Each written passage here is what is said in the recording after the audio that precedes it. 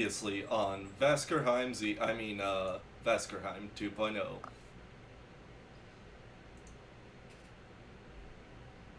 What did we do again? Oh, right, we fought a bunch of gnolls. We met the boys, who were actually quite terrible at fighting and confused the hell out of the intelligent ones, particularly Aldi. We made it through the first encounter with, what was it, 6 gnolls? Yeah, not many. Something like that.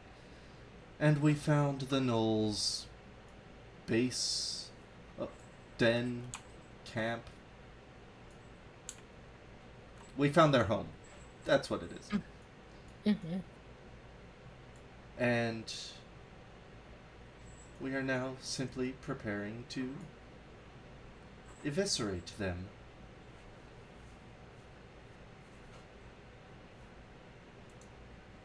Dun dun dun dun dun dun dun dun dun dun dun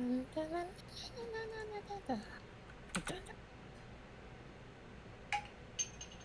Okay. So I get a. Okay, so Aldi, say ready. Ready. Can I get a ready from Aldi? That's so far away. Uh-oh, retard alert! Hang on. Oh. There we go. Why did... R. That's 3 R's. Missing a R. Okay, there we go. Alright, so, yeah, so you guys are now in the, forest, and, well, you've been in a forest, and you guys see this fort, and it looks heavily fortified with logs, and logs. You see a fort of logs, and it's like a wall of stuff.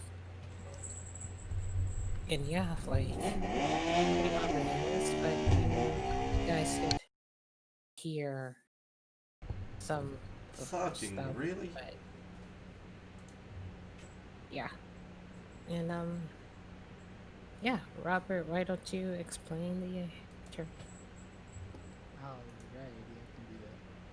Alright, so everyone, you kind of now have been moving through the woods for some time. As you're looking forward, you see the tall, kind of maybe 8, 9, 10-foot tall wooden spiked palisades that kind of surround this small knoll camp. You see a single tendril of smoke kind of sneaking out of the center of the camp. You hear a cacophony of yips and screeches. If you strain your ears, you can hear a couple rips and tearing. Sounds like meat or cloth, flesh. You're not really sure. You kind of look amongst each other, kind of steeling yourself for what's to come. You kind of turn, looking forward. Those that you brought from Springkeep kind of see them take a breath and kind of gather themselves, kind of nervous about what's coming. You see in front of all of you guys, Dragatine on Moontail kind of unshoulder his shield and kind of pull his lance off of its strap on Moontail. As he kind of looks back to everyone, you all hear this kind of coming from the center of the camp. This creature, not a gnoll, kind of starts to grow and writhe out of the center of the camp. You see it tower over the walls, as far as you guys can judge, standing maybe 14, 15, 16 feet tall. You see what looks almost like an outpost latched to its back. Go ahead and make a perception check for me.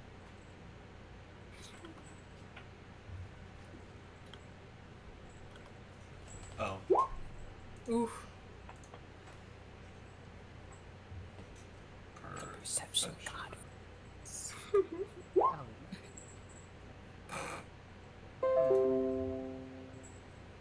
One second, sorry. Yeah, you're That's good. alright.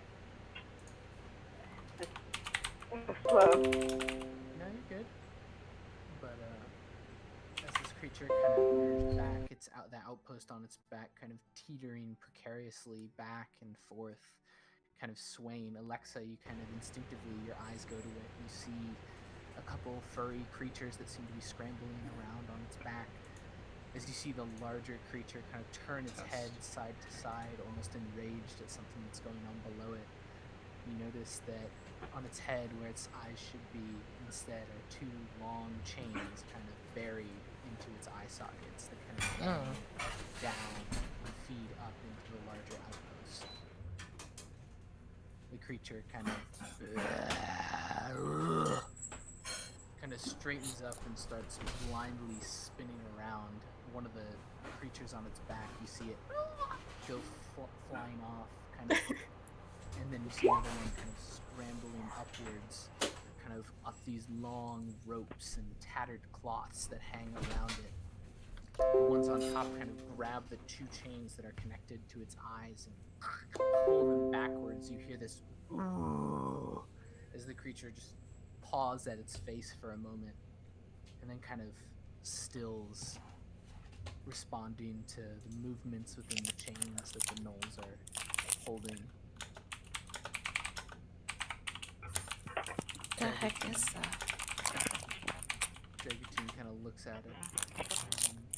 If you'd like, you can make a. Well, no, you've seen ogres before. Mhm. You recognize this as an ogre that seems to have been enslaved by these gnolls. Dragotine kind of. Do I know what they're doing? Why its eyes are like that? Can I tell? From what you can tell, it seems like it's part of how they've enslaved it, that they've made it blind, and that they're using that, think like stirrups on a horse. So to kind of steer it back and forth, tell it to go forwards or to stop moving. It's kind of the control panel on this creature.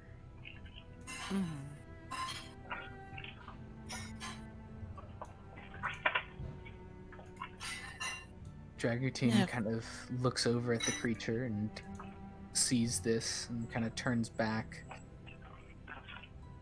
looks at everyone, just says, I didn't expect to be dealing with a larger creature. If that thing attacks the town, they won't stand a chance. He kind of nods slowly. Yes, we have to deal with it here, the gnolls as well. He kind of turns his gaze over to Aldi, and he asks, do you retain the ability to make Moontail larger again? Sadly, no. I only had 2 spells of that level, and I've used them both. He kind of nods. That makes things a little harder, but he kind of chews on his bottom lip absent-mindedly. I can probably deal with that if the rest of you feel confident with the rest of the camp. You by yourself? He kind of nods. I'm gonna mute Chiru for now on my end. Let me know when she's not glitchy anymore.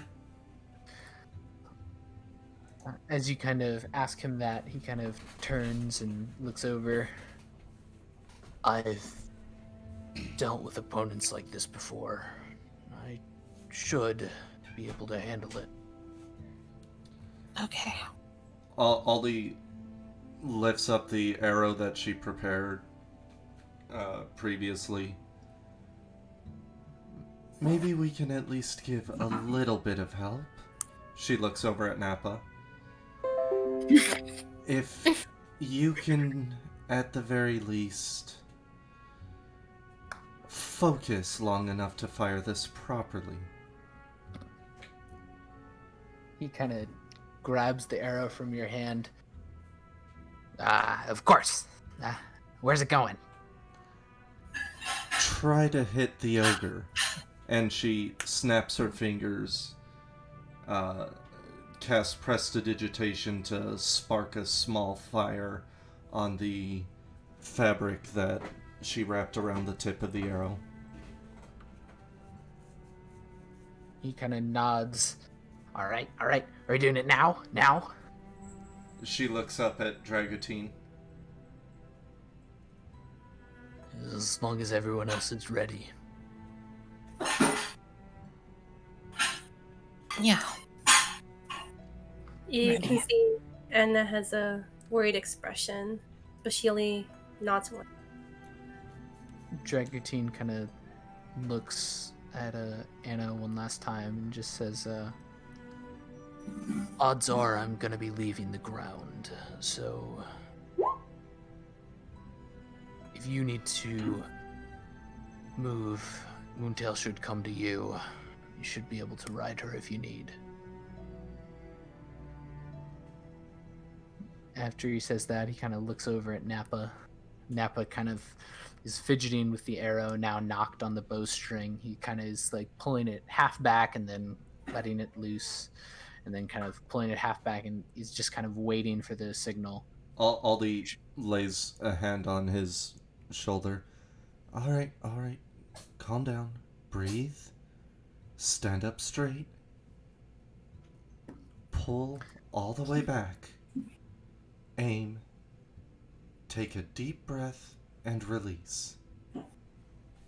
He kind of just bobs his head a couple times. All right, here goes. Dragutine kind of nods and looks over at everyone else and just says, I'll see you all on the other side. As he kind of says that, Nappa kind of, you hear the boing, the bowstring. Oh, God. Oh, no. As the arrow just kind of goes sailing off. You see it way undershoot the ogre, only by like 20 feet or so, as it kind of sticks into the wall about here. He kind of nervously kind of scratches one of his arms. Yeah, don't think I hit it. And as he kind of says that, you start to hear more concentrated yipping kind of coming from inside of the camp as the flames start to slowly lick up the wooden palisades. You see a couple of gnolls kind of pour out of this entrance.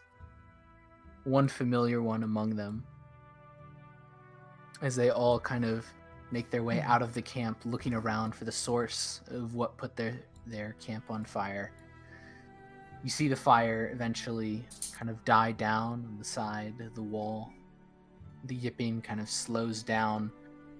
You see the one that you had originally seen leading the other individuals in Springkeep kind of start barking back inside. All the gnolls kind of draw their weapons. And as this kind of happens, I need everyone to roll initiative. Oh. Initiative. Where did she start a fight?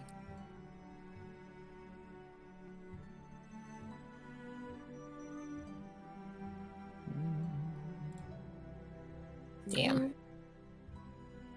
Oh, yeah. Oh. Oh, shit. Oh no! Alright, let's roll some boys initiative. The boys. The boys. We need to add Unok manually. Yeah. The boys out here. Damn, We're we're fucking not out here. 22. Jesus. Winlock's gonna be first. I know it's crazy. Okay, so 22. Here you go. Add turn, and then add turn. Oh, right, I gotta roll 2 more, sorry. This whole DM thing, not my strong suit. Ugh! That's a lot. Oh, That is a long way. then. Alright. Sort descending. Oh god. Perfect. Perfect. Perfect. There you go. Alrighty. With that, Unok, you are up And- first. What would you like to do? Yes, we hear you. Yeah, we can hear you. So, a lot of people didn't show up to Trump's thing, right? It's rally.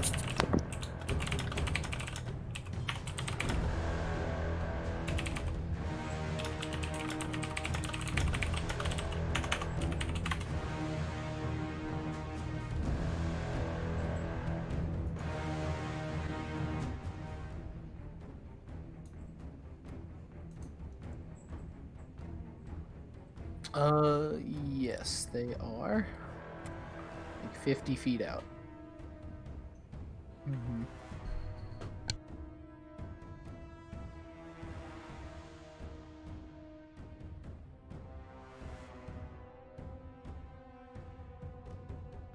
Okay. I think I'm gonna have to move there. I'm gonna take out my rapier. I'm gonna use 2 strike on the guy closest to me. Perfect. As you kind of pull your rapier out with one hand, the other your other arm extends. You mutter a faint incantation, and you see this faint, wispy energy start to swirl around your rapier as you say so. Anything else? I know I get a bonus action, but I don't think I have much for bonus actions. You have Except for- inspiration. Oh, I will cast inspiration on Dragutin. Dragutin. Perfect.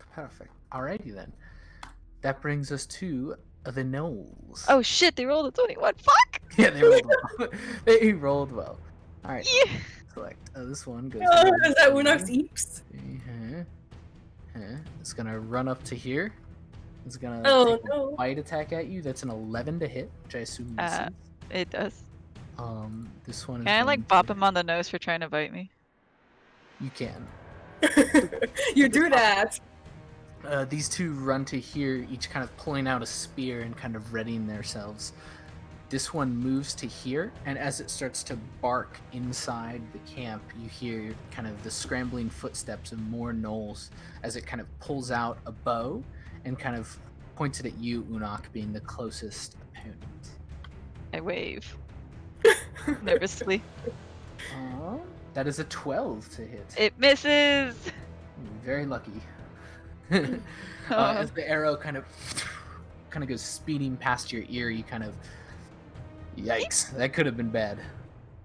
You then see another kind of set of gnolls kind of start to spill out of the entranceway. As they do so, they kind of all emerge and kind of turn towards you guys. That's the end of their turn. Yeah.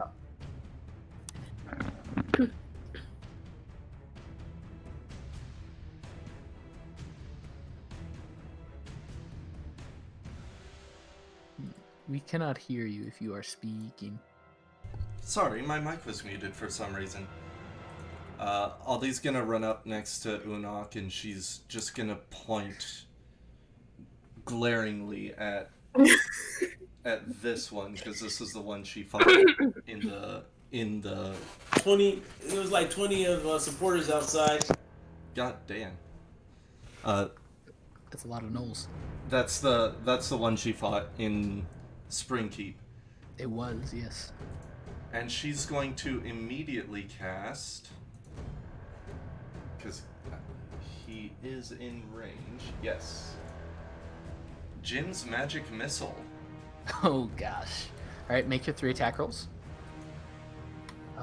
Hits, and hits. So that's 16 points of damage overall. Ignore that fourth one. Okay, because, 5, 5, and 6. So 16 points total as the 3 kind of bolts of magical energy kind of crackle in front of you. You shoot them outwards. They kind of spiral through the air, arcing over the rocks and almost tantalizingly close to the kind of spiked palisades of their camp. They kind of careen into this knoll as he kind of stumbles backwards. You can see him kind of gritting his teeth. Even from this distance, you can see the kind of bright white teeth inside of his mouth as he kind of snarls this huge gaping smile in your direction. She smirks back at him and simply says, "You're not gonna get me this time." Alright. Is that the end of your turn? That's it. That brings us to the boys. Yeah. Boys. Boys. Nappa's gonna move to here and is going to make his attack roll. Oh my god, he hits. So Unok over your shoulder, an arrow whizzes by. It deals Imagine 9 this. points of damage. Nice. As it kind of sails over your shoulder, it careens into the knoll's shoulder next to you. It kind of snarls at you. Robert, Andy says do the laugh. We'll get there. Okay. Jace and Spencer run forward to kind of flank this knoll. They both kind of pull out the frying pan and kind of large club respectively as they both kind of go to swing. Both hits connect as they crush the knoll together. As they kind of both bludgeon it from both sides, you see it kind of crunched, one arm kind of twisted backwards in this kind of ungainly way as it kind of stumbles, stunned by the kind of barrage that it just took. This guy's gonna run up out of nowhere and just go for a little shank with his singular dagger. And as he kind of goes to stab, the knoll, like with its kind of last little bit of energy, just slaps his hand away. The dagger goes flying out of his hand onto the ground. The knoll just kind of is now like, you see blood just kind of starting to seep out between where it's kind of looks like its crushed bones are starting to maybe poke through parts of the fur. Anna, you're up. Okay. She's gonna see, that the gnolls are coming in and everyone's moving up, so she's gonna move here. And then she's gonna put her hands together and pray and cast Bless as a second level. Okay. Well, who are your 4 targets? My 4 targets are Jagutine, Alexa, Aldi, and Unok. The whole team. Moontail, I'll wait till the. So everyone except Moontail and yourself, and none of the boys. Mm-hmm. None of the boys. Rip the boys. They can handle themselves, as I saw. Yeah. Yes, handle. That's what they were doing. Not for long, but they can handle themselves. Yes. Is that the end of your turn then? Yes, it is. Perfect. All right. At this point, you guys kind of see this ogre kind of stride out of the camp. You see it kind of make its way out, kind of just as it kind of errantly kind of steps over the knolls, seemingly completely unaware. And as it kind of does so, one of its steps kind of lands and kind of grinds one of the knolls into the dirt. You see this knoll here. This knoll here kind of gets stepped on as it kind of makes its way out. You see it kind of look up after being kind of stepped on by this huge ogre, just kind of its fur just looks matted down since it just got crushed into the ground. It kind of looks up and kind of not looking great. But as the ogre kind of makes its way out, it kind of swerves to the side, and as it does so, the knoll, you see one of the knolls just kind of yanking on the chain that is kind of connected to its eye as it kind of turns towards you. That is the end of its turn. Dragutine on his turn is going to... Moontail is going to run all the way up to the ogre, and as Moontail does, Dragutine is going to stand himself up like he's like surfing on Moontail's back. As Moontail runs up, Moontail's gonna kind of curve to the side, and as Moontail turns, Dragoutine's gonna jump and try and grab onto the ogre some of the like chains and cloths that are kind of hanging off of the ogre. So he's gonna make an athletics check. And Nice. as he kind of leaps off, he grabs onto one of the hanging chains, and he kind of grabs on with both hands and starts to pull himself up the ogre. He'll probably get to the top over the next turn. So he is there. And Moontail is going to use the rest of her movement after kind of doing this little drive-by. He's going to take the dash action and run all the way over here. Alexa, it's now your turn. Alright, Alexa, she's going to kind of just. She's going to move here, and Okay. she's going to look at the troll, and she's going to hit the middle, like hit this one. To hit the middle, like knoll off the troll, Mm-hmm. but at Eldritch Blight. Alright, go for it. Make your attack roll.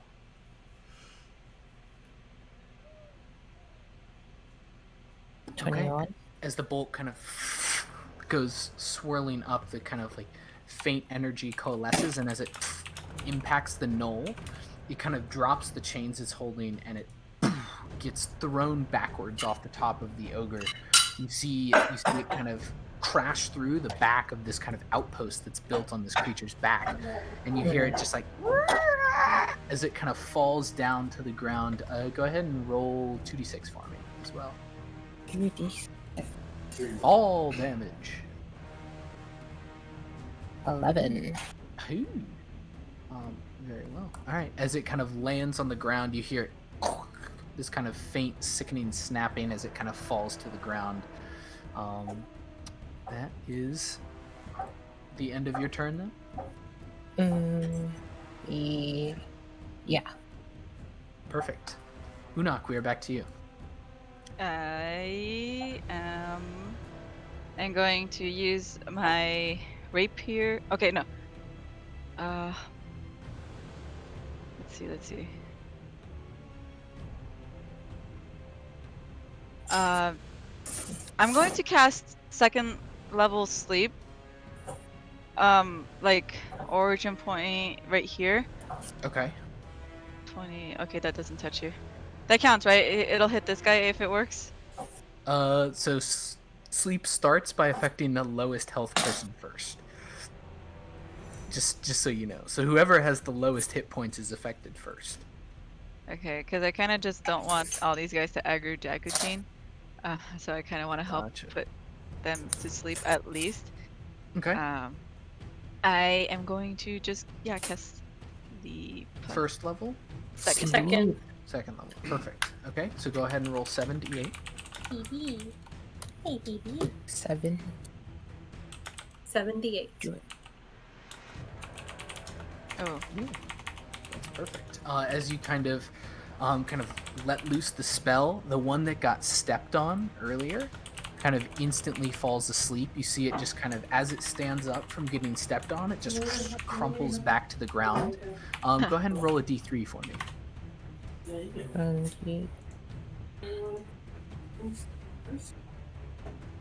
oops! Come on. Okay. And then this one near the gate also falls asleep from the sleep spell. So you successfully knocked out 2 gnolls with that. Cool. As a bonus, I flip my hair to the knoll right before me as a taunt for missing his bite. All right. That brings us to the gnolls. Oh right, it's their turn now. It's their turn now. Fuck. Okay, those guys are still asleep. All right, let's get some of these out. 10 to hit, 19 to hit. As the 2 gnolls that are kind of engaged with the boys, one of them kind of lashes out towards Jace, and he kind of just cling hits it to the side with his frying pan. The other one kind of jabs towards Spencer with his kind of spear, and you see it kind of hit into his side. He looks like he can still take another couple of those, but he kind of grits his teeth at the pain. As that happens, the one in front of you, Unok, kind of bites out at you. That's a 20 to hit. You take 5 points of piercing damage as its teeth once again kind of come out, this time kind of catching on your forearm as you go to try and pull it off. The kind of leader kind of pulls its large, gnarled glaive off of its back, and it runs forward, kind of getting on top of this pile of rocks here, and then it kind of leaps off, kind of jumping down, bringing it towards you, Aldi, with a huge over-the-head swing. That's a natural 20. That misses. Okay. You take 15 points of slashing damage as the glaive slashes through kind of your into your shoulder. It buries itself a couple inches deep. As the gnoll kind of stands up from this large swing, it kind of towers over you and just looks down, and just you see from this huge gnarled smile just as it kind of just stares and laughs at you with its blade buried in your shoulder. This one is going to move to here. It's going to shoot an arrow at Dragutin. That's a natural 1. These two are going to move to here and both shoot arrows at Dragutin. That's an 11, and that's a 22. Oof. So that's not bad. As the kind of arrows just go and fly towards Dragutin, he kind of swings out of the way of a few. One kind of buries itself into the ogre. You hear this kind of bellow out of it as it kind of sways back and forth. This one kind of runs over here, and as it gets up, it throws a javelin at him. That's a 13 as it kind of flies towards him. It kind of cling, ricochets off the heavy shield on Dragutin's back. Otherwise, you guys see 2 more gnolls kind of come spilling out of their camp. With that, Aldi, it is now your turn.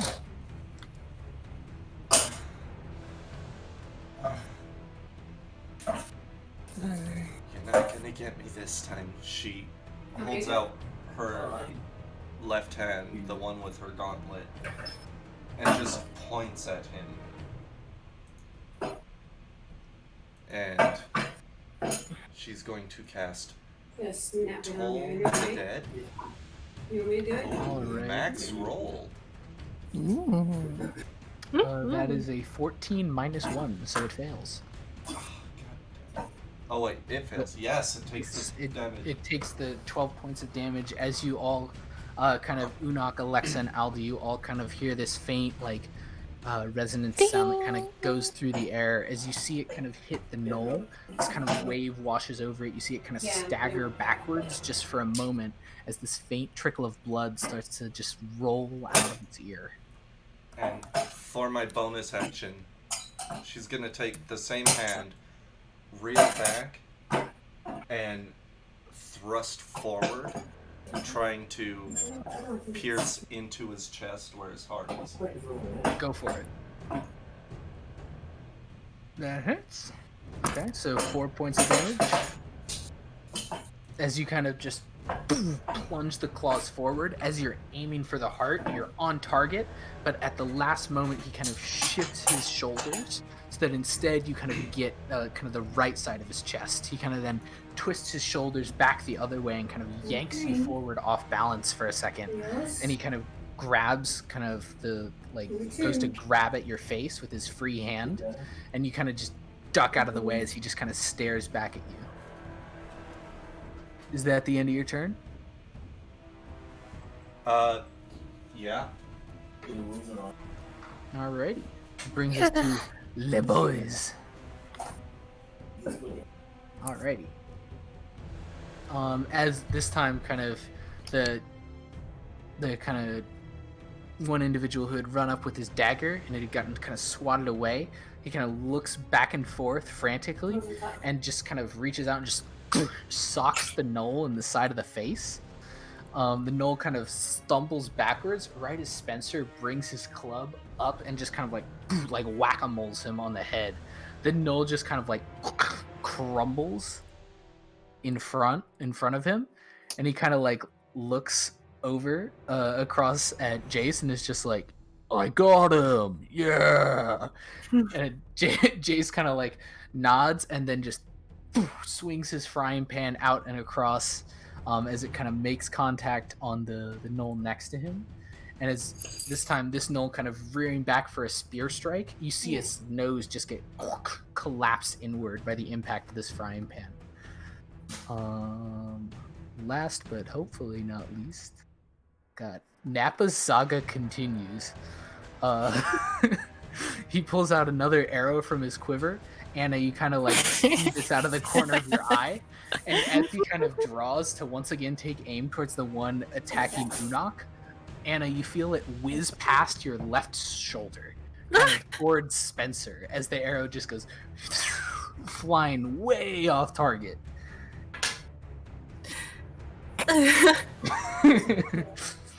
Oh god. Okay. As an actual archer, this fucking pains my soul.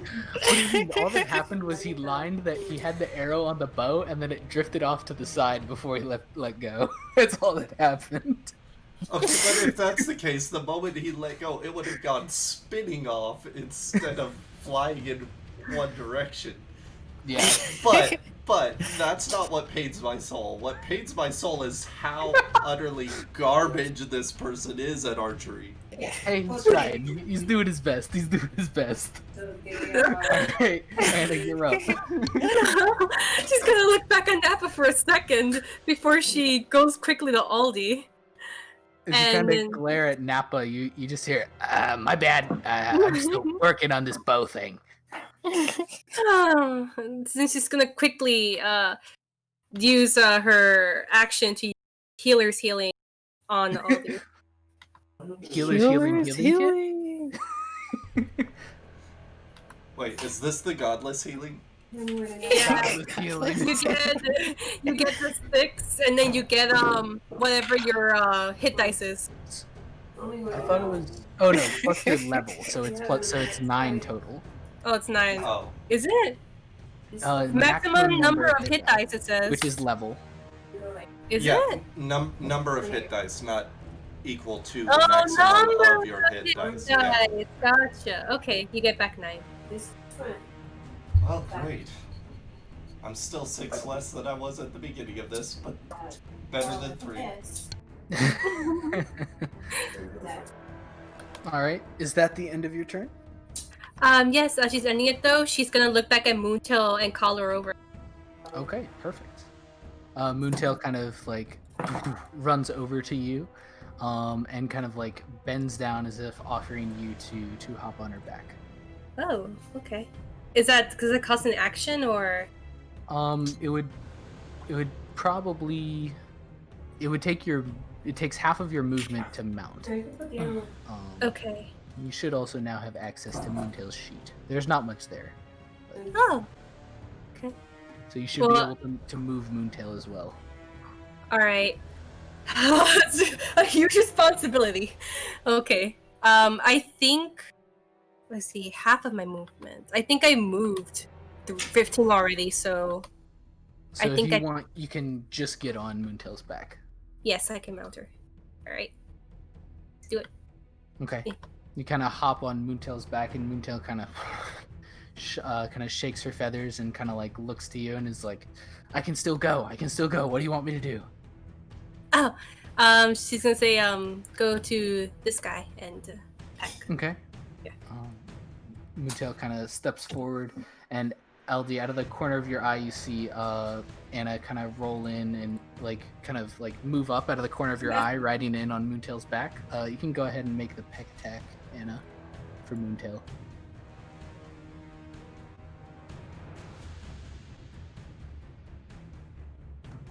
I'm sorry, what? Oh, I can do it. Never mind. It's fine. Character sheet. Oh, I'm sorry. It's Cheer was giving me food. Oh, you're fine. As Moontail's beak just kind of like kind of lashes outwards at this knoll, the knoll kind of like slaps it aside. In doing so, Aldi the glaive kind of rips out of your shoulder, and he kind of like turns to face now Anna and Moontail and Aldi at the same time, kind of just looking between the three of you, just like not sure who he's gonna go for. Damn. Okay.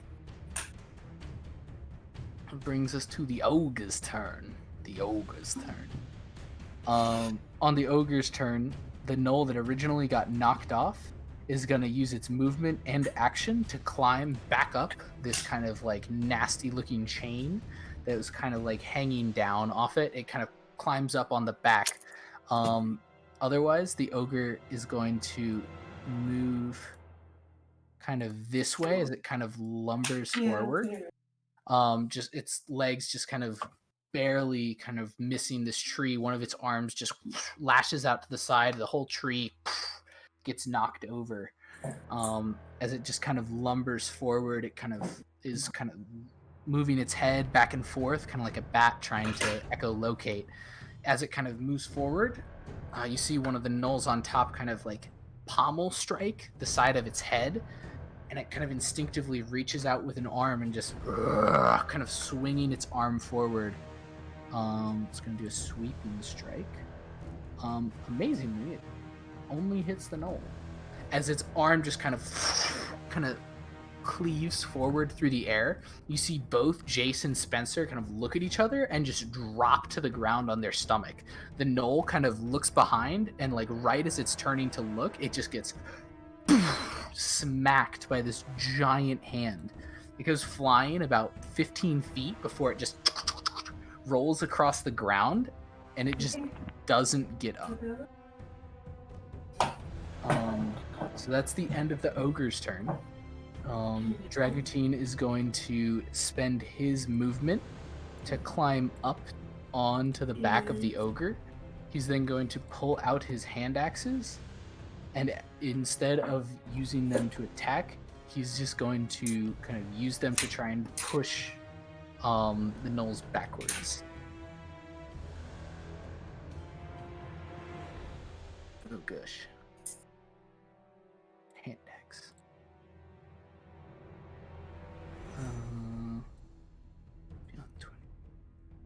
Ugh. Ooh. Ugh. All right. So as he kind of swings with the first one, it just kind of goes wide. The second one, he kind of swings and kind of buries it into the knoll that you hit at first, Alexa. As he kind of goes, he just like Sparta kicks it off the end of the hand axe, and it just kind of falls to the ground behind the ogre. And you see it just kind of like twitching on the ground.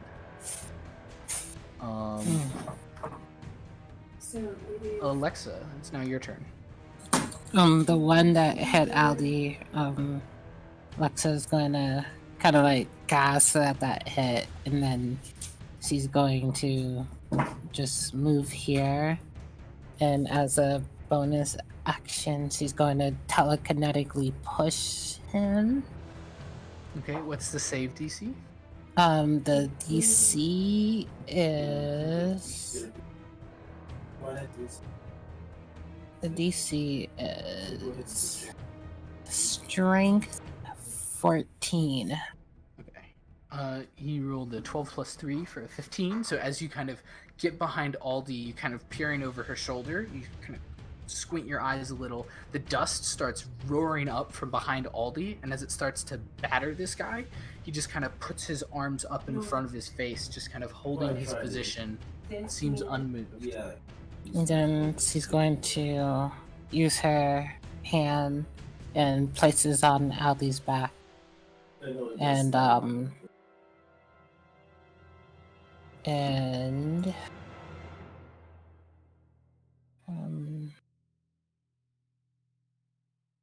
okay,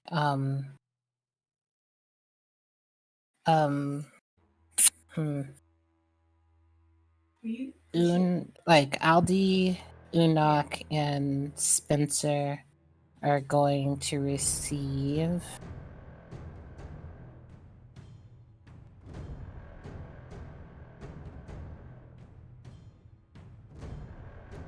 aid.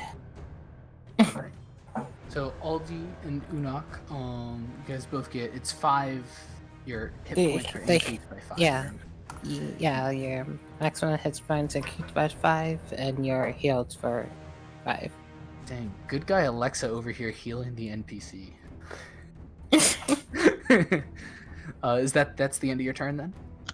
Yeah. Perfect. Unok, you're up. Hey, thanks, Alexa. Mm. I'm going to stab the knoll in front of me. Perfect. This is with advantage Yeah. because you still have True Strike active. Hell yeah. I can't remember how to do this. It's roll with advantage, and then rapier.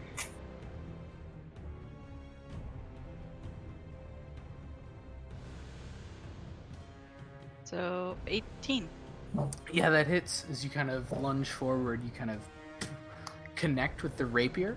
As you kind of go for it, you kind of bury it into the knoll's hip. It kind of lets out a little yip, and as it kind of goes down, you pull it out, and with the kind of backside of it, you just hit it in the side of the head as it kind of falls unconscious at your feet.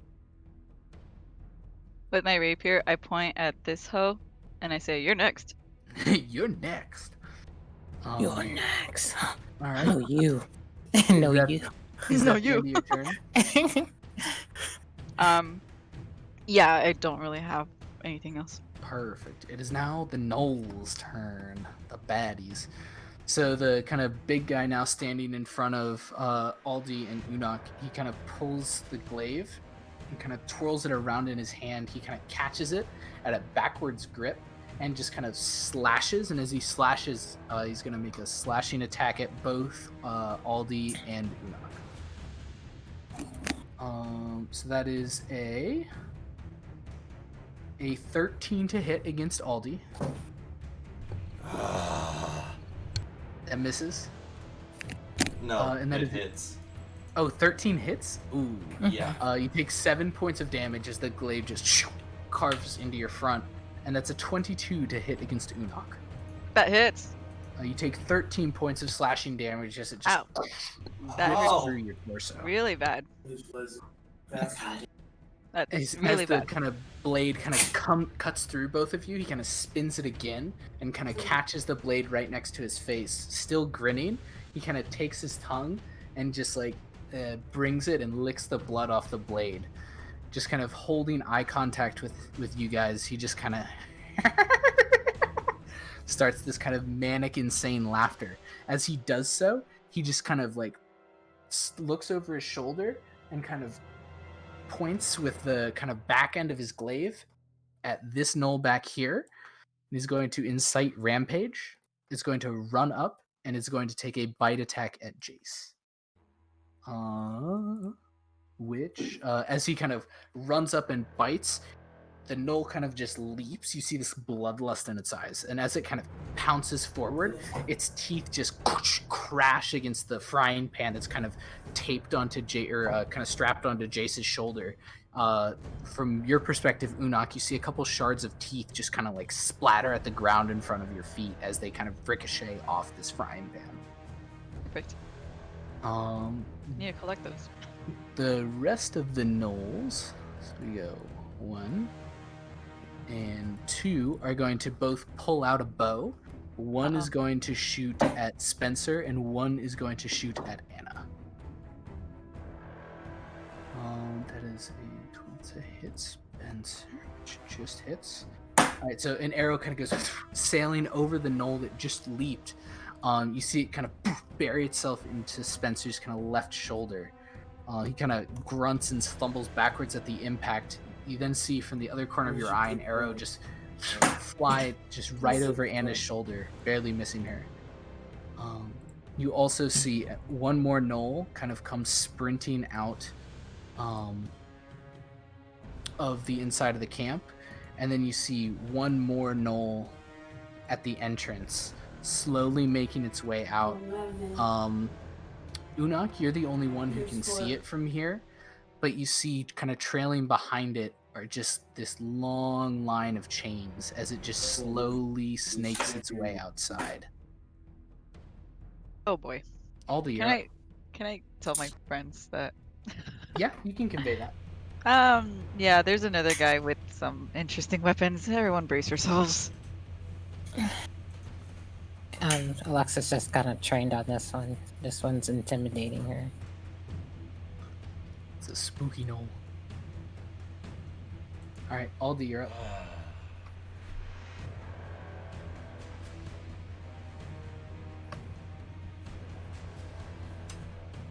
Is Aldi still BRB? You might be No, muted? I'm. Oh, okay. Or you're planning. Yeah. I usually try to have my shit planned before the start, but not a whole lot I can work with right now. This guy's ripping you guys up. For real. He's rolling well on damage too. Fly didn't make it. Yeah, she's just gonna use her go-to and Toll the Dead? the dead. Perfect. Oh, that's the wrong dice. Fuck. It fails the save. So you get your lick in of 1 damage. As the bell kind of once again just boom, echoes around you. You are blessed as well, Aldi. Oh, right. But as the bell kind of echoes around this time, you see a little kind of trail of blood once again just kind of start to seep out of now the corner of its mouth.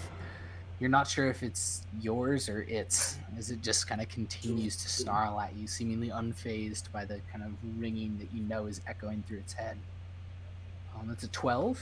It is. Yeah. 12 misses, unfortunately, as you kind of lunge forward with the claw again. This time it just kind of, with its free hand, just slaps it to the side, just kind of looming over you.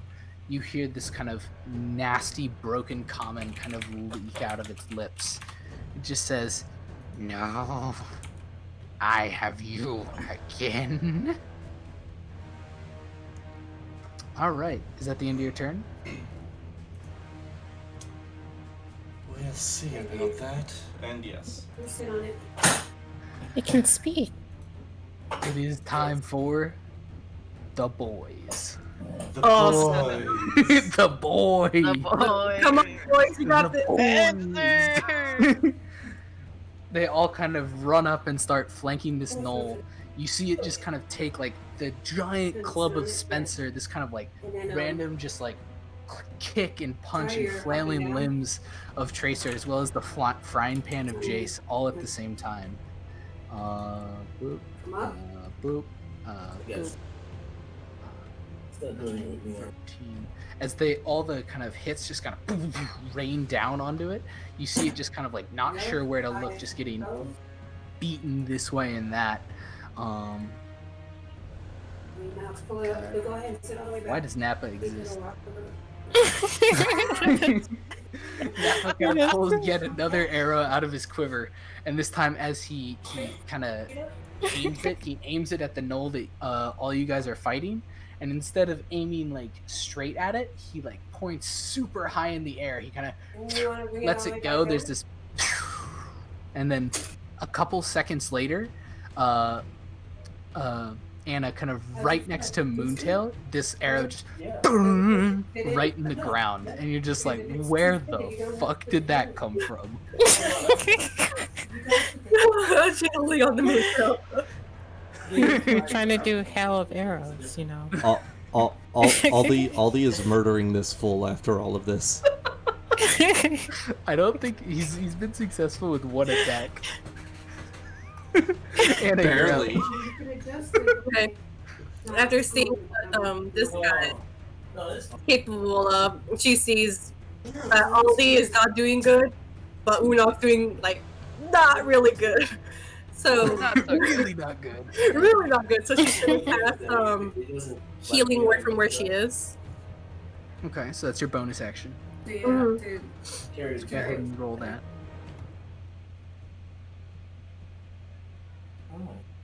You like it? I know. Uh-oh. Plus your wisdom mod. as That's well. my wisdom mod. And they're able to move on. Fully equipped. we ordered. I was going to 4, so it's a 5. So Unak, you heal 5 points as Anna kind of shouts down at you. There's 2 more of them.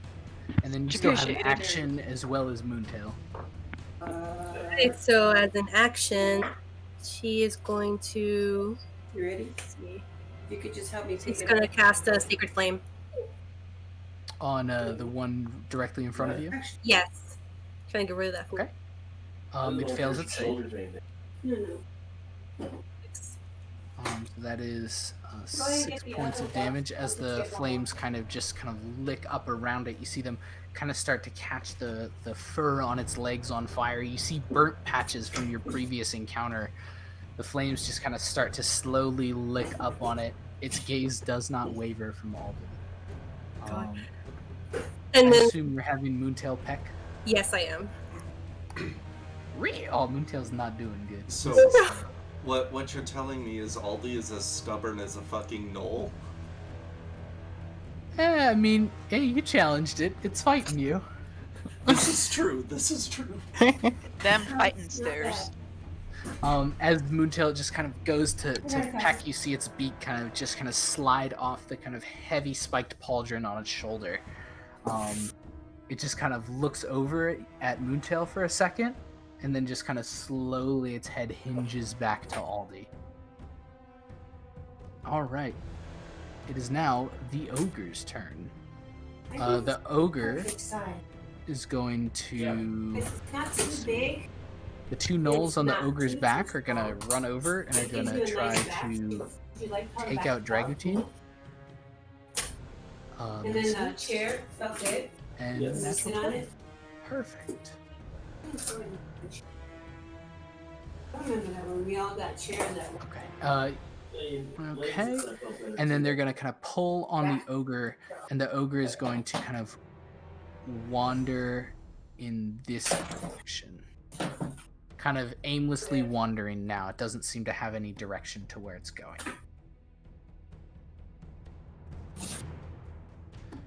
All right. On Dragutine's turn, he's going to use an action to try and grapple one of the gnolls. Susie has like a seat-like position. The cat was already on it. Yeah. And is going to add the inspiration to that. Okay. Versus Gnoll. As he kind of wraps his arms around this gnoll, he then just kind of goes and throws it off the side of the ogre. As it kind of tumbles to the ground. Take that. It kind of lands on the ground, kind of crooked. He kind of spins around. He's going to use his action surge to do the same thing. Ugh. Your inspiration.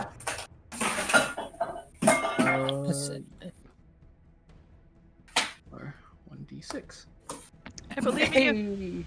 That is just enough. Yeah. Knoll rolled a, I blow a kiss at him. As he kind of grabs the other gnoll Oh. and just pushes him off the back of the ogre. The gnoll kind of falls to the ground, taking that much. Okay. He's then gonna kind of move over to on top of the ogre. Is gonna look out. Who looks the worst? I That's am gonna at be 8. okay, it's definitely Una. I don't know. Okay. You gain 7 temporary hit points. As you kind of look up, you see Dragutine with kind of both of his hand axes standing in front of the ogre. He kind of waves them over his head and just kind of points forward towards the entrance, and you can just kind of like, you feel inspired.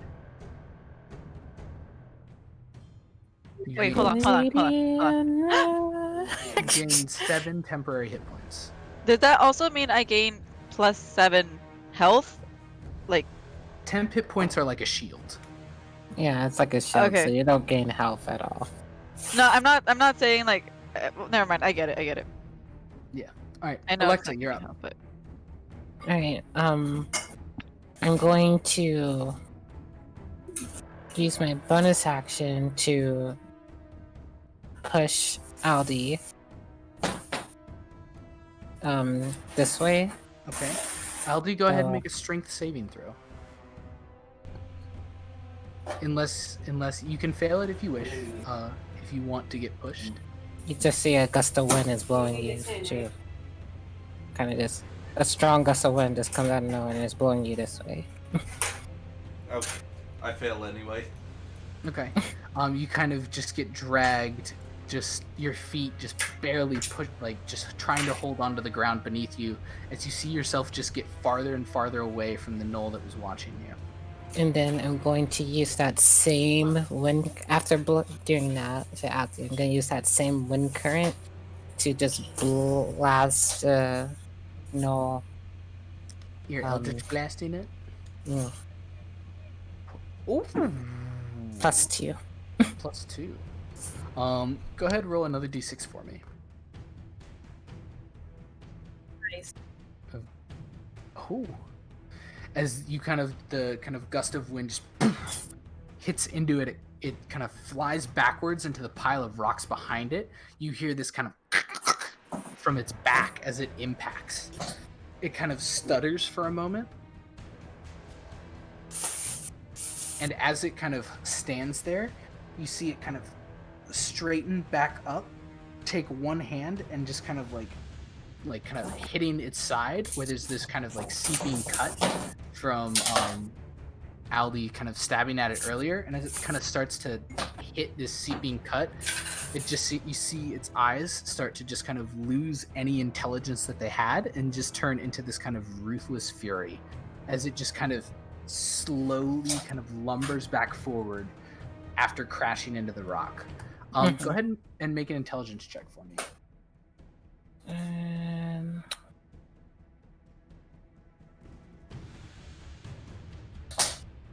Wait up. By all accounts, and from what you can tell, that blow should have knocked it out, or worse. Like, it should be down for sure. The fact that it's still standing after everything it's taken so far is scary. She's going to step up and then just have her weapon ready. All right. Unak, it is now your turn.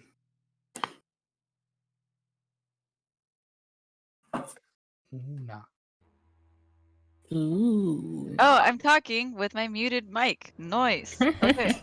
Perfect. As I was saying to myself, that is. Well, that hurt, but I am going to cast. Let's see. If I use Shatter, it's probably gonna wake those guys up. Riku up.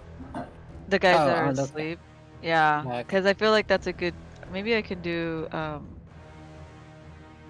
20. No, if it hits Dragoon, I do not want that. Okay, I'm gonna withhold that then. I'm just gonna use my rapier and just take a jab at the fucker. All right. there. Go ahead and make your attack roll. My attack roll is not great. As you kind of lunge forward, you see the rapier kind of dig into the skin on his You arm. are blessed, but I doubt it will help. Yeah. You see the rapier sink into the kind of fur and flesh on its arm. As it sinks in, he doesn't even look at you. You see the musculature on his arm just flex, and your rapier just stops going in. He doesn't even move to acknowledge the blow. Kind of like my lip pulls back and it's like, ugh, okay. And and I pull back my Alrighty. rapier. That brings us to the Knoll's turn. Oh no. Knoll turn. It's Oh, time no. to know. Oh Noel, no. thank you. Alright, so let's start with all of these fuckers. Alright, this guy's gonna run to here. This guy's gonna run to here. Alrighty. Smack, smack, smack. Smack, smack, smack. Alright. So Alright, perfect. You guys see Spencer just take this horrible kind of spear strike just across his chest. There's blood just like spurting out of his chest all over the knoll in front of him. Tracer kind of is now kind of surrounded by these two knolls. One kind of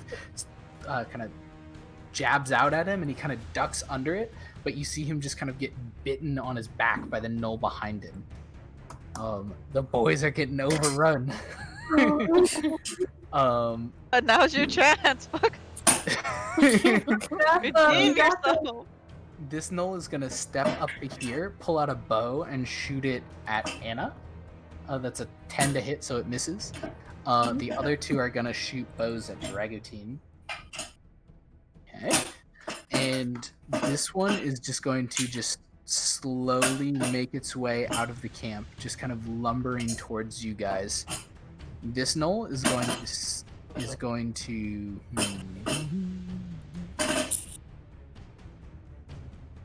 all right. So first, he's going to step here, which is going to invoke an attack of opportunity from Alexa and Uma. I take it. Go for it, both of you. Son of a bitch! Son of a bitch!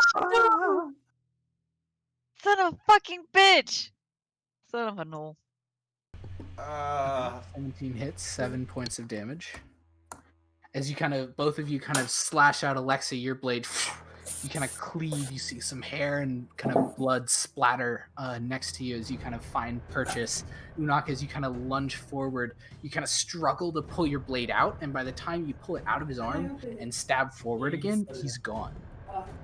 He's going to continue walking, is going to stay within Moontail's attack range, and is going to move around Moontail up to Aldi.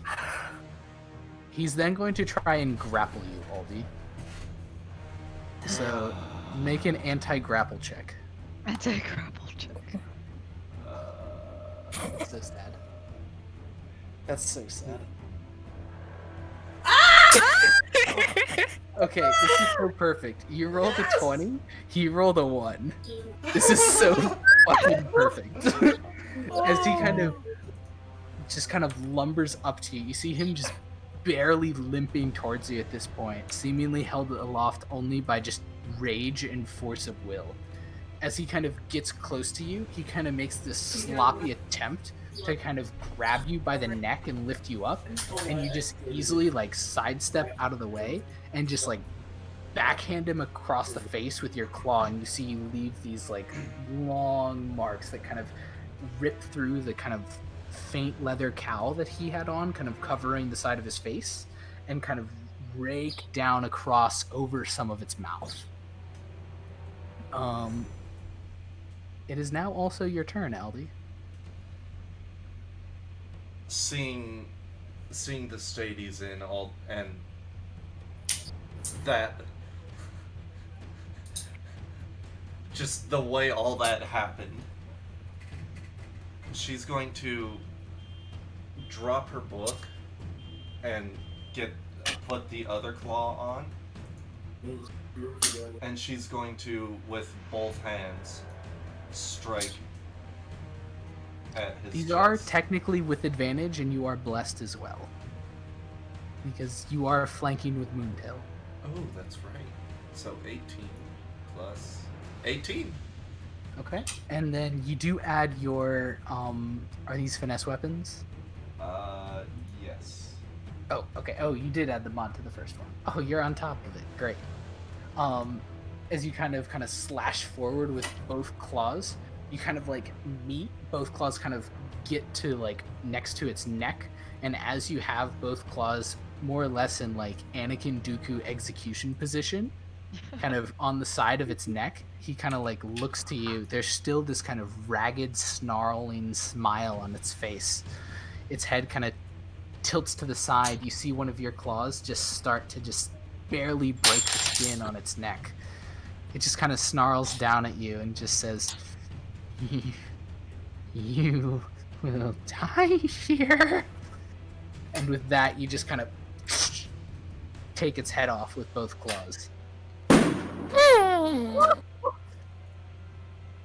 told you wouldn't get me.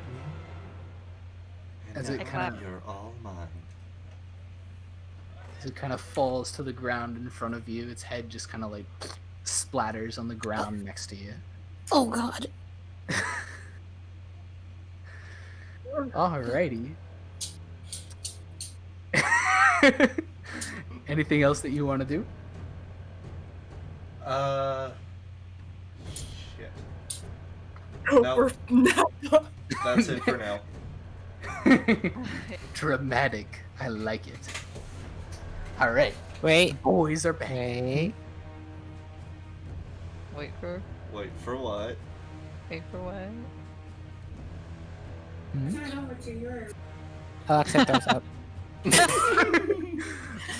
Are you throwing up on Unok or Moontail, or don't. just Yes. on the ground? Yes. Throw up on Udok.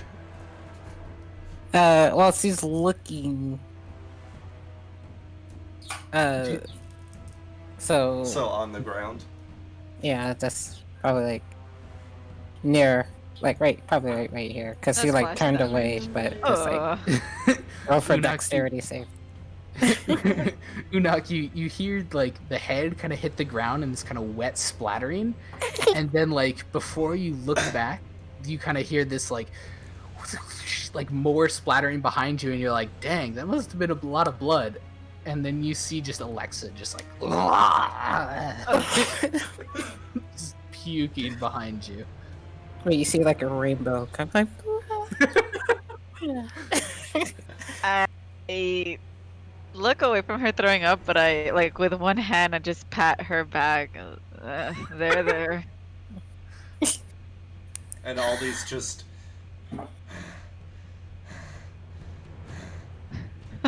heavily breathing over the body. Well done indeed. He was too dangerous to be kept alive. Yes, he was. Alright, that's gonna bring us to Le Boys. The boys. Le Boys. The boy. Alrighty. Napa, don't fail me now. Napa's Again. gonna fail you, Again. especially now. He's gonna Jason- shoot you. Jason and Spencer both just club this knoll that's in front of them. Jace is then gonna kind of move through over here, kind of scrambling up the rocks, right as Tracer goes for this just wild punch that just connects. You see this knoll kind of stumble backwards and fall prone after just getting like basically just punched off the rocks by Tracer. Takes that much. Perfect. Napa then is gonna pull another arrow out of his quiver. Shut up, you. Ooh, Napa, what are you doing, bud? No! Did you hit something? Did you Giving hit me something? PTSD. The bow kind of he kind of notches the arrow in the bow. He kind of like sees this display from you, Aldi, and as he kind of aims it, he just kind of like closes his eyes, and then just as he shoots it, it just goes flying off, and you see it just flying through the air, and then kind of hit this knoll that was shooting arrows at Dragotine in the shoulder. It kind of yips as this arrow just takes it totally by surprise. But hey, he hit something. Someone blind him. Someone blind him. For real. Anna, it's now your turn. Right. Anna's going to, let's see, first, I think Moontail's gonna try and beat this dude. Beacon him at advantage because he's prone. Beak. Oh god. Is Moontail blessed? No. That misses. Holy cow. Moontail's struggling. Moontail, no. Moontail's beak just kind of like goes out. No. Kind of spray of like red stuff kind of fly through the air. At first you're like, you got him, and then it like gets in your eyes and you're like, oh, that's dirt. What else do you want to do? You also have all of Moontail's movement, which is 50. Yeah, holy shit. Okay, she's gonna look back at Unok, Alexa, and Aldi, see how they're doing. I have the +7 to take a hit, so I'm in a way back at 100%. How's Alexa doing? Hasn't taken hit. How's Aldi doing?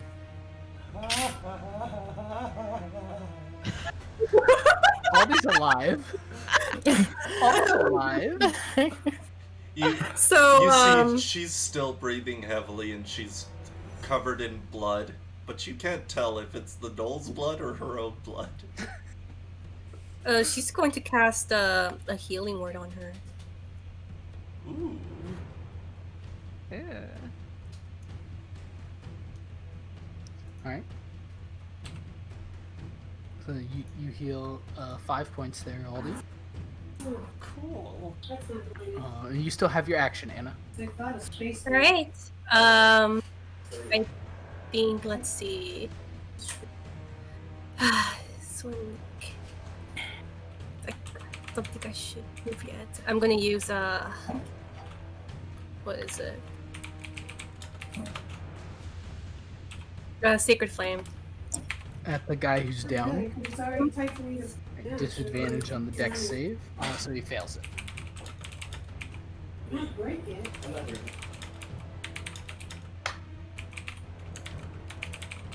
Okay. Three. As the flames kind of like reach out and start to like lick at the kind of side of this knoll, it starts to just kind of roll back and forth in pain. You hear this as it kind of just flails around on the ground. Ogre has no commands, so it's not doing anything. Dragotine is going to grab the two kind of chains that was controlling the ogre, and he's just going to use his action to kind of yank one. The ogre kind of spins around so that it's kind of looking now towards the entrance of the camp. And as Dragotine kind of gets him to turn, he takes the other hand and just kind of smacks the side of the ogre's head. The ogre's hand just goes sweeping out in front of it. Oh my god. Oh my god. As it just kind of like hits this knoll here, you see it just go flying about 30 feet as it just kind of gets hit by this hand and just goes rolling in the dirt. It just like doesn't move after it gets bludgeoned. Dragotine's then gonna use a bonus action to kind of like call down to you guys. He's gonna call down to, let's see. He's gonna call down to Aldi and be like, he's gonna like yell and say, "Good work down there. We're almost through now." And you are going to get, you gain 5 temporary hit points, Aldi. Ah, yes. Alright, that's the second one of those. Alexa, you're up. Alright. Alexa's going to just go up and yeah, she's just gonna like kind of just jump on the rock and just kind of just do like a fanning sweep at this and You're attacking it with your blade. yeah. Alright, go ahead and make your attack with advantage because it's still prone.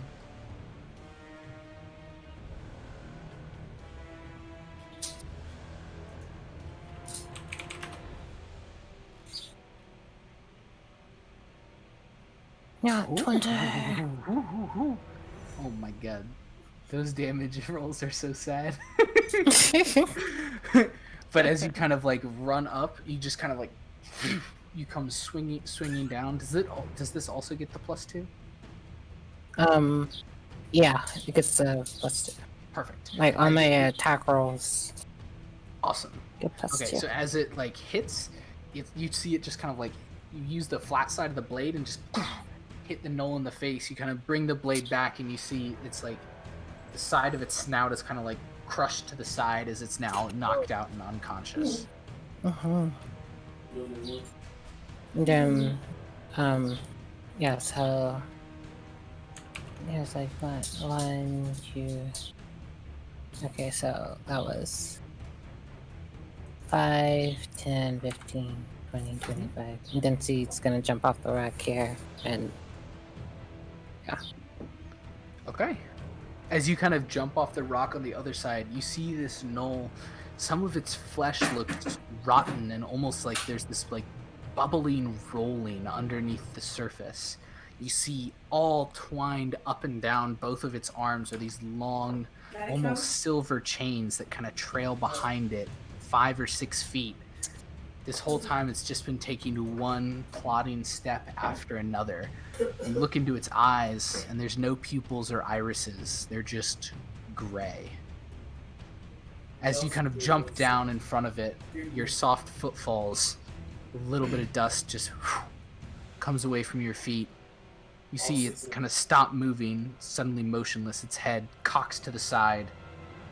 You see it kind of bring one of its hands forward as if blindly searching in front of it. The chains kind of barely dragging behind it. As it kind of looks towards you, it kind of opens its mouth, and just this faint kind of whisper kind of comes pouring out. I assume you don't speak Knoll. No. So you don't understand it, but as it kind of hits your ears, it's just this faint and it just kind of like whispers around you. You feel yourself suddenly, everything else around you almost fades away, and you just see yourself in this knoll, just kind of locked in eye contact with it. Unak, you're up. Gonna go heal Aldi. Wait, hold on. First, I'm gonna go avoid the throw up, and then heal Aldi. You went back for that. You kind of like dance around the vomit, and you kind of get over to Aldi. You're using Cure Wounds? Yeah, level 1. Perfect. Okay. You heal 6 to Aldi. I'm gonna say, well, you took care of that one. And let's see. Come on. I tell her as I kind of lead the way to it's 10 feet. I go. I can't. Okay, I can't really help. But I'm gonna go right here. And that's my action. Perfect. Okay. Yeah, and that's it. That's the end of your turn. That Yeah. brings us to the Knolls. All right, let's get all the easy ones out of the way. This one's dead as well. All right, so the two that are kind of now on the ground at the feet of the ogre are both gonna kind of frantically back up so that they don't get stepped on as the ogre kind of randomly spins around. Seeing what's going on, they're both gonna change. One of them's gonna continue to shoot at Dragutine. Okay. And the other is going to aim over at you, Unak, actually. That's a 20 to hit. That fucking hits. So you take 6 points of piercing damage as the arrow just flies and makes impact with you. This other one is going to kind of frantically look around. As of yet, pretty much undamaged, is going to just look around at the 3 guys around it, and is going to look at Spencer and is just going to take a bite at him.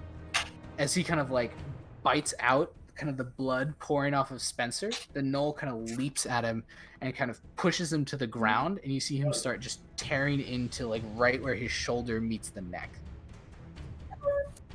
All right, so that is those guys. Alrighty.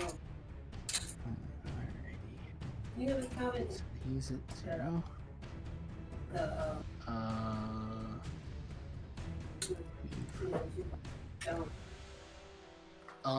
This other Knoll is gonna kind of take one step towards you, Alexa, and as it kind of brings both of its arms forward, the chains kind of whip forward, and one kind of lashes at your legs, the other at your face.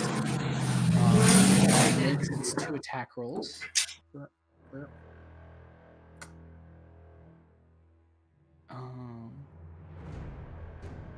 Oh gosh, I forgot how I programmed this. Okay, so that is a 12 to hit and a 15 to hit. The 15 just hits. 15 just hits. You take 6 points of damage as the chain just rake across your face. I need you to make a Constitution saving throw. You got it? You want me to get that one or get? Okay.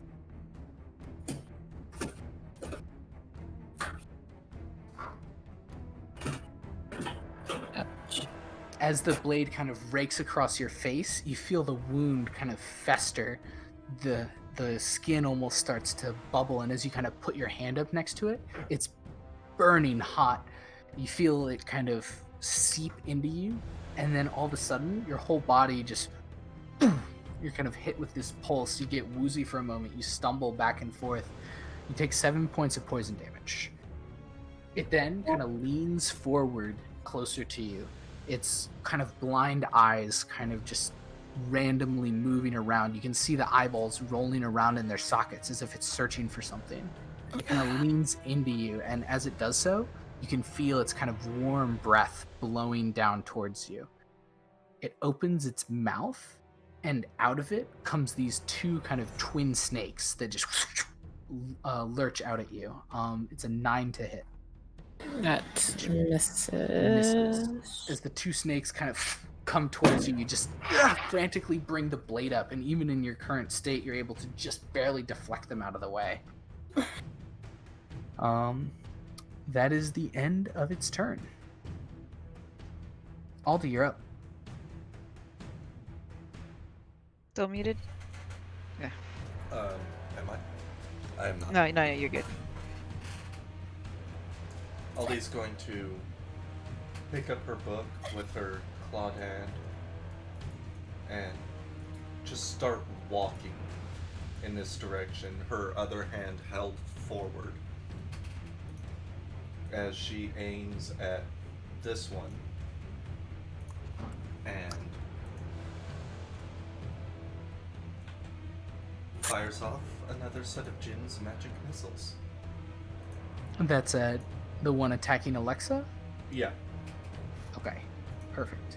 The 16 misses. Okay. What And about the D4 and split? she's firing these Oh, off you as are- she walks. She is blessed. You are inspired, or blessed Oh, as well. right. So, Who forgets? Hey! so that's enough? Okay, so all three do connect. 16. 16 points of damage. Nice. And she literally timing these shots with her steps. Okay, as you kind of just walk, just they kind of impact, and as you see it kind of like stumble backwards, at this point you too get a view of its two kind of lifeless gray eyes staring back at you. Mm-hmm. Is that the end of your turn? Yeah. All right. Le boys. The boys. The boys. Spencer is unconscious, so he's not doing anything. The other boys, they both kind of like the kind of Tracer kind of goes out to kind of punch the knoll and try and pull him off, and Jace just kind of jumps on his back and just starts just slamming him with the frying pan. Ooh. My hero. Now for the legend himself, Nappa kind of pulls out an arrow, Oh, no. kind of aiming at the knoll that has hopped onto his buddy. And as he kind of fires it off, it just goes and sinks into the ogre's leg. You hear this as it kind of this arrow just sinks into it. At least he hit something. He's gonna now move this way, and as he kind of runs, Unak and Aldi and Anna, you kind of hear him mumbling under his breath, "Gotta get a better angle." It's not the angle, sweetie. And with that, Anna, it's now your turn. Alright, she saw this knoll jump on Spencer. She's gonna move with Moontail over here. Alrighty. I can't move. You should have the ability to control Moontail, but Don't have it. You kind of whoop, whoop. So moving to here, you still have 15 feet of movement left with Moontail. Okay, but for now, I'm gonna have. She's going to. Well, first, okay, Moontail's gonna take a beat bite. Take a bite out of crime. Okay, Moontail. So it is technically flanking. Beak. Yeah. Yeah, Moontail. Oh, Moontail. As Moontail kind of like pecks out with its beak, you see it kind of impact into the knoll. The knoll just kind of yips. Not down yet, but looking really rough. I like how when you need advantage, you don't have it. When you have advantage, you don't need it. Hell yeah. Right. Well, even with the no kind. Damn, the no. I need to. Finish him. Yeah, I'm going to.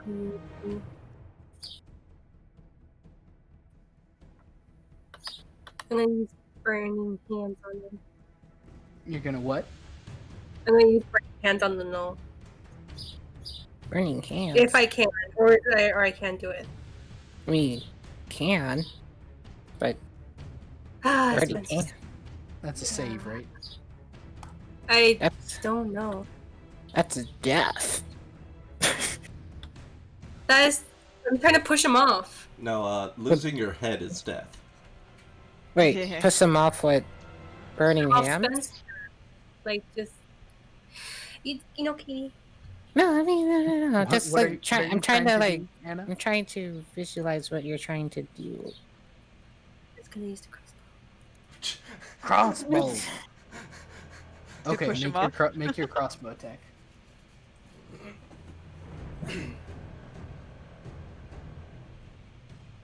Okay, that hits. As you kind of pull the crossbow out and you fire the bolt, it kind of sails through the air and kind of lands true. You see the knoll just kind of get pushed back from the force of the blow off of Spencer, who's kind of lying on the ground. You see his chest barely moving. He's just covered in blood.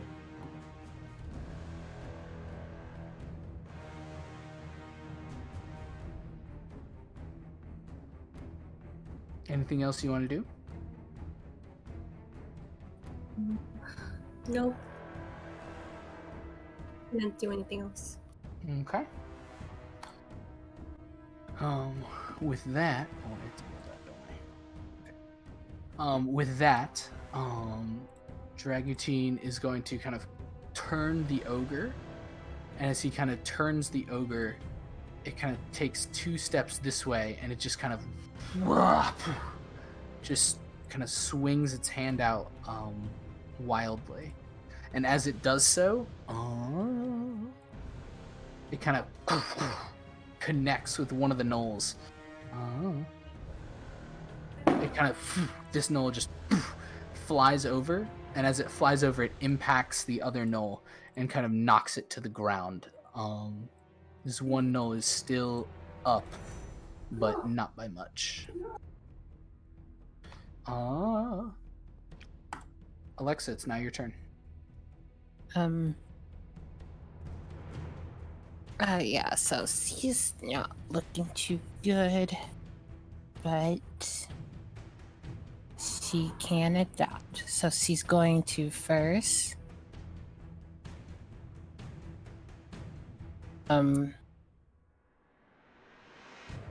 she's going to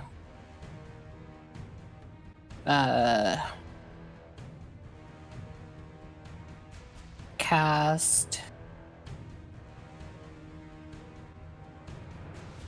She's gonna shove him away. Shove who away? The knoll? Alright, Yeah. strength save. Fails to save. So as it just kind of slides back away from you 10 feet. Uh-huh. And then she's going to then Eldritch Blast him. Okay, go for it. Make your attack roll. You are blessed. Right. In 1d4.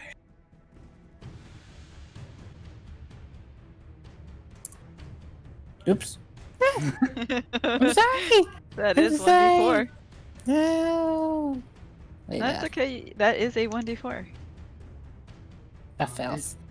Yeah, as you kind of you go to shoot the Eldritch Blast, and as it kind of it impacts, and the air just kind of dissipates against the knoll.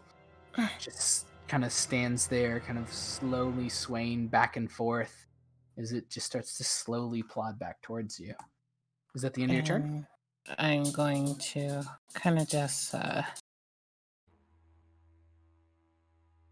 climb onto the rock and then just like have the high ground, I guess. Okay, sounds good. Unok, You it's now your underestimate the power of the dark side. I think I'm going to say, alright, I'm gonna just use Shatter.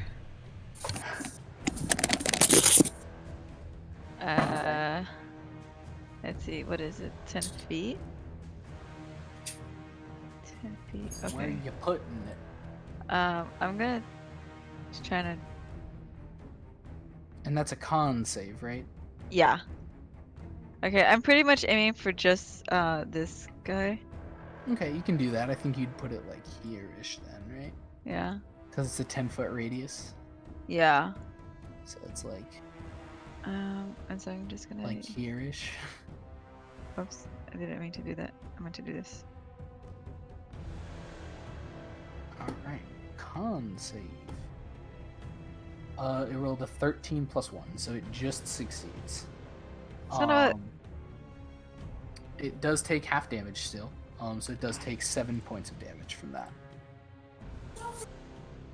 As you kind of like say your incantation, you kind of mentally think where you want the kind of clap to be. It just kind of echoes outward.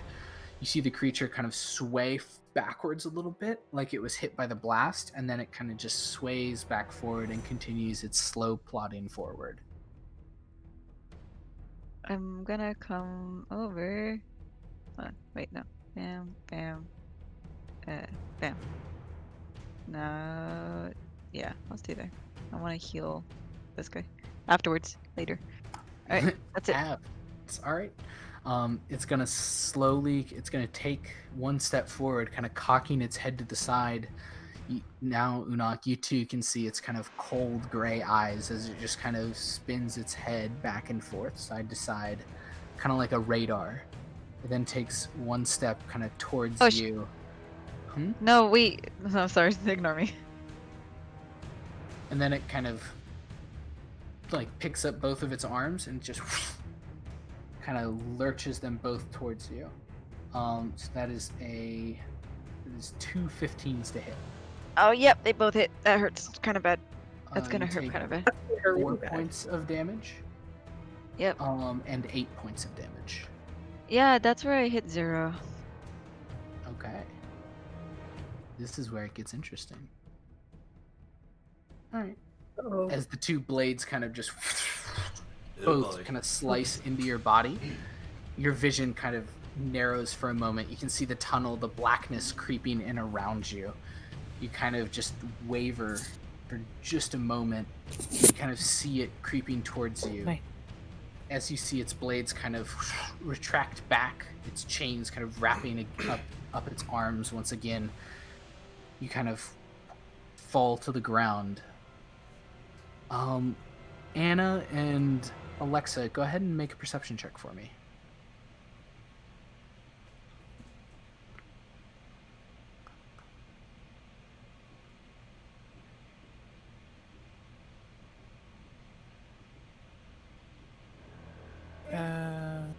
Perception check, you say? Indeed.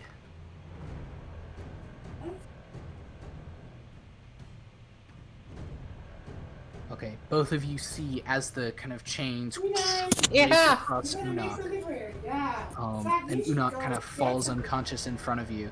You both see one of its eyes kind of open up an uncannily wide amount and just pulse and start pulsing this dark blood red in the shape of like what you would expect an eye to look like.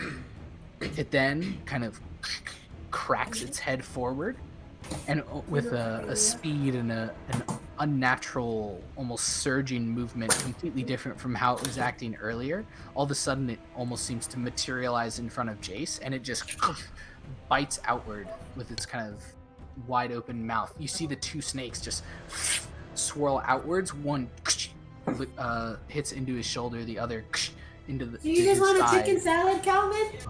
Do you want it now? Damn. Natural 20 and a high roll. No, I'll make it when you're ready. As you see the two You want to snakes eat it now? Okay. kind of shoot out of it and kind of latch onto Jace. You see him kind of like teeter back and forth for a moment before his knees just buckle and he falls down onto the ground in front of this creature. Aldi, it's now your turn. She's going to move over to here. Not that she really needs to move, because range. And she's gonna point at this one, and again, magic missile. Ooh. Doesn't crit do something fancy?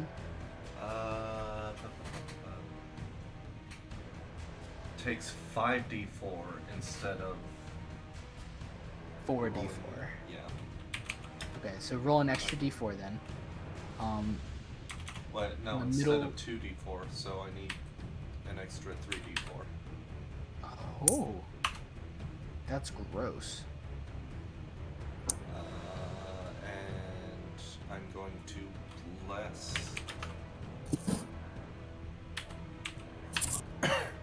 that 11. Okay. 12. Okay, that still misses, unfortunately. As the kind of three magic missiles just kind of go shooting out and spiraling towards it, the first one kind of hits it dead in the face. You see the energy just kind of cackle and sparkle outwards as it just kind of rears backwards. You see its eye, the kind of pulsing red, kind of flash for a moment as it takes this impact. Then it kind of straightens up, kind of regathering itself. The second one hits its chains and the arcane energy seems to dissipate against them. And then the third one hits it square in the kind of stomach, and it kind of grunting kind of turns its gaze towards you. You see its eye just boring into you, Aldi. Is there anything else you would like to do? At this time, no. So that's the end of your turn? Yep, because I don't have any ranged Perfect. bonus actions. That brings us to Les Boys. Alright. Those are those. Seeing his buddy just get kind of knocked down, Tracer's gonna kind of back up, and he's just gonna start frantically backing up. He's gonna go and find his dagger that got knocked away earlier. Nappa, the hero we don't deserve, is gonna draw Hero his we bow. don't want. And as he kind of pulls the arrow back and lets it go, you see it kind of fly in front of you, Alexa, and just kind of bury into the gnoll's chest.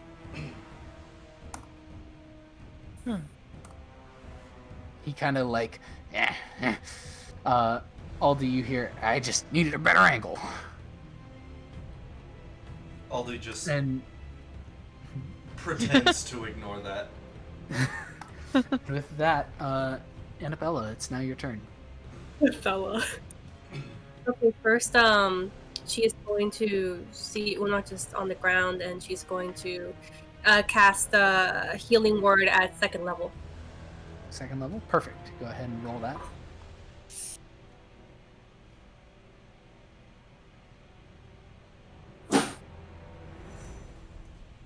Okay. Roll another d4. Okay. Okay, so you heal 8 points, Unok. You kind of come to consciousness, seeing this gnoll kind of with its mouth kind of gaping open. Both snakes kind of attached to Jace as they kind of like are biting into him. He seems to be unconscious on his knees. You kind of see this from your perspective on the ground.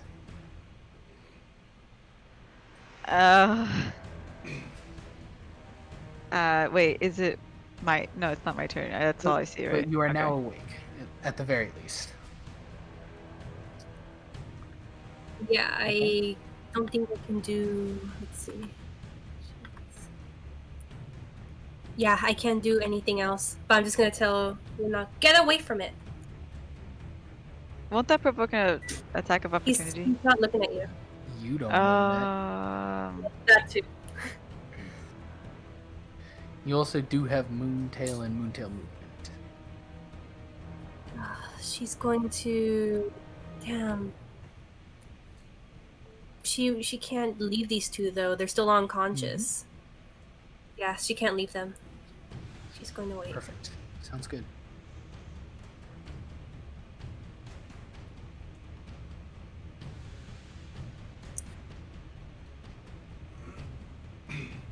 That's the end of your turn then. Alright, Dragotine is going to direct the ogre forward to take another swing at kind of this Null as the kind of claw just whacks and just kind of backhands it in the face. And Null just kind of like kind of yips and scrambles backwards out of the way. That's all of his turn. Alexa, you're up. Just looking at the two that are down. Are they like bleeding out or?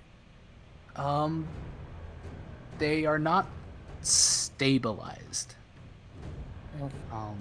It's hard to tell like what condition they're in. They're kind of like covered in like, especially Spencer. Like he took a lot of hits during the fight, so he's like covered in blood. Jason, in a weird way, looks like he should be totally fine.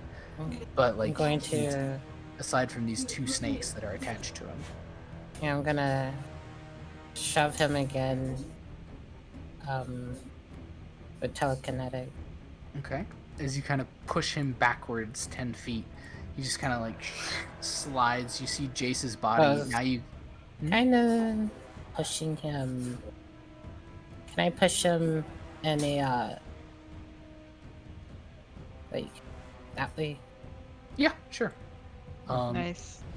As you kind of do that, you kind of now for sure see that Jace is unconscious as the two snakes that are kind of attached to him like kind of hold on to him, and he kind of gets dragged after this creature. He just kind of like pulled through the dirt, the two snakes still biting onto him. Then she's going to go here and she's going to cast Aid on these three. On Unok, Spencer, and Jace. Yeah. Okay, go ahead and mark that spell slot off. You see Jace kind of like his body start to shudder as he kind of like starts to frantically sit himself up. Spencer kind of wakes up. You see him just kind of like sit up, kind of look around. You hear, "Are we done?" And Unok, you feel refreshed with 5 more hit points. Oh. Whew, okay. Okay. All right. Unok, tis your turn. I thank Alexa for that. And Anna, feeling like I kind of took a very quick nap.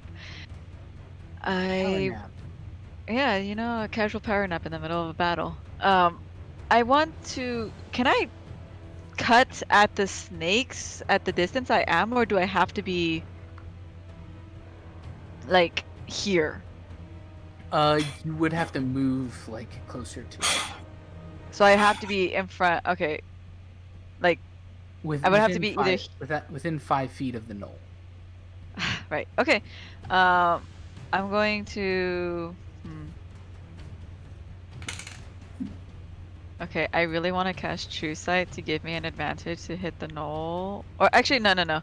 The knoll is gonna hit someone. Man. Yes, that is my first down. I think what she was asking I'm just is really if concerned of what Unok can was the happen and how it first can go person wrong, because I down. know this guy's gonna hit me and it's gonna hurt again. I'm just gonna do it. I'm just gonna walk here, and I'm going to use my rapier to cut the snakes. To cut I forget his name. Tracers. Jace. Sorry, Jace. I want to. Or as I have his token saved, boy 1. I'm gonna cut boy 1 free from the snakes with my rapier. Go ahead and make your attack roll. You are blessed. My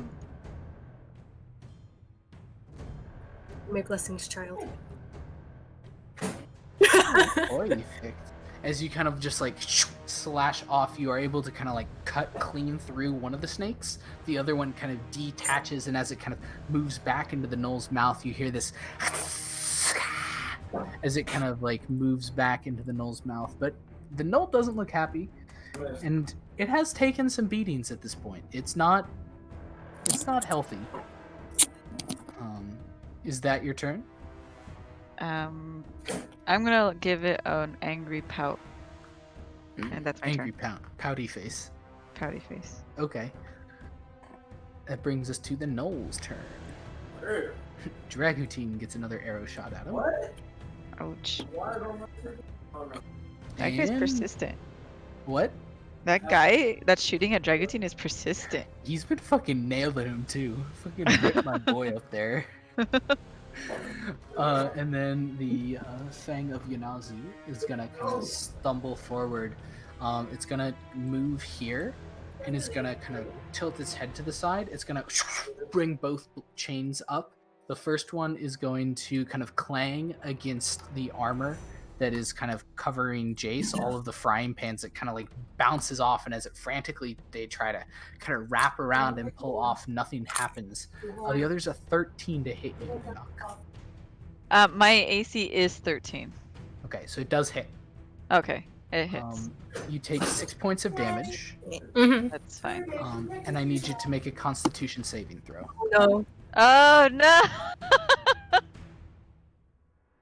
As you kind of like, the blade kind of this time slices into your chest, you're like, oh, that hurt, but I can take it.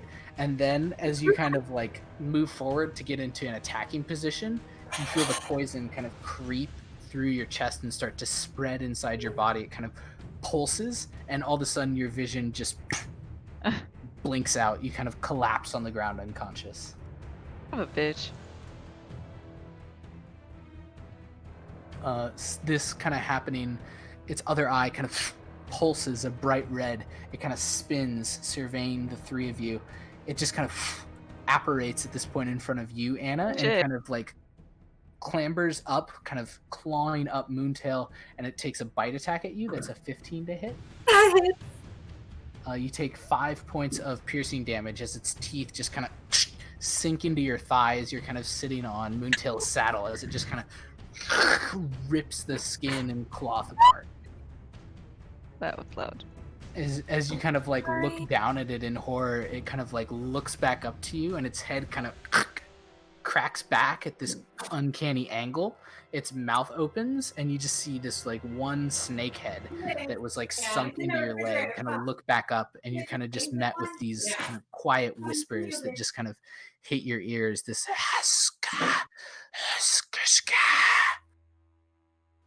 Aldi, it's your turn.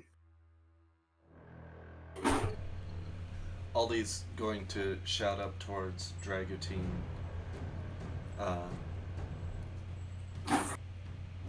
Forget the small one. Anna needs your help. And as she shouts that, she's going to aim her. She's going to 30 feet. She's going to move.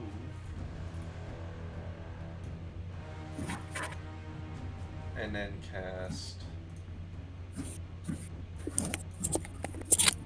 cast Witch Bolt on this one. So you're attacking it? Yes. Witch bolt. Oh, you are blessed. Alright, that hits. So as the kind of bolt of energy just kind of escapes from your fingers, it kind of latches onto the side of the gnoll's head. You see it kind of pulse once. It kind of like stumbles backwards, and as you kind of like grit your teeth, you kind of pulse the bolt again, and you see it just kind of collapse. Its eyes kind of roll back in its head. Is that the end of your turn? Yes. Perfect. Is now the boys. Spencer and Jace are gonna kind of run up here and are both gonna take swings at this guy. They both just kind of. You see kind of Jace's frying pan just kind of clang on the chains that you see are now kind of morphing around and kind of block the frying pan coming from behind it. Spencer just kind of winds up like a baseball swing, and as he just kind of connects with the giant club, you see it just kind of, the knoll kind of slides to the side as it kind of takes its hit.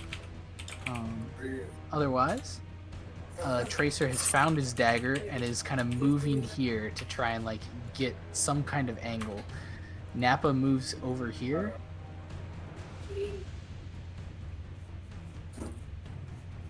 And then kind of as he kind of pulls the arrow out, he lines it up, and as he shoots it, you see it just kind of goes wide and kind of flies and goes in between the ogre's legs, just kind of sailing off into the distance. Anna, you're up. Hey, oh, that hurts. She's gonna see that Unox's down again, so she's going to just relax, and she's going to use her last. Okay. Damn. She's. Damn, she's going to have to dismount Moontail. Whew. Yep.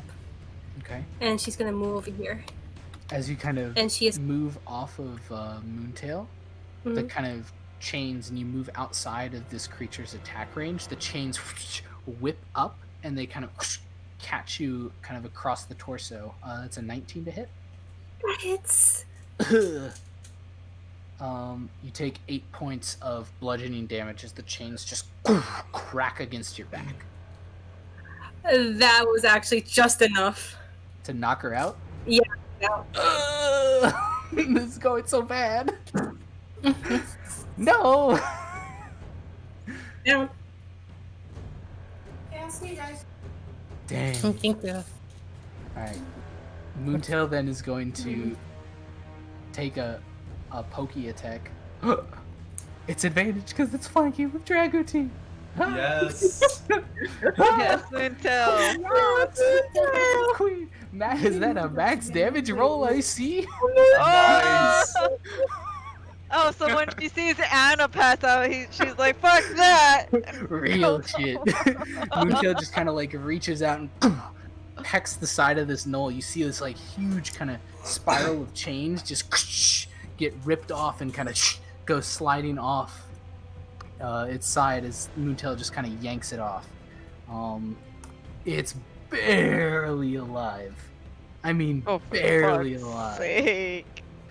Okay, that's gonna bring us to Dragoutin's turn. He's going to pull out both of his hand axes and is going to like Assassin's Creed swan dive off of the ogre's head and just like dive onto this guy. Oh yes. Nice. Oh yes. My woman. As he kind of jumps off of this ogre, he kind of lands with both hand axes, and they both bury into the two shoulder blades, and the knoll just kind of flattens on the ground in front of him. He kind of puts one foot on the back of the knoll's head and kind of pulls both axes out, and then just kind of with one kind of large like lumberjack swing just decapitates the head. And as this happens, the chains that were still kind of like wildly wrangling throughout the air just fall to the ground.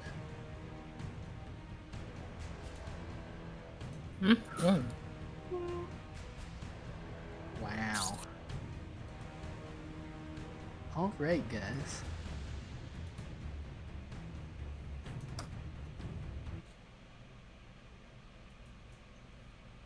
Dragoutin kind of stands up, kind of breathing heavily from the back of this kind of creature. He kind of looks around, sees that the unconscious Enoch and Anna also unconscious. He kind of looks over at Alexa and Aldi and just says, I don't suppose either of you know healing magic. Yeah.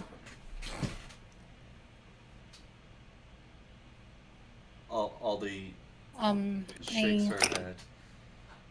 I do know, but I'm tapped. But I can. He kind of I'm nods his head. He kind of moves over, pushes by Spencer, just kind of moving on instinct. He's gonna go ahead and he's just gonna make a medicine check on Anna, just to stabilize her.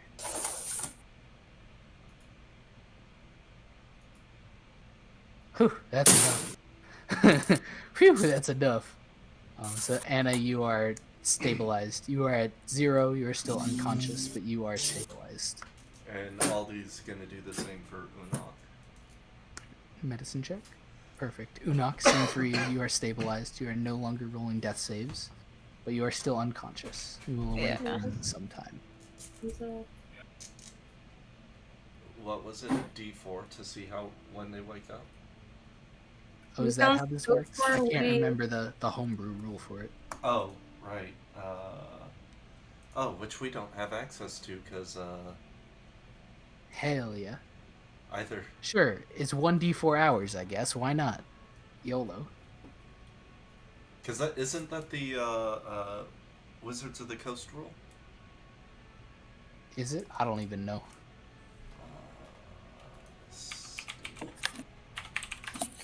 I'm back.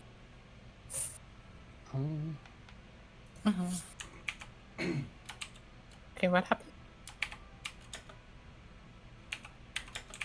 Stabilized. Hey, what happened? So, Katie, do you remember what the homebrew rule for like stabilizing with a medicine check was? Was it that they awake in 1d4 hours? Yeah. All right, so Aldi, go ahead and roll 1d4. Yeah, it is 1d4. And that looks like that's an official rule. Oh, cool. Fancy. So Anna, you'll wake up in about 2 hours, Unok in about 3.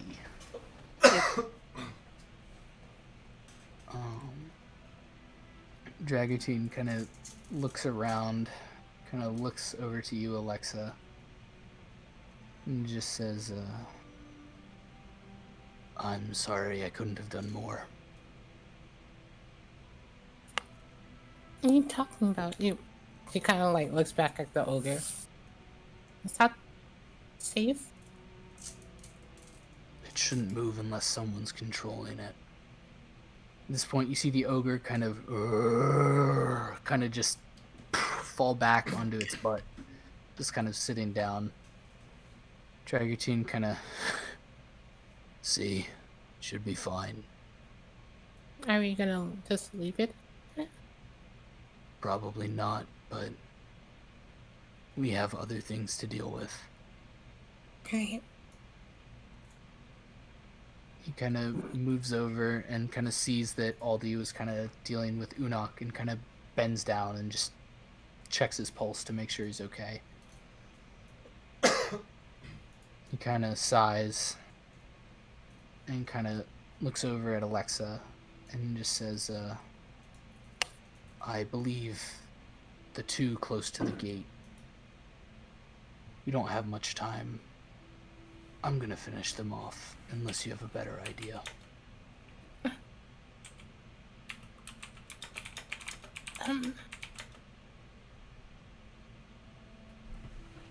Can't we just tie them up? He kind of sighs. It doesn't. They'll still be here. They'll eventually get out. But sure, why not? He kind of pulls a long coil of rope out of his bag. And he kind of moves over here, kind of around Unok, and just starts dragging the gnolls onto the palisade and just starts tying them up. And she goes and kind of just watch, and then as she watches him do this, I'm saying, "Is that wrong?" They'll eventually wake up. They'll be tied up here. They'll either be eaten by some other wildlife that stumbles upon them without any chance to defend themselves, or they will escape and probably continue to terrorize the town.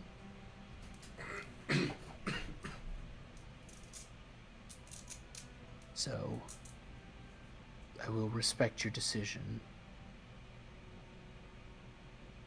but he kind of shrugs his shoulders. Know that I am doing it because I know that you hate death, and not because it is the best thing to do. At this point, he kind of finishes the last knot on the rope tying them up, and he starts to kind of walk back. He kind of makes his way over to Unok and kind of once again checks his pulse to make sure he's still stable.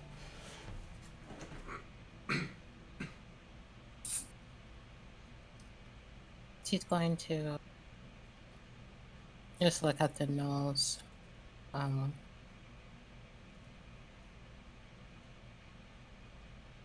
And then kind of just sigh before looking back at Jacqueline.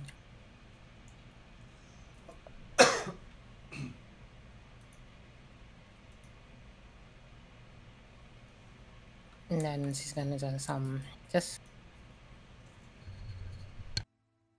walk back over to see how Enoch's doing.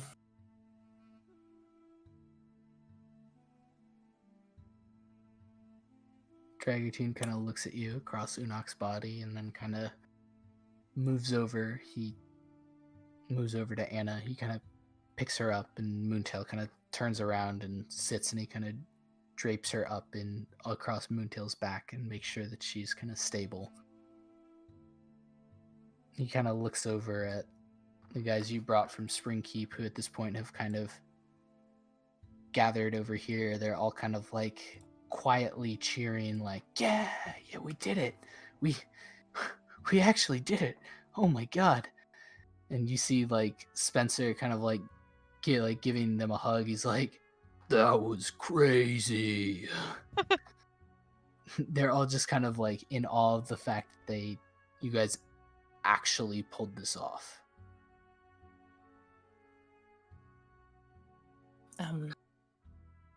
She smiles weakly, kind of just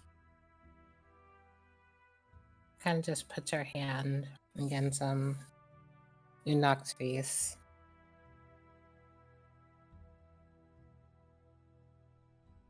I'm sorry.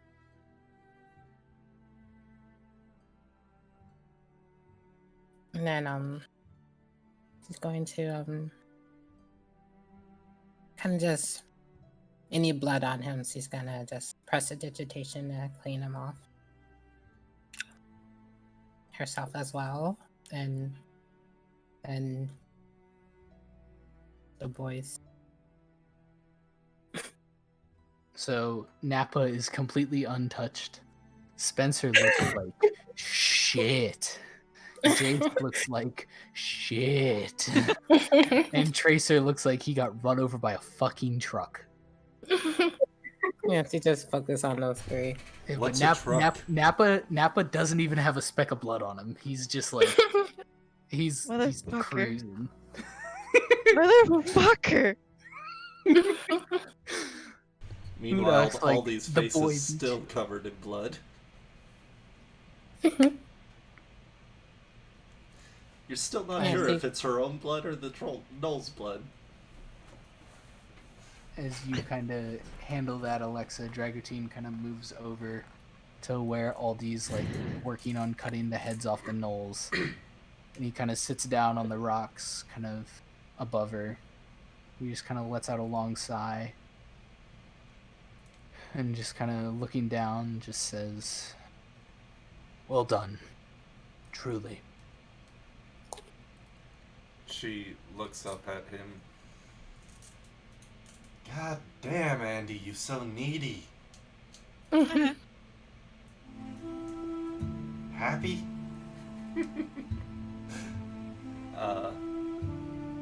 Ollie looks up at him. She's got a kind of a cold, unfeeling smile on her face. She looks over at the knoll that she beheaded.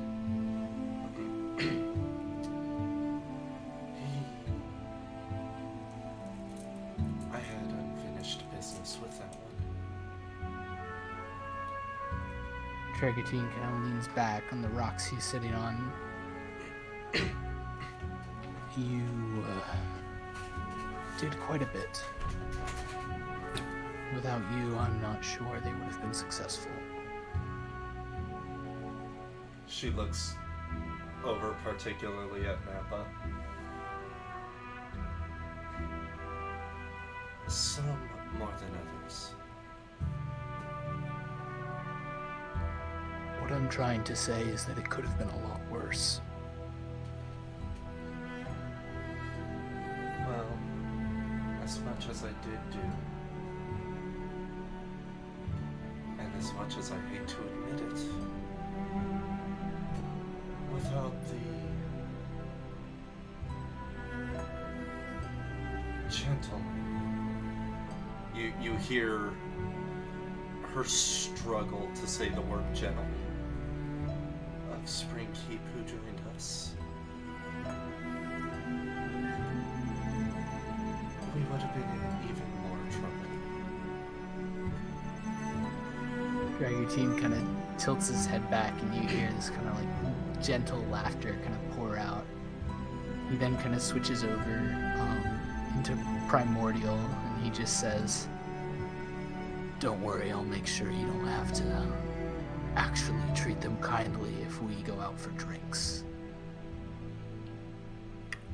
She gives him a smile and switches over to Primordial herself. I was kind of planning on trying to drag Unok away from Spencer. And she's got this sweet smile on her face now as she says that.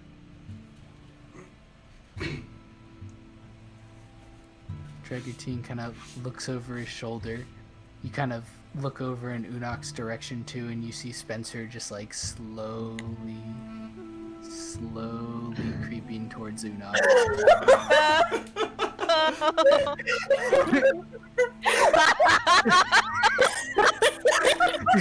He kind of looks back to you. He just says,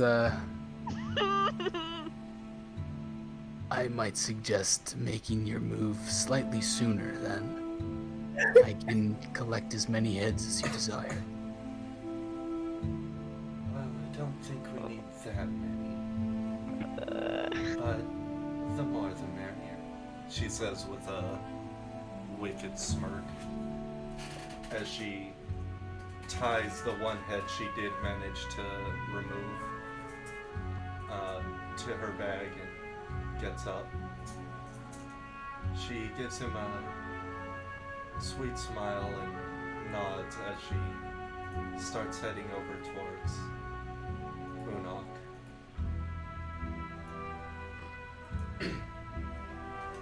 You get there like right as Spencer's like he's a solid like 2 feet away, but he's now kind of like knelt down on the grass like behind Unok's head. The other boys are giving him space. Oh my god. Aldi just wait.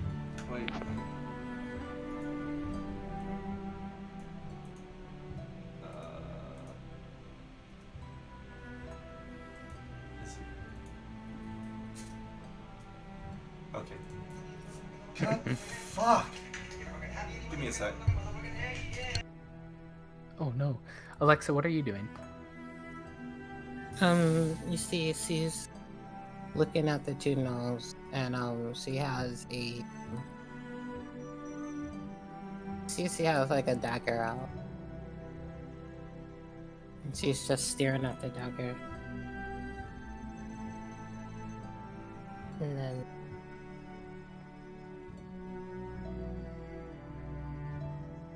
She's kind of just like.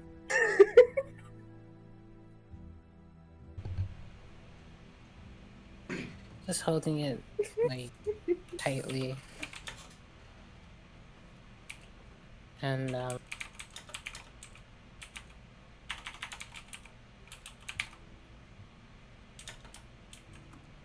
kind of just like just like thinking to herself. I mean, was wondering what is the best course of action for this.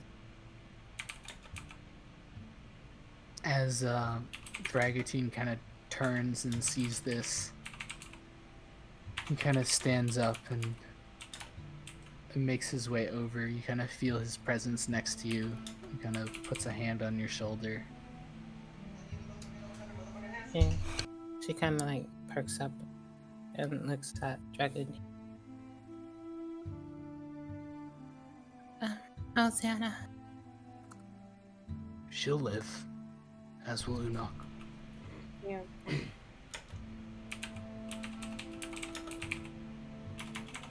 I was afraid to.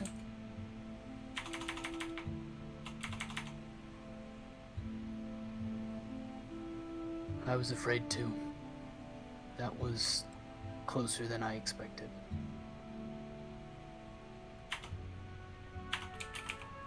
Feel guilty. You feel guilty.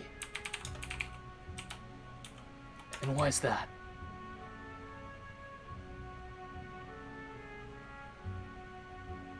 Okay, set up. Protect. Set up.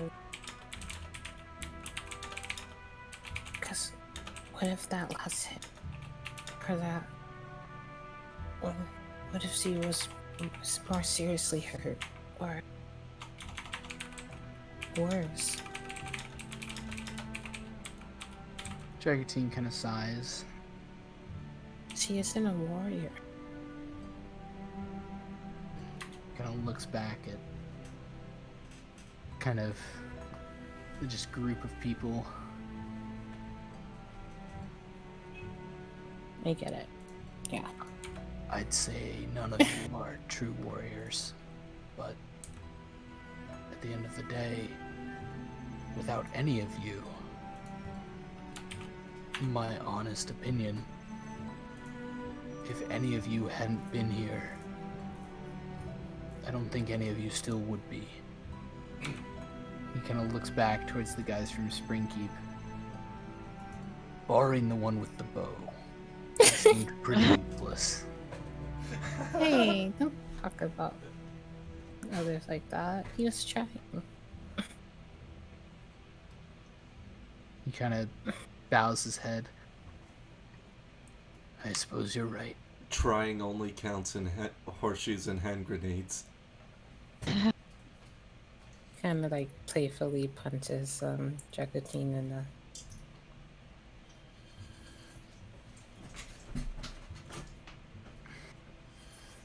He kind of like makes a show of like rubbing his arm where you punched him.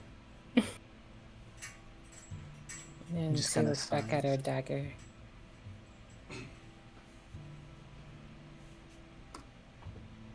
Should we finish it? Dragotine kind of looks at the two gnolls, kind of limp and tied up on the palisades.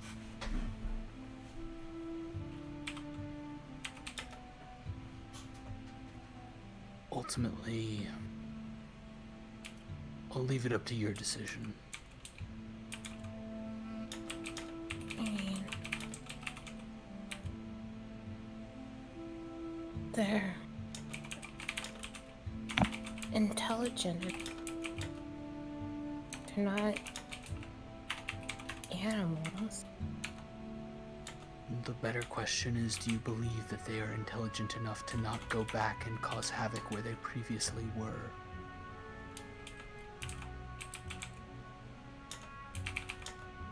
It's just the two of them. He kind of looks over at the ogre. The ogre's still alive as well. That would be a very powerful third ally.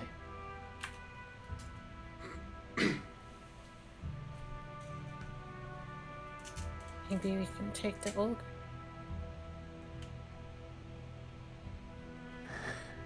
You think that you can bring an ogre into a town and have it be accepted? I mean, it's one hell of proof. He kind of looks over at Unok and Aldi. I would wager, should most people here know what your sister is, she would not be readily opened despite the fact that she appears completely human.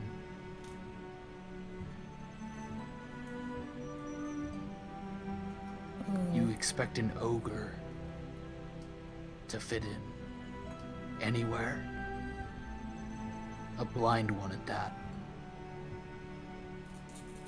So, are we going to leave the ogre here? To just sit there, not do anything until either something comes by and takes control of him, or he starves to death?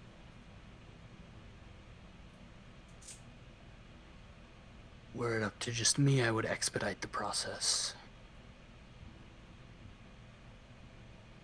Meaning, I'd kill it myself. what if it fights back? The Gnolls built that thing on its back so that it couldn't hurt them while they were on it. Get in that, there's nothing it can do.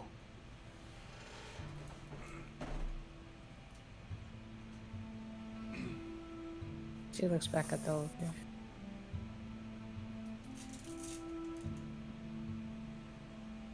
And wait.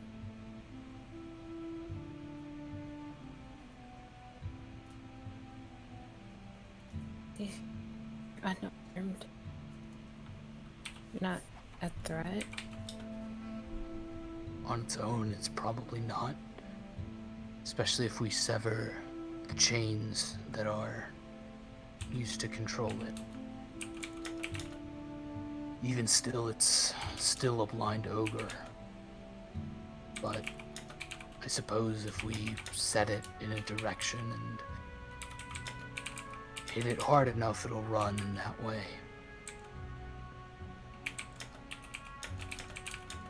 I don't think that's safe. I don't know the terrain.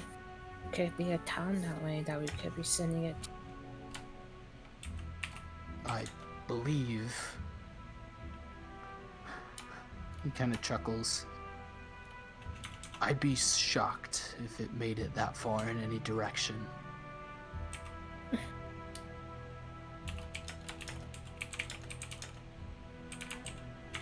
But again, I'll leave this one up to you.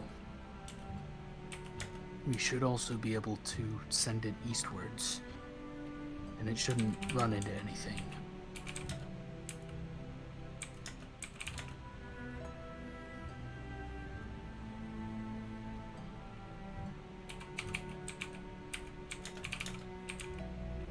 You know, they list a lot of different creatures growing up. And every one of those beings had a right to live, had a right to vote, had a right to their own property, and had a right to say anything they want.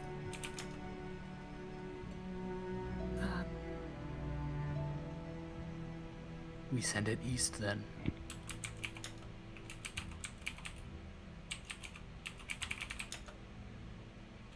It's blind. Hasn't Can't seemed to see. change your decision making so far.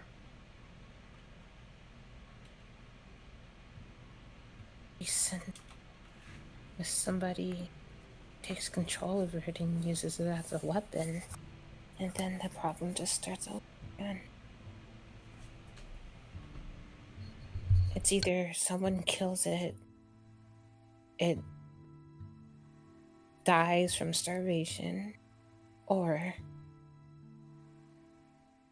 someone takes control of it and use it for, I don't know, bad, good.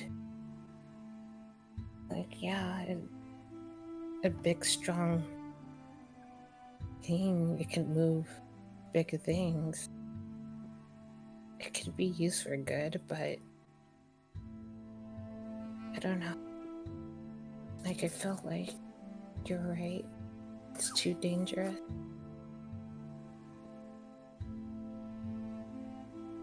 I don't have to experience. I don't have to experience to know what's gonna happen if I choose the latter.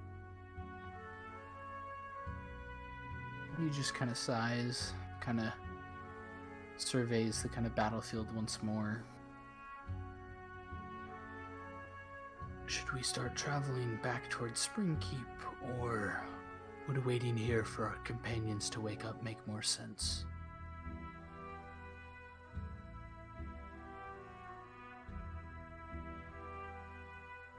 Should. I guess.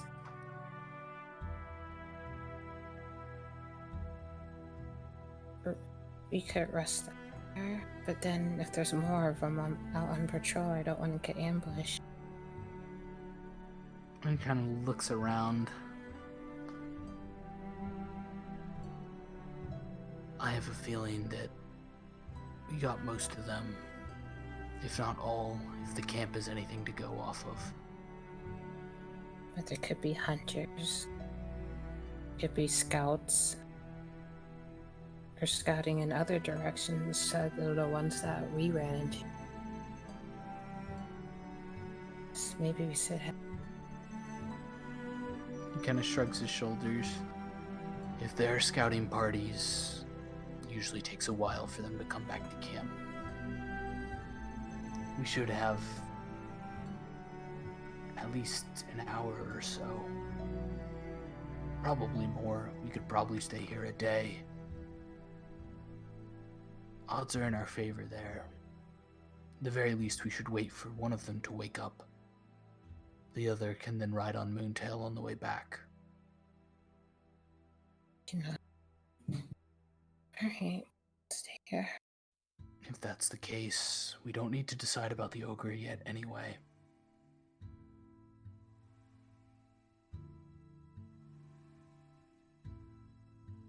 She kind of just leaned her head against Dragotin's shoulder. Can Yeah, Ollie that would hear be any this of this? I Or mean, are they you'd be being able to quiet? you'd be able to see and hear it as long as you're not too enthralled.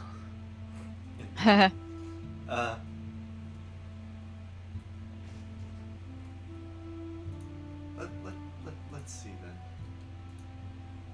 then. Pointless rolls? Pointless rolls. Yeah. Oh god, she saw and heard all of it.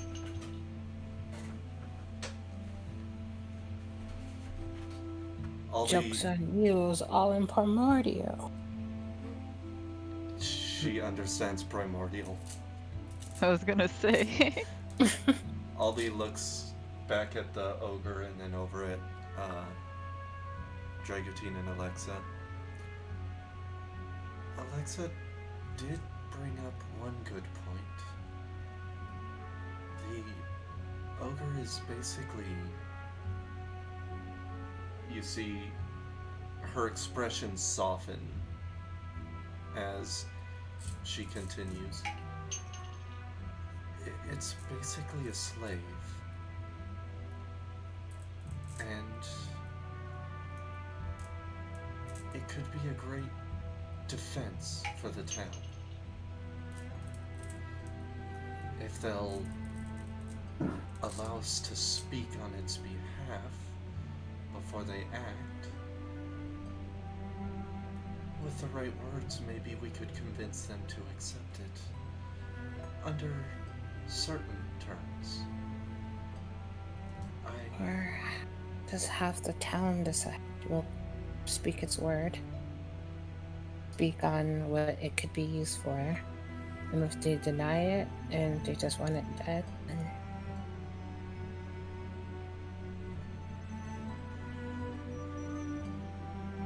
dead, I guess.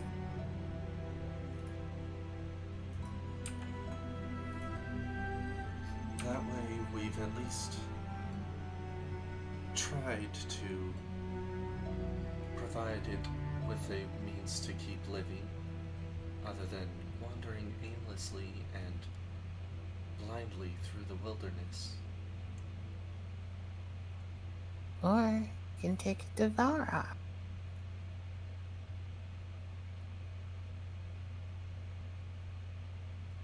Maybe Rayla would take care of him. I mean,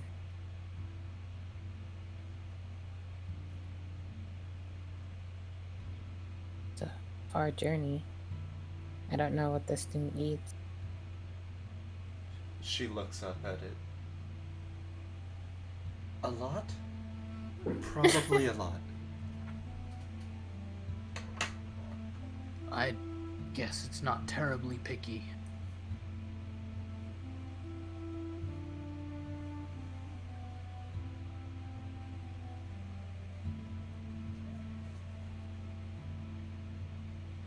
Who's gonna feed it? Are you seriously having? Oh my god. You're so lucky I passed out. So, Being left by. I'm sorry, completely off topic. Rai got the package. And She in did? it, the sock that you challenged me to give her. She just texted me, idiot, and let the idiots that challenged you know that I called them an idiot as well.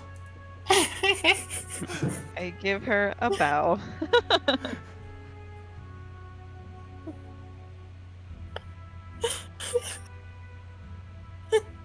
Perfect. All according to plan. Okay. Dragatine kind of looks over at Alexa and just says, "I'll feed it if we have to." Okay. And at that, he kind of goes over and kind of hops on Moontail and kind of rides Moontail kind of over to like a clearing area, and they just kind of sits down. Moontail kind of plops down. He's just gonna sit with his back up against the palisades and is gonna just kind of wait Is it Abby out. carrying heads? Yes, she's got 2 tied to her backpack. Robert, That's you Um, were saying? it's I not. was just saying that Dragatine's waiting until someone wakes up. Pretty much, he's just making sure Anna's alive. Yeah. We're just gonna. She's gonna actually. Not Anna. Alexa's gonna just go through the bodies and see if they have anything on them. Maybe some kind of notes or maybe gold or money, You any find type of anything.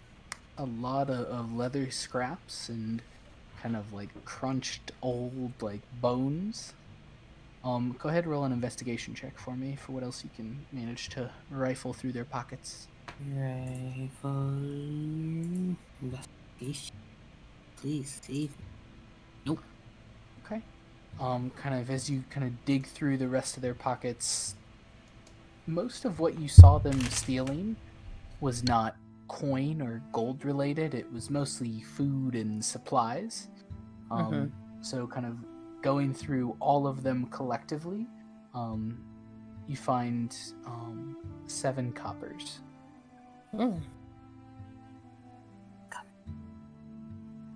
Big Okay. money from that combat.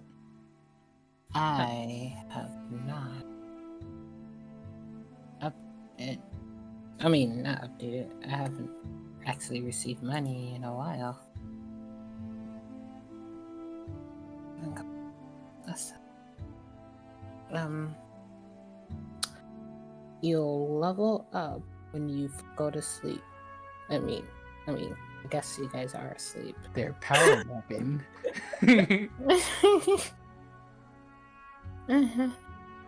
But yeah,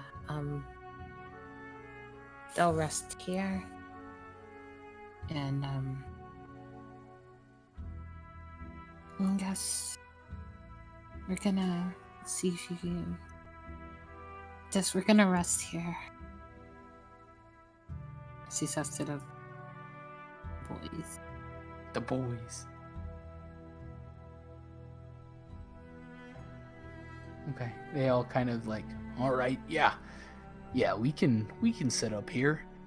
They kind of crowd around over here, and then they kind of see Aldi and Unok sitting there, and then they all just kind of move out here to a clearing. Like, we'll give you some space. And she's going to. So didn't find any like messages or scribbles or scrabbles or scribbles. You did not. No. Okay. And then I'm gonna check inside the Okay. And just search inside their like thingies.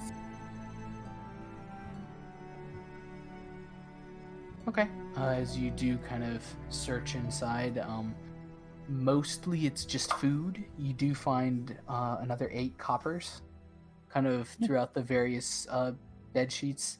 There is also a bed roll that hey, if you need another bed roll, here you go. Snatch. Is there fur on it? Yes. If I press this in here. You take it and you press the digitate the kind of skanky knoll smell out of it. And I'm going to just blow the hairs off it. Just blow. Okay, you do so. Yeah, and then I collect. And then do I see any like symbols on the walls or anything of the sort? Surprisingly, not really. These are just like unceremoniously set up tents, basically. There's nothing special here. Alright, yeah, see. Goes and just walks out. I found the pedro. He says to Ali. Yeah. Here. Oh, it's not here. Mm-hmm. Oops. Oh, right, go to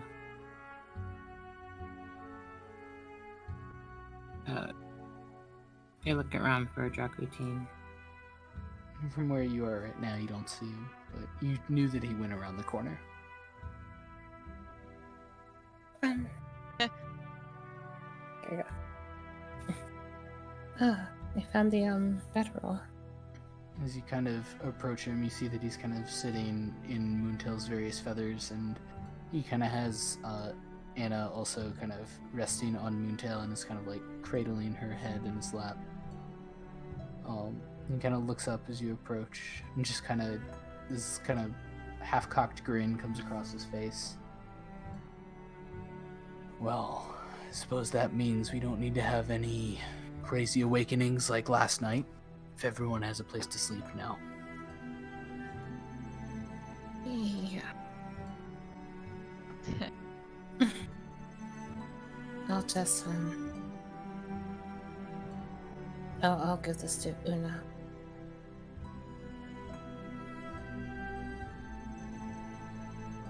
And he's gonna just go back towards Enoch, just like drop the sleeping back on his face.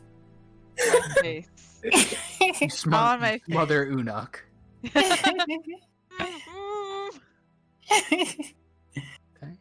So unless there's anything else that you'd like to do, the three of us who are awake can take a short rest. I got my spell slots back. Whoa, warlock bullshit. And That was like the most sarcastic. Sorry, go ahead. hell yeah. And I assume then we're just waiting until At least Anna wakes up. first. Yeah. Hit dot. I cry every Tim.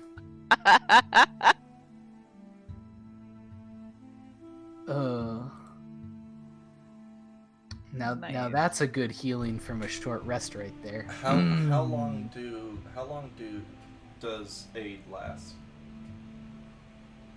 8 hours. Okay. And we can use all our hit die on. Yeah, you can. Okay. But beware. You only get half of them back on a long rest. Oh. Whoops. That's okay. I'm fine with that.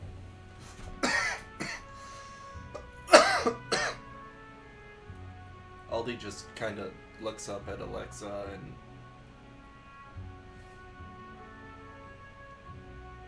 The Alexa dropped this yeah, bedroll on me. I heard. Okay. I still had my headset. I just... Oh, my bad, my bad. Switched my mic because my other mic doesn't record on OBS. Gotcha. She just kind of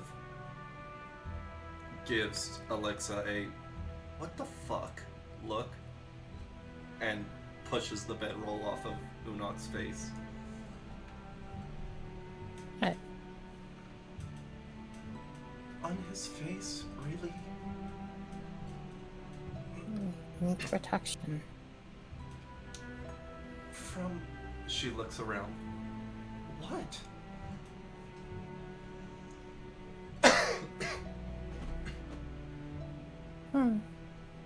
From the element.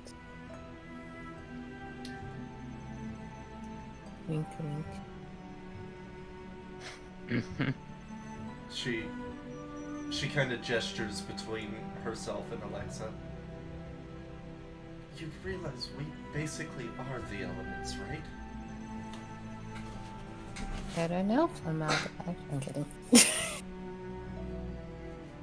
I don't know. I don't know if I'm out of hide. You know. Jesus. Wait, does yeah. she actually say that? Know. Yeah. No. It's not a problem if she does. Wait, is formaldehyde? Oh, is it an element? Oh, or no. Is it compound? Yeah. Okay, that's what you... Okay, never mind. Is that a yes or no? No, what it's is a compound. formaldehyde? Okay, yeah. Got it.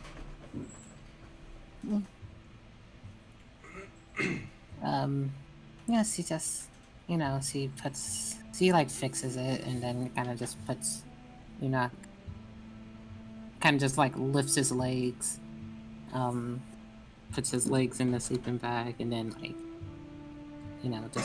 just shimmy him in.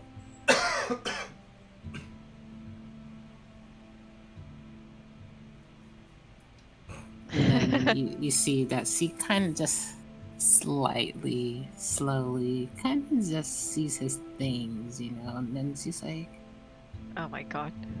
I wonder what he has. And then you see her kind of just rummaging. Alexa!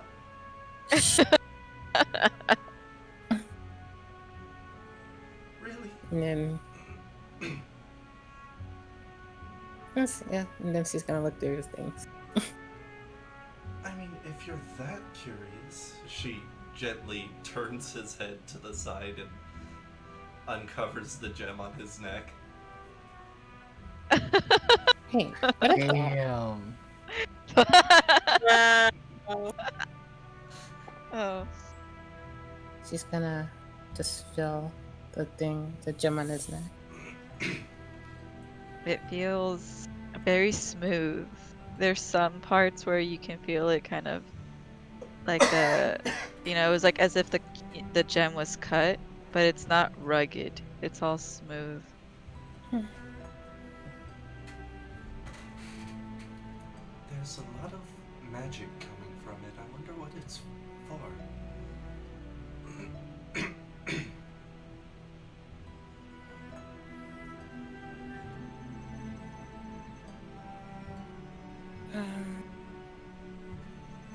Yes.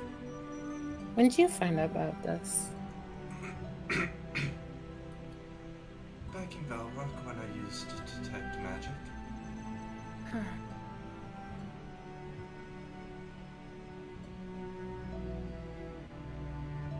I wonder what it does. Well, he's the Not only much one of a who knows tattoo right now. or jewelry. I mean, it's kind of embedded in there. He's so mysterious.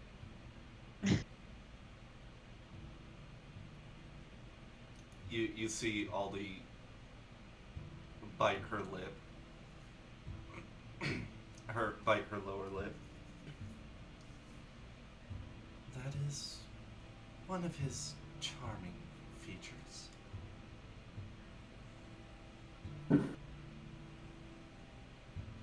Do you feel safe around him? She looks down at Unok and she thinks for a moment.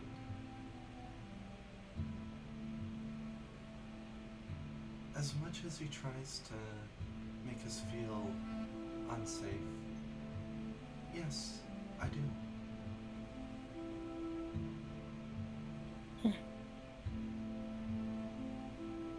She tilts her head. Why? I know. This got me thinking. What if he's hiding something? As you say that, you see her kind of grimace with a knowing look on her face. But she doesn't respond.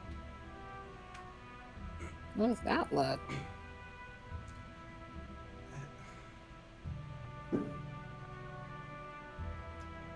Remember the other day when Anna said that a woman visited us Mm-hmm. and then just disappeared? Yeah. Well,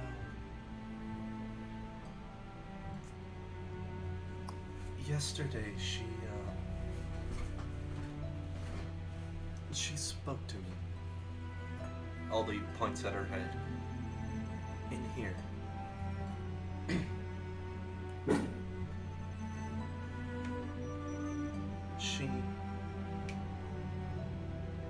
She asked me if I really believed that he would stay. I don't want to interrupt, but you do sound far away again. Hang on. Adjusting mic. That's better. She asked me if I really believed that he would stay. And later asked me if I could trust him. And she also tried to turn me against you, but that's neither here nor there. What does he say? Well, she told me that you were using me. That all you cared about was the money. And she said that I couldn't trust. Well, she kind of implied that I couldn't trust anyone here. But I told her that it's up to you and Unak and everyone else to destroy my trust. Not up to her. So, she gives Alexa a caring smile. Until any of you do give me a reason not to trust you, I will continue to trust you. And, I mean, you're my sister. It's gonna take a lot more than telepathic words to sway me. He just smiles weakly. Thanks. Yeah.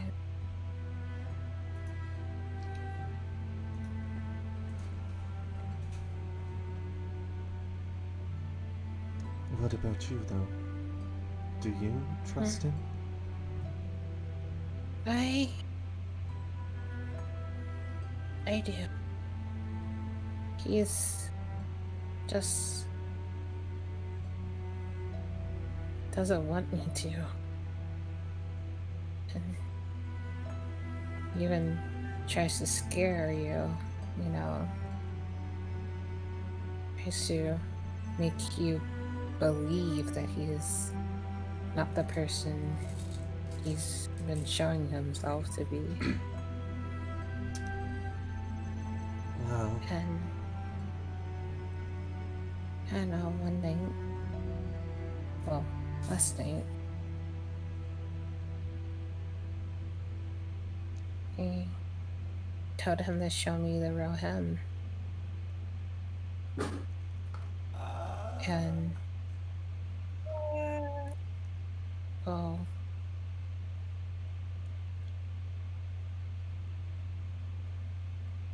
I didn't know what to do. Yeah, I don't believe that was right. But he believes that's the real him. And I've never seen that side of people. And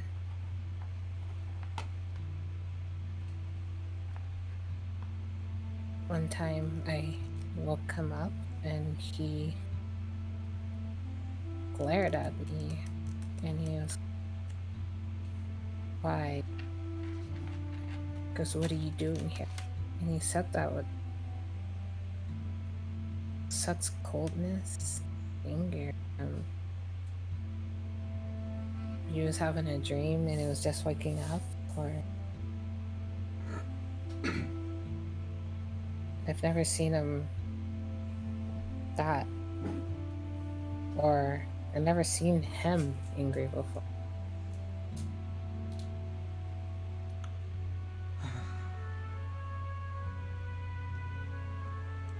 You see a sad look form on Aldi's face. We all have our secrets. She looks down at Unak again. Some worse than others, but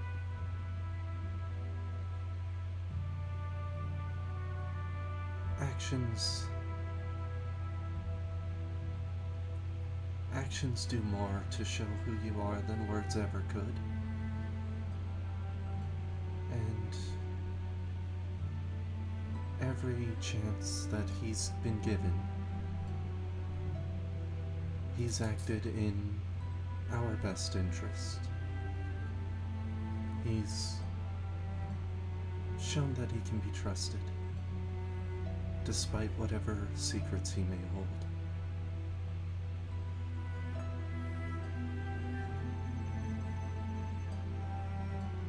It's up to him to share those secrets, but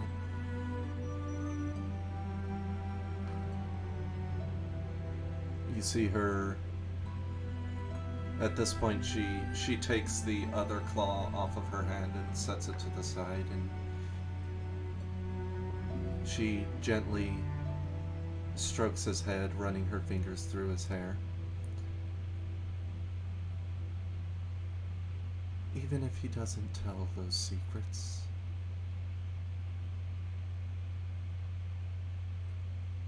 the way he's acted, the way he's treated us, for the most part anyway, I feel safe around him. And if this isn't the real him, then I want to know who the real Unok is.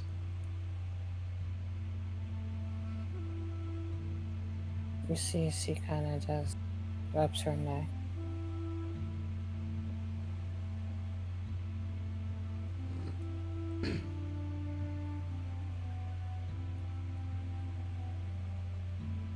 Aldi gives Alexa a quizzical look.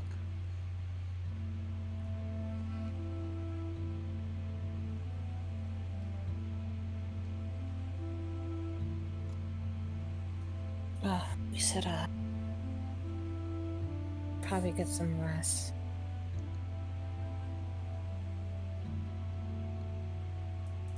Yeah, probably. She just... You see her just sort of lean back onto her elbows. She doesn't move his head from her lap, and she just closes her eyes and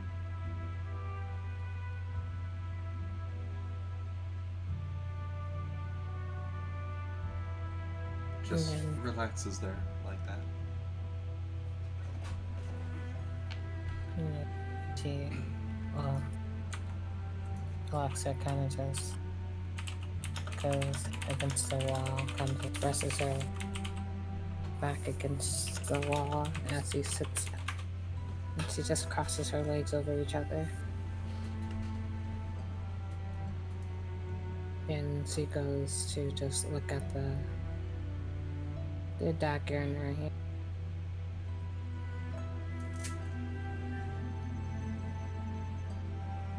And see.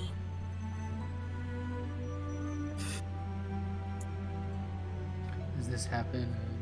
Dracotine and Unok, or Dracotine and Anna are just kind of... God, Oh. Unok's on the brain. I'm sorry. I know, right? Ew.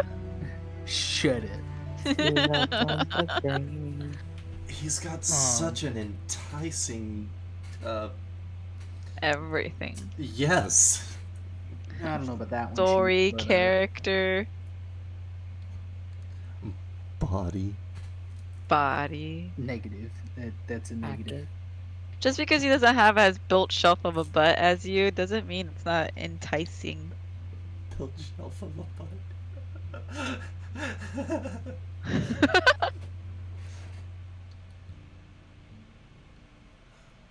That was funny Anyways. earlier. How's Aldi looking?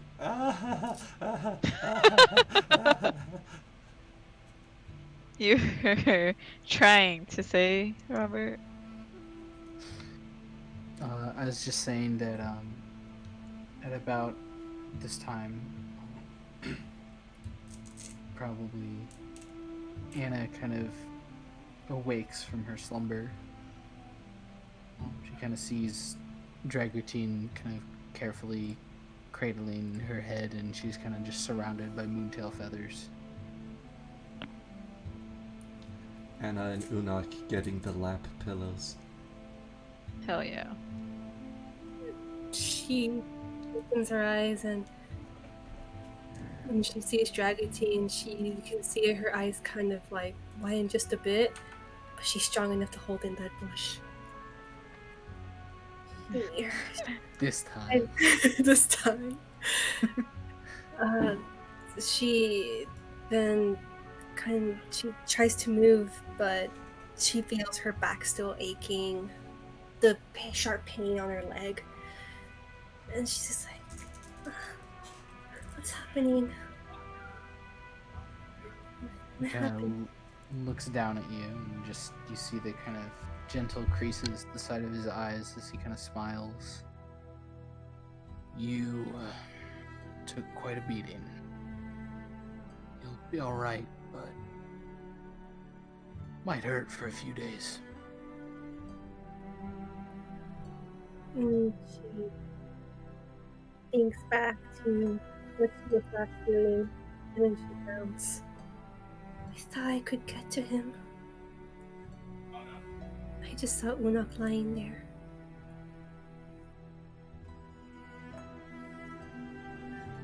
And she just looks like she's, as in, she just looks very sad, as in she took a gamble and she lost. I'm truly sorry. I was not there to help. Yeah, you were a lot of help. Please don't concern yourself. He just kind of shakes his head. Never enough. Never enough.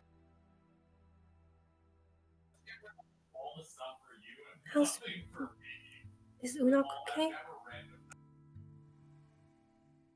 Still unconscious, but alive.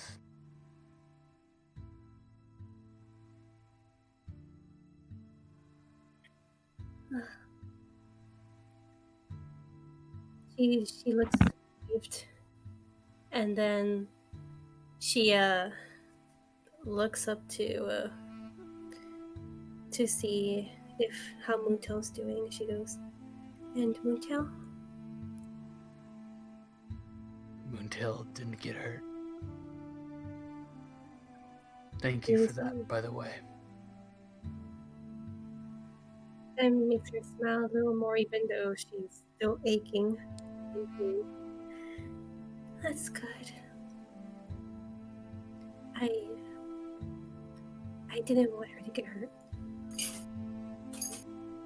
Dragartine kind of nods slowly. You did very well then.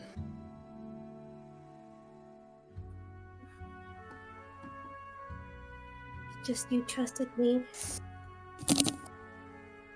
And she trusted me to let her mount her. Kind of just nods his head again. She likes you.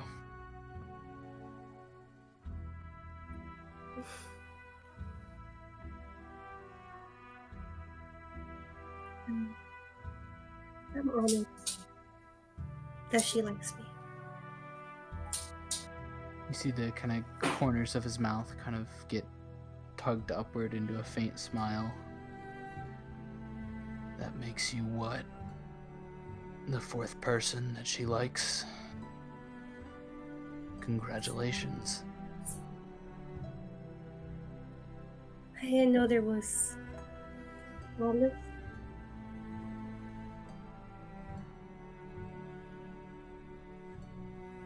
What was that? She said she didn't know there was such a small list. But she said Chris, you're cutting out a little bit. Well, not cutting out, you're distant. Sorry. How's this? Perfect. Okay. She said, oh, did you hear what she said? Yeah. When she says that, he just kind of chuckles. It's quite the exclusive club.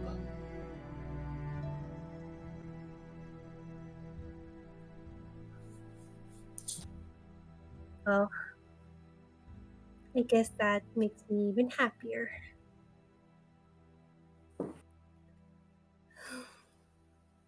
And you see she just tries not to move because her body's really hurting.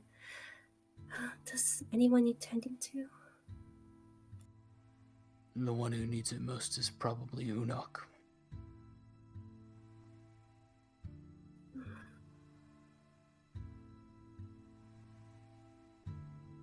You can see she's in thought. You can tell she kind of wants to go over there and try. Do I heal this fucker or not? No, like even her state, you can tell she kind of wants to go and help. You want me to take you over there? That won't be a problem. And then she like kind of looks around, like at him. Were you hurt in any way? He kind of shifts his body so that his kind of chest is facing you. Nothing serious. I should have taken better care. I mean, I could have. Gladys, you're distant again. You just went underwater. Damn it. Oh, I'm dead.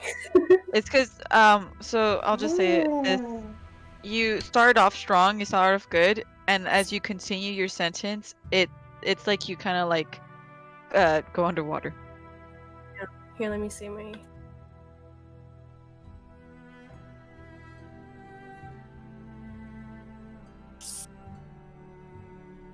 How's that? That's good so far. Way better. Okay. But So- She's a Murloc. She just like is a sigh and makes a little sad smile, and she says, "Then I should have taken better care. That way I could have been helping everyone right now." You're alive. Don't discount that.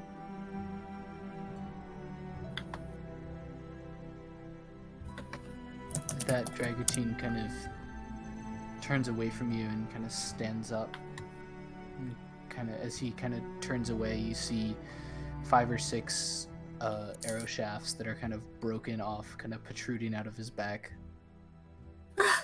He kind of gets up, walks around Moontail, and then kind of offers you a hand to help you up. She gives him like this stern look, and she goes, "You say you're okay, and there's arrows sticking out of your back," but she still like extends her hand out for his help. As he kind of helps you up, he just kind of sighs. How much more healing magic do you think you have? Honestly, I'm tapped out. But I still have, and then she pulls out her handy dandy healer skill kit. Healers healing. He kind of looks at it. We can save that for more dire times. Healers healing. For now, I'll live. But, huh? Then she sighs and she puts it back. Oh, she What puts do it we have away to do? again. You gotta go to the bank.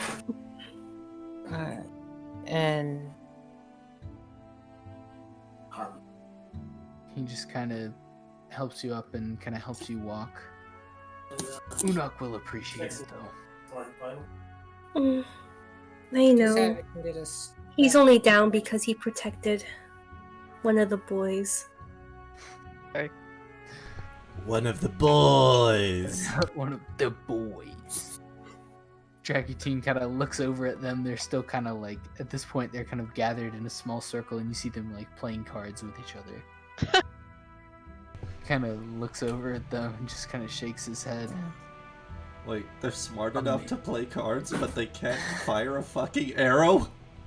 He said they're playing cards. He never said they were playing it good or right. Wait, hang on. Are they playing Go Fish? You don't know. You're not over there. Okay, that's fair. He just kind of looks at them and sighs. Amazingly, none of them got turned into paste either. Damn. Damn. Yes, well, they did their part, and we did ours. She gives them a small smile. He just kind of nods as he kind of continues to kind of help you and make sure that you're in good enough shape to kind of move over to Unok. And she relies heavily on his help. And then she says, you know, even if I don't have healing magic, and if I can't use my kit, if I'm not a healer, without anything else, I'm still a medic. He just kind of grins. So Aldi, without any of her spells. We're certainly happy to have you here. Magic or not. Thank you. At this point, he's kind of helped you over to Unok. You see Aldi sitting with Unok's head in her lap, Alexa nearby.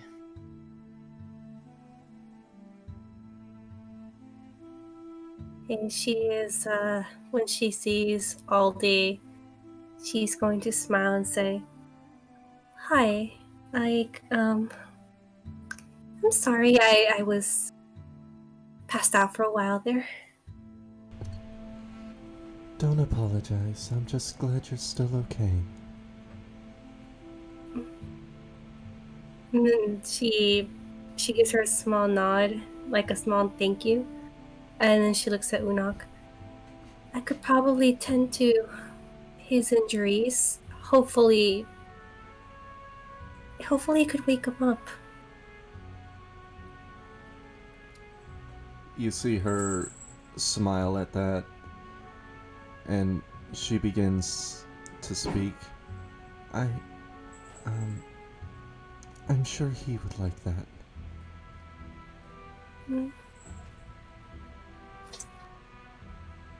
And then she tries to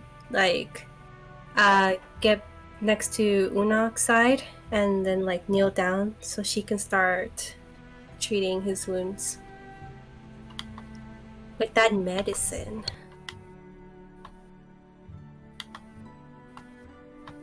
Medicine check.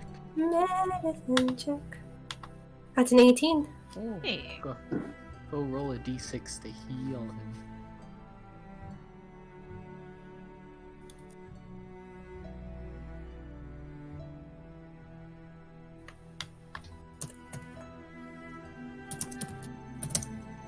That's a 5. Hey. Unok, you're now at 5 health as your eyes kind of flutter awake. You kind of, your eyes open. The first thing you see is kind of Aldi kind of looking down over you as you kind of look around, kind of just a brief moment of panic. The last thing you remember just getting smacked by this knoll. You kind of look instinctively down towards your feet and you see kind of Anna patching you up. I have a second of sense of relief when I see Aldi and everyone. But then I remember what happened and I sit up immediately. And as I do, I'm pretty sure I aggravate some pains and Una kind of starts to somewhat hug himself, but not pat himself too harshly. He's like, what? Kind of starts looking around and sees that pretty much everything is kind of taken care of for the most part.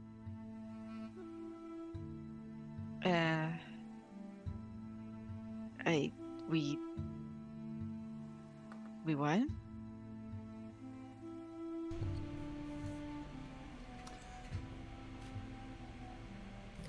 Thanks to your brave and glorious sacrifice.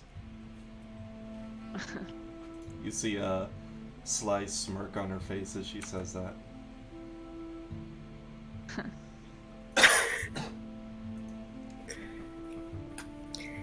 And when Anne Anne had just finished patching him up, so she looks over at him with a little smile.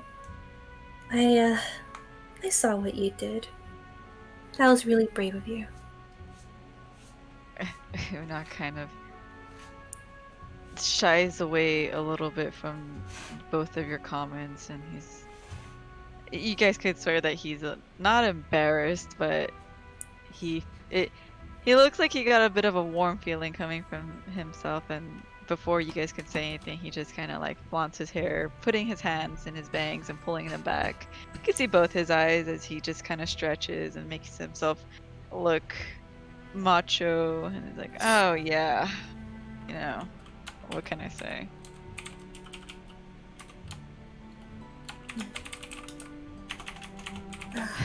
Well, as he kind of, without asking for help, he stands up, forcing himself to stand up.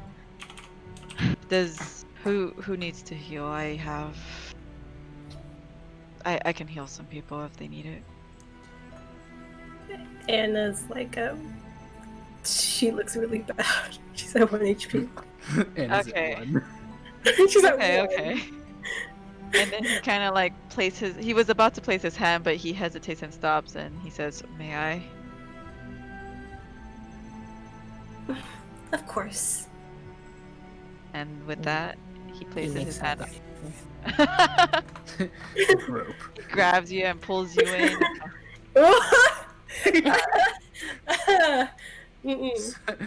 Healing word through a butt slap. I'm glad she's sitting down.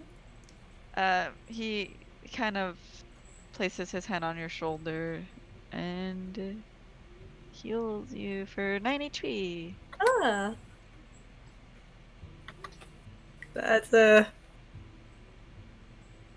now I'm just 2 points away from max. Anyone else? I got 2 more. You had so many spells, what?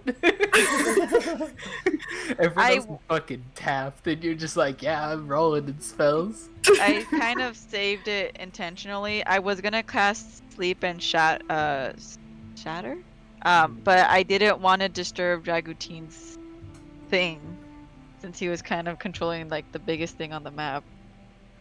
Because especially since all the gnolls were, trust me, if you had seen what I was seeing, like I couldn't really cast Sleep or Shatter without disturbing the sleeping gnolls or essentially killing you. It's fine. I wasn't on 1 HP or anything. I mean, I died before. Well, I passed out before I could heal anyone. All the points at Dragutine. He's wandered back to Moontail at this point. Okay, points in the general direction of Dragutine. He was surrounded by archers. She looks back at Nappa. Competent archers. For the better part of that match, he probably needs more help than anyone else. You're gonna see Anna nod and say, he had multiple arrows on his back.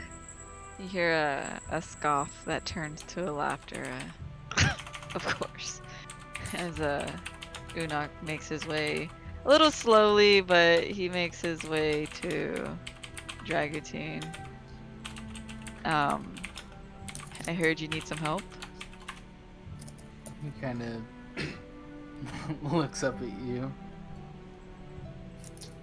kind of sighs and starts kind of petting Moontail's neck for a moment. Everyone else is fine.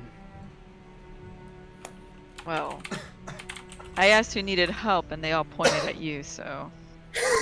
He kind of stands up and turns around. You see kind of his left shoulder has 4 or 5 arrows, like, they've been snapped off, but they're still sticking into his shoulder. As he kind of turns around, he kind of shrugs some of his furs to the side, and you see there's several puncture marks kind of around his abdomen area. Ugh. I'm gonna take that as a you need my help. And he kind of looks at you and just says, if you have some, I'll take it. Otherwise, I'll live. I'm going to place my hand on his shoulder and punch him. No, just kidding. He took a short rest. He's not at 1 anymore. Oh, right. Oh, juicy. I can take full advantage of that. And if you want, I can heal you one more time. He kind of shakes his head and kind of reaches over. You hear the kind of like cracking of wood as he kind of breaks off like the butts of the arrow, and he kind of, you see his face kind of contort for a moment as he kind of digs out an arrowhead that was kind of buried in his shoulder, kind of flicks it away. At this point, probably better to save it for an emergency. Dragotine, I don't think you understand what an emergency is, because as he examines your entire being, this is probably it.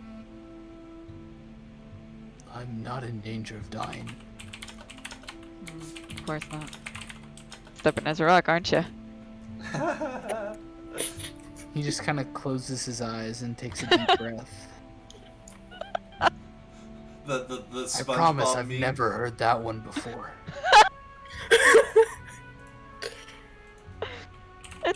You definitely hear a genuine laugh come from Unak when you say that. And he kind of pats your shoulder and heals you. Another 11. Wow, I can take full advantage of that one too. Damn those high rolls. Hell yeah. He kind of like rolls his arm where the arrows were, and you kind of see him kind of once again kind of go fishing and pull out another 2 arrowheads from his shoulder. He kind of starts to kind of feel along his like abdomen and chest area. Just kind of looks back to you. I think that's all of it. Thank you. Anytime, I guess. As you kind of go to turn away, he kind of puts a hand on your shoulder and just says, "You did something I didn't expect. You were stupid, but brave too, I suppose."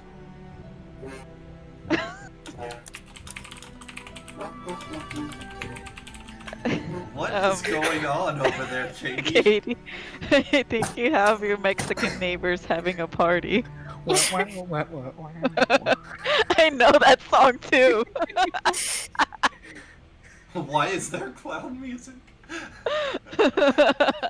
Because apparently Katie lives next to clowns. Andy called it clown music. Yeah. But he kind of smiles at you and just says, I was both surprised and impressed. Don't be. I'm full of stupid moves, trust me. Well, the surprised was because of how stupid it was. There it is. Impressed was because you did it anyway. You see his snarky smile, like he understands that that's stupid. He's used to being called stupid and stuff, and he just kind of laughs it off. But when you say the impressed part, you see a genuine expression come from him, where he slowly stops to smile, but quickly grins and just, oh well. I'm pretty sure you'll expect more of that in the future, and I'll try to provide. As he starts to kind of like quickly pretend not to quickly walk back away, but he quickly walks away. As you're kind of like rounding the corner away from him, he just kind of calls out after you and just says, "Believe what I was trying to say is that I, and I'm sure everyone else, is just happy to have you here." Of course. Right. One person in particular is. You just don't hear much of a response from Unak. He mostly mutters words under his breath.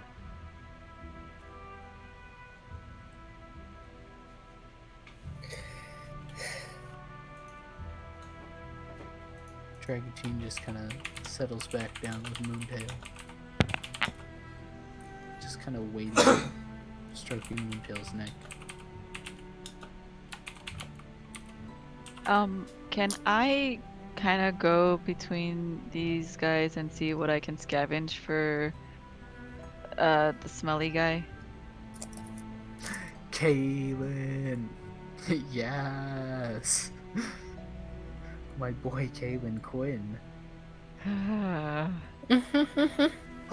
So yeah, go ahead and make a nature check for me. Nature. Actually, go ahead and make me 2.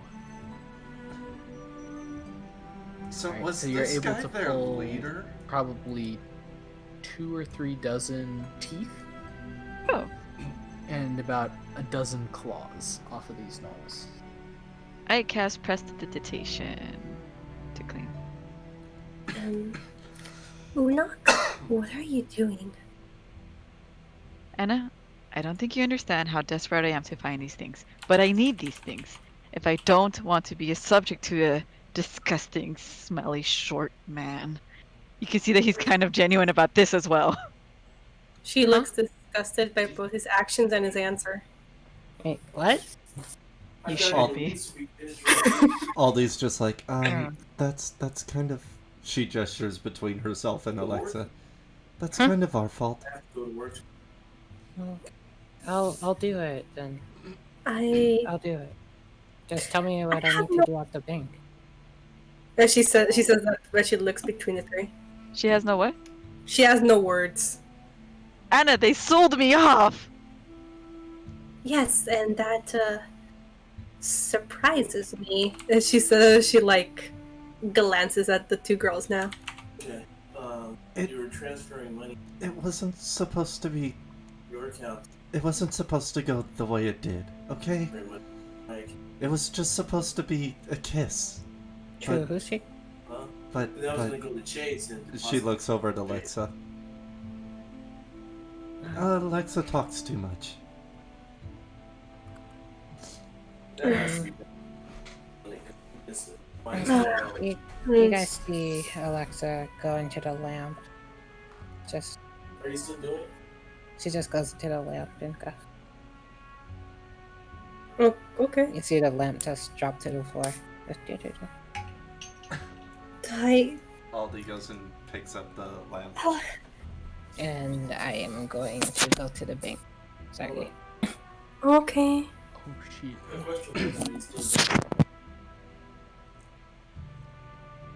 Is this break time? I was gonna say, if you guys are cool with that. Yeah, I think it's break time. I'm just gonna have... Go ahead. Oh, sorry. I can't remember. Was the bag on Moontail or?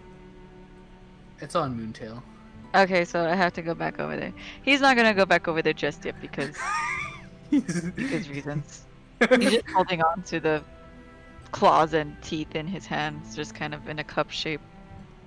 I mean, could always ask Aldi. She'll put it in her bag if you want. He's not gonna bother you guys. Not yet. She's got she's literally got 2 heads tied to her bag. And it looks great. I know it's going to... never mind.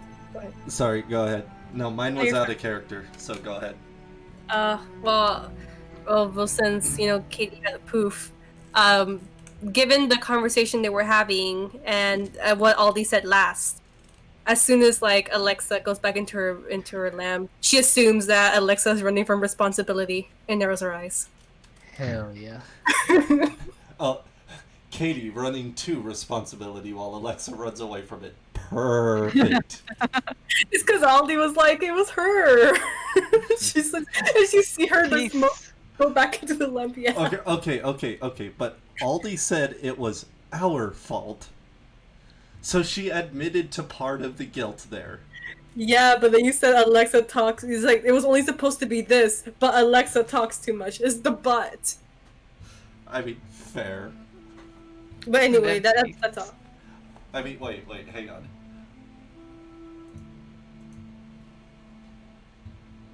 Oh, never mind. Aldi's got a 14 in charisma. She's not a terrible talker, but she's apparently not a good one either. Is Dragutin the least charismatic person? Hell yeah. Probably. Let's see.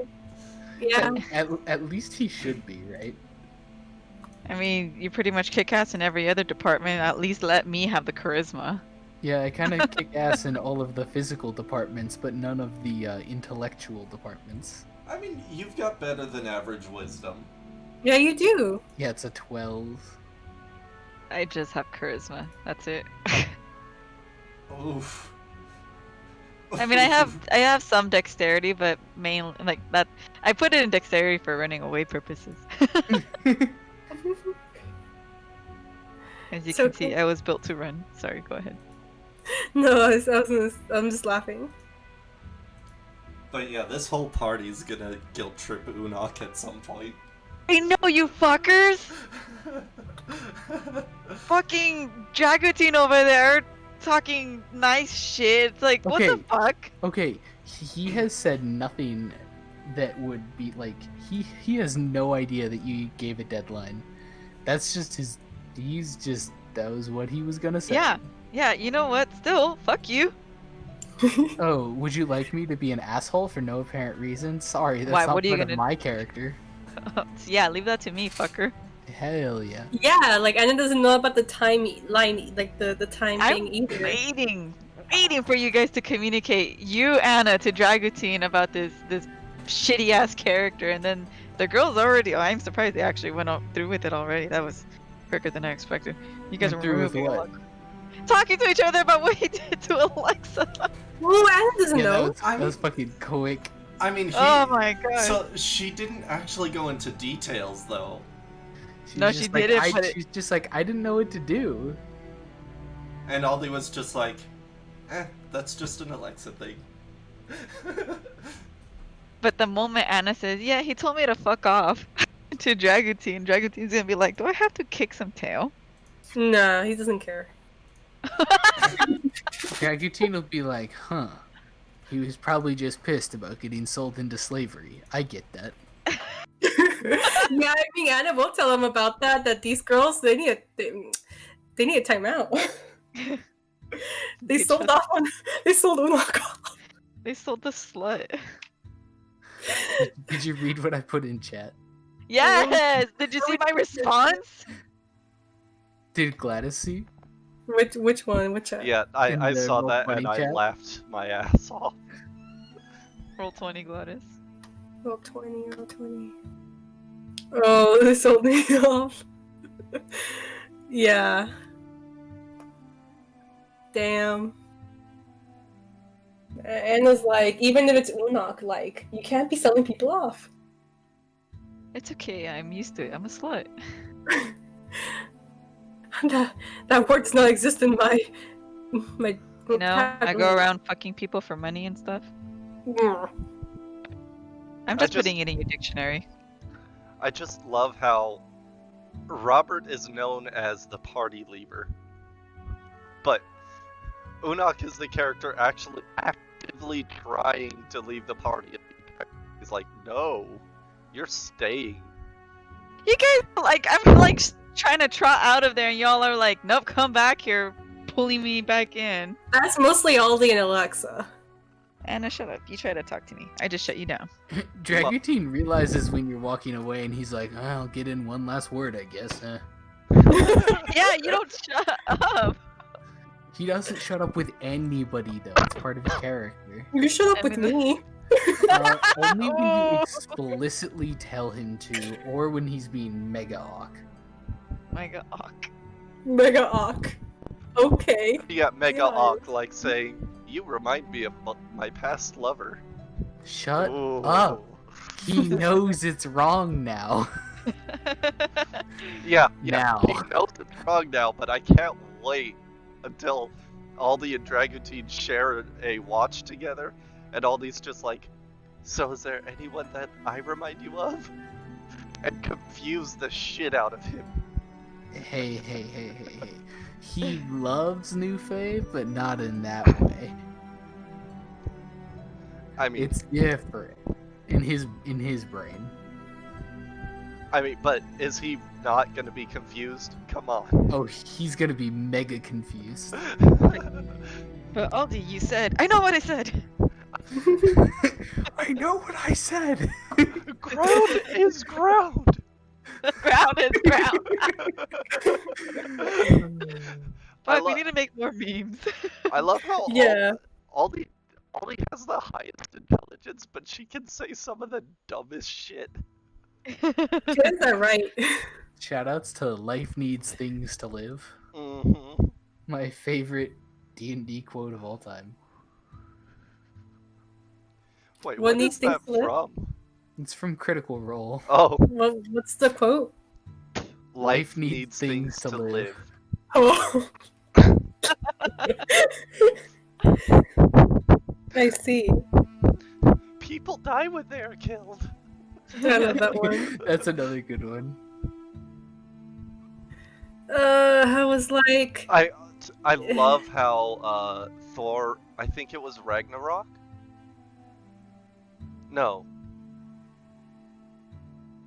Yeah, I love how in Thor Ragnarok they actually made fun of that. Fucking the dwarf when they were forging Stormbringer. The dwarf is like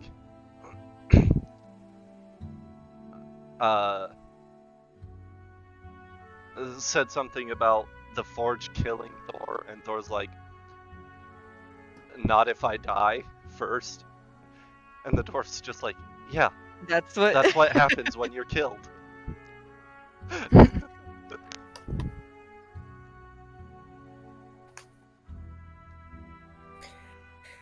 you guys. We do need more memes. Yes. Always memes. I didn't want that thing hurting Moontail. That's why I dismounted. Moontail is Moontail at full so HP. much. Yeah. Moontail Yes, has more but health than you listen. do. But Moontail and Jaguting both trusted me, can't- and I was not gonna have that baby hurt. Okay, what's your max HP? 12. 12? At level Wait. 3? Wait, I rolled twos. wait. Does Unok now have more HP than Anna? Unok rolled I think 7 out of 8, so he's at 16 now. Hey, at least you're not bottom of the totem pole in HP anymore. I know, I'm so happy about that. I can take 2 hits. So Dragoutine has the most, and Moontail is second. Yeah. Hell It's yeah. so like that. And Aldi is third. I like that Aldi takes on the backup tank role. Yep. Aldi, the sorcerer, backup tank. Well, I mean, in fairness, she learned to use the claws before she learned magic.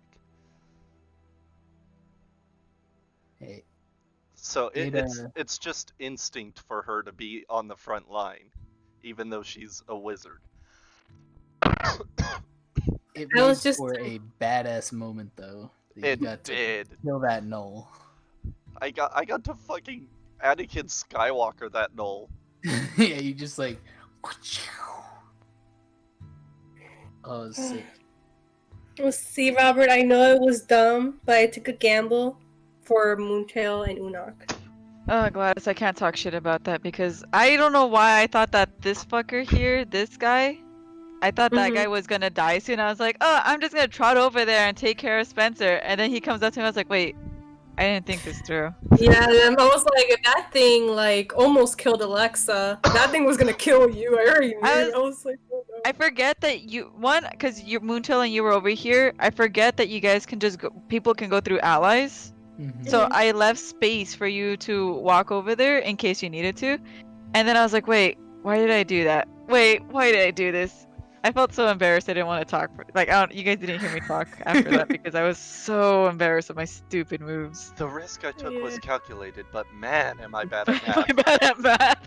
I mean, for the record, if Moontail took an attack of opportunity, the knoll crits, max rolls on damage, and Moontail fails the con save, Moontail still lives. See, but listen, it's Moontail. But no one else would live that damage combo. Mm. But you gotta think about it. You gotta put yourself in Anna's head. It's like this Moontail's trusting me to lair mount her, and Jagutin trusted me to take care of her. I don't want to put her in danger. Meanwhile, Aldi just comes up next to Moontail. Hey, Dragoutine, Anna needs your help. Kills Archer.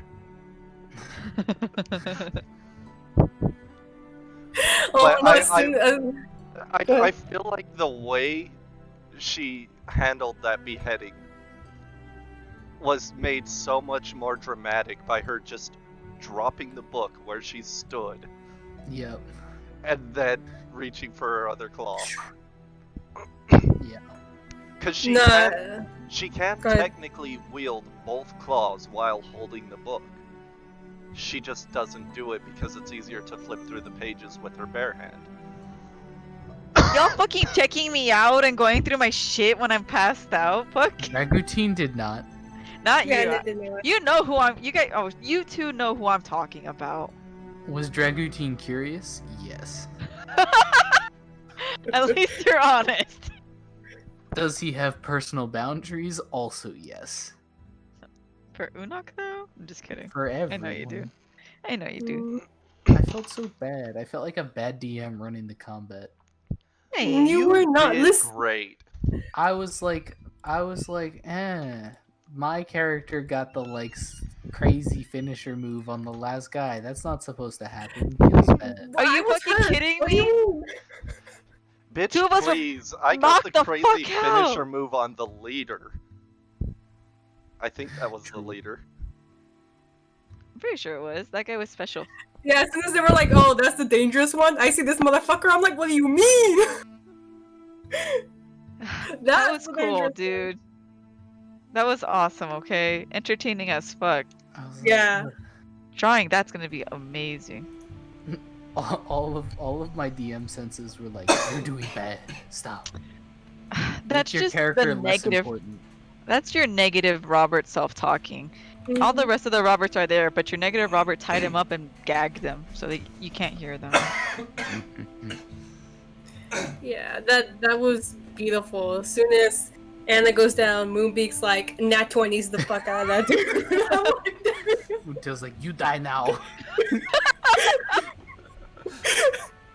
and then Dragonteen just like skydives and like, it's like, bruh, thank you. You're right. Too bad only all the Alexa and the boys saw it. Yeah, no, Anna did not see this beautifulness. It's okay. Aldi's got a story for Anna. Why do you say it like that? He ripped his shirt off, his abs rippling in the wind. Alexa just Hey! Tweety's back. What happened? We just Wait, why'd you guys stop? we 'Cause waited for you. You're not here. Because you're, yeah. No, keep going. You don't need me. That's we were- negative, Chief. Bitch, We're- you we're- the DM. We need you more than anyone else. Well, Robert's got it. I just run combats. What do you mean? Combat You're machine. running that psychological combat right now. Oh no, I can't do that. Wait, but how's Dragutin then supposed to talk to Alexa and be like, "So, we killing this ogre?"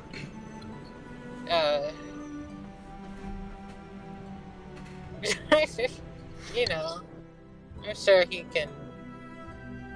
You know, he's got to step up and be a leader. You know. Well, good thing the ogre's dead. Wait. What? I like how both of us are just like, what? If it's his decision, he's killing it every time. I mean, Aldi wouldn't be against it.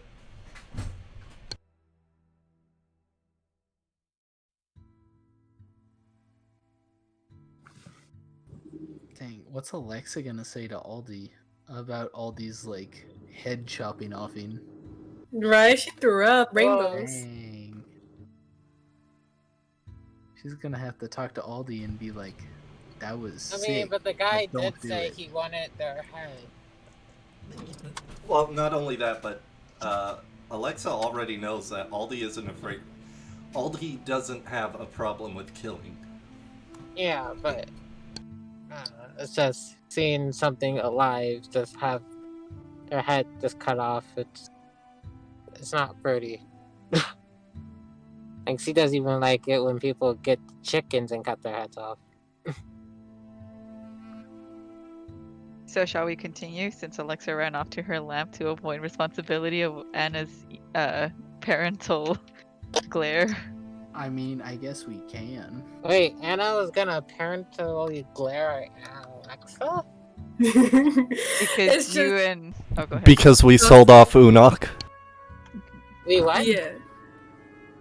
Cause you and Aldi sold off Unok, and then Aldi, even though she said, you know, it was our fault, she said you're the one that talks too much. So it was basically like pointing a finger at you in a way. So Anna looked at you, but then you were like, and she goes inside her lamp. So Anna was like, "You're avoiding responsibility, I see." It made it worse for you. Unintentionally. I was about to say the best part is it wasn't intentional. It wasn't intentional, but it works out, so it's intentional. Yeah. Alright, if we're starting back up, that's fine. I can do that. Sigh, Katie making me do all the work again. It's fine. She's driving right now. Yeah, I know. Alright. Wait, what? She's driving. Oh, okay.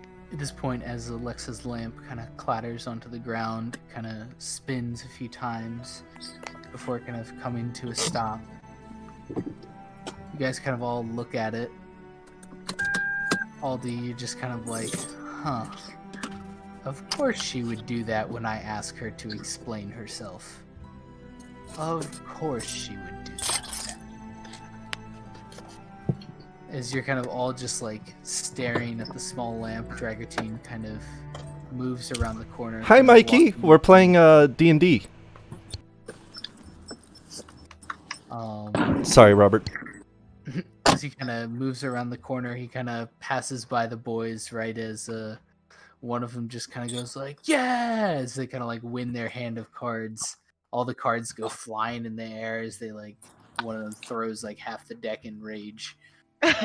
Dragon kind of moves over to you guys and just kind of looks across all of you and sees that Alexa's in the lamp and just kind of pinches the bridge of his nose.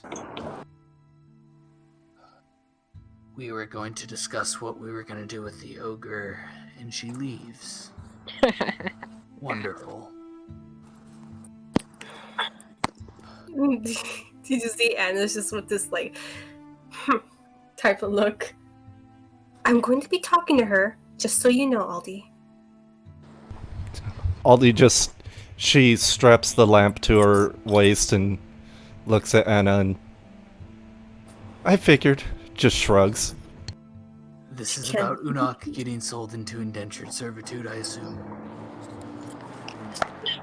Anna's like, yes! Because it sounds so dumb to her. Dragotine kind of looks over at Unok. You see his gaze kind of soften. I truly am sorry about that. If you need, He just kind of shakes his head. I'm sure you can slap her if you want to. She's certainly earned it. Well, I don't exactly roll that way, but we'll see. I mean, unless she asks for it, but... He looks to Aldi, winking at her. Aldi just kind of smirks. I'm gonna give you a look. Me? Yes.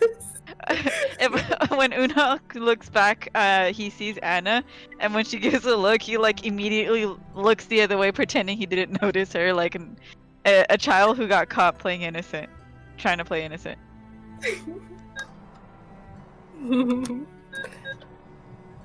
She sighs and then she looks at Dragotine. You were going to discuss about the ogre to Alexa? She wanted to keep it alive. I was gonna kill it. I bet we kill it.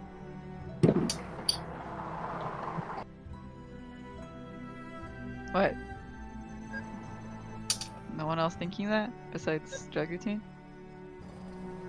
Oh, Alexa doesn't want it to be killed. Alexa's not here to vote.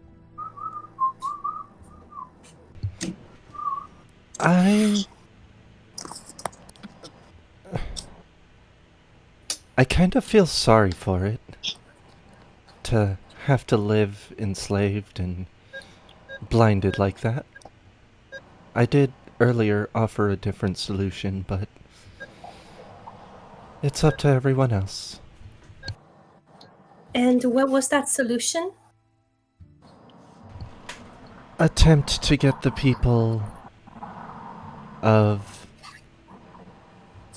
Spring Keep to take it in, take care of it, and you see her kind of grimace. Use it to defend themselves in future battles. It would still be a slave, but at least it'd be alive.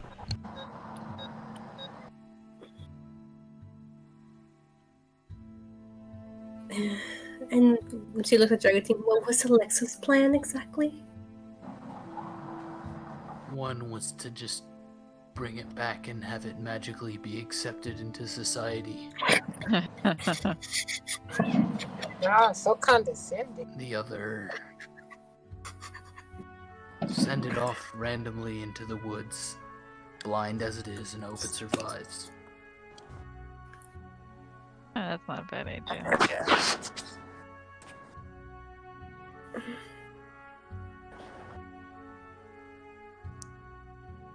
Would you like being sent off aimlessly with no vision or means of defending yourself? Honestly, I'd probably rather be put out of my misery at that point. Well, that's why I said I feel bad for it. Being blinded the way it is. But again, you know what the two options are in my mind.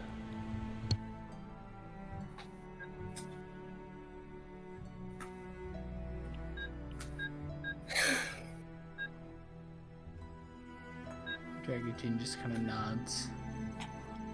Kind of looks to Anna and Unok. What do you two think?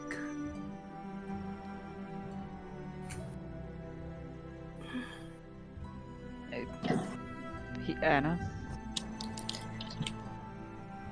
I certainly wouldn't like that either. If anything, it would be merciful to. And then he trails off.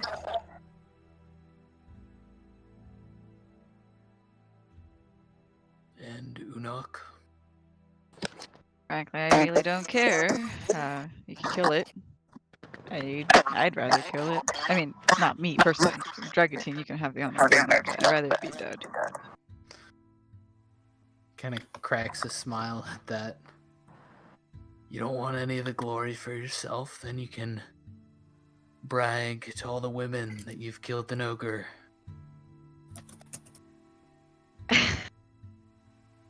Fuck.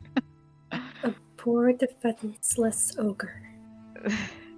That does make Unok smile, and it's like, well, and if I manage to screw this up and go unconscious again? Well, I think if it hits you, you'll be a little more than unconscious, but just, stay on literally the entire thing that the Knolls built. It's kind of like that spot on your back that you can't quite itch. Yeah, ogres aren't terribly flexible. Do you truly believe in me doing this? He kind of unsheathes one of his hand axes and kind of flips it over and kind of catches it by the handle near the blade and kind of presents you the other side. You're the one who's constantly telling how wonderful you proclaim yourself to be.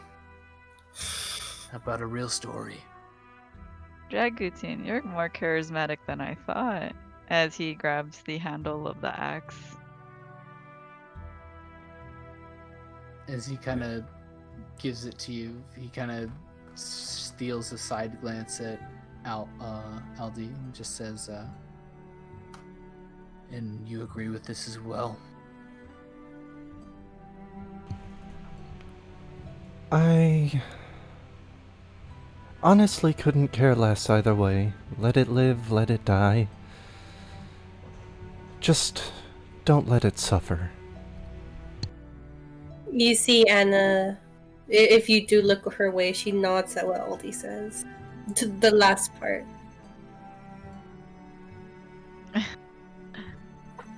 Alright. Tell me what to. Oh my god. You're Andy. gonna make us suffer! No, it's what Andy said. I'm sorry. Grabs the handle of the X, winky face.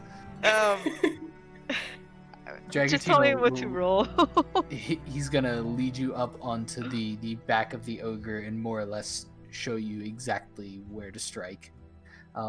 Just go ahead. I mean, you're killing it either way, so just go ahead and just roll a d20 for me for just how smooth of an operator you are. Mm. This is good. Please. You're so It takes you a couple swings. Oh god. Just you're kind of like hacking away with the hand axe. The first one, the ogre kind of like stumbles upwards and kind of lets out this long bellow. As you kind of swing again, it kind of like starts to spin around like it's trying to catch something on its back. And as you kind of lose your balance and you fall down and you kind of get up and barely find your feet, and as you swing one final time, the axe just kind of buries itself and finds home. The ogre kind of falls first like onto its butt and then onto its side as it just kind of collapses onto the ground.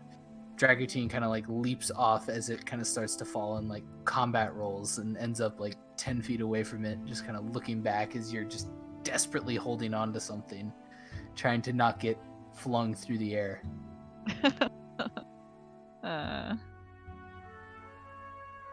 There, the deed is done. As he climbs off. Like he climbs off and then he kind of rolls off the ogre and falls on his hands and knees and kind of crawls away. Not the smoothest at this. She looks at Una. Did he say that out loud? What? I'm not the smoothest at this? Yeah. Mm-hmm. I could tell. You can see that she's like squeamish and upset. I tried, okay? Dragotine kind of like, he kind of walks over to where you are as you're kind of crawling away, and as you kind of look up, you see that he's kind of extending a hand down to help you up. I take his hand. He kind of pulls you up. I would have bet on 4 strikes, so good job.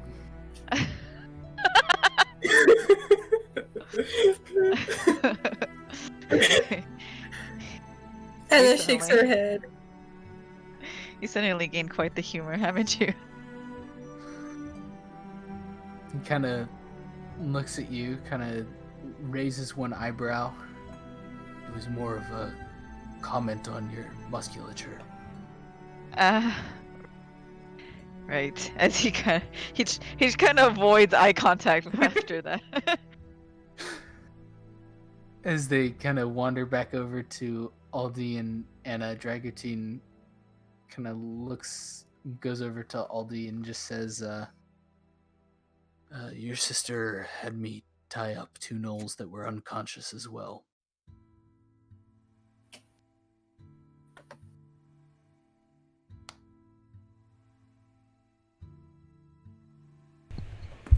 Am I to be expected to make the decision for her?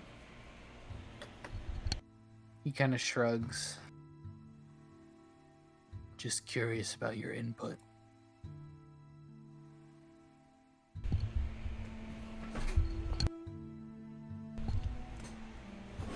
I have a feeling that you've already said the same thing I'm going to say. Leaving them alive would only lead to trouble.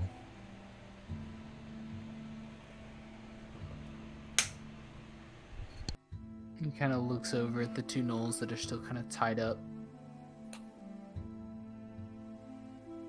And what do you tell your sister? Say that again? What would you tell your sister? That, considering all the trouble they've caused Springkeep, they need to die.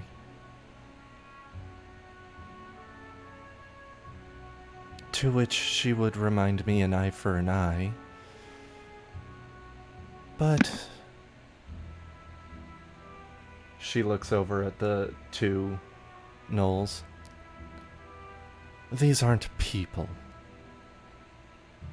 So, I don't think that applies here.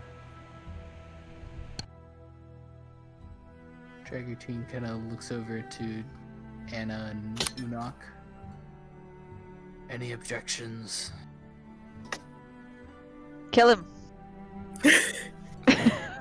Dragoutine kind of goes up to Unok and kind of requests his hand axe back. I try to do the thing where he flips the hand axe and or like does the thing that Dragoutine did. Please but don't do that Unok next to stopped. me. I'm gonna do that next to you. Am I next to you? Yes, you are. Then I do it next to her. You kind of go to kind of flip it around, and as you kind of go to catch it, you just like you grab it, and as your fingers kind of catch the side of the blade, it's still kind of slick with ogre blood, and you don't get the purchase you want, and it just kind of like pops out of your hands onto the ground. I look over at Anna and then at Dragoutine, and I quickly pick it up off the ground on the handle near the blade, and I pick it up and I pretend to catch it, and I'm like, there you go. And I hand it to him. He just kind of takes it from your hand. I appreciate not getting it ruined. And he just kind of walks off, and he just goes over to the gnolls and with 2 quick strikes removes their heads.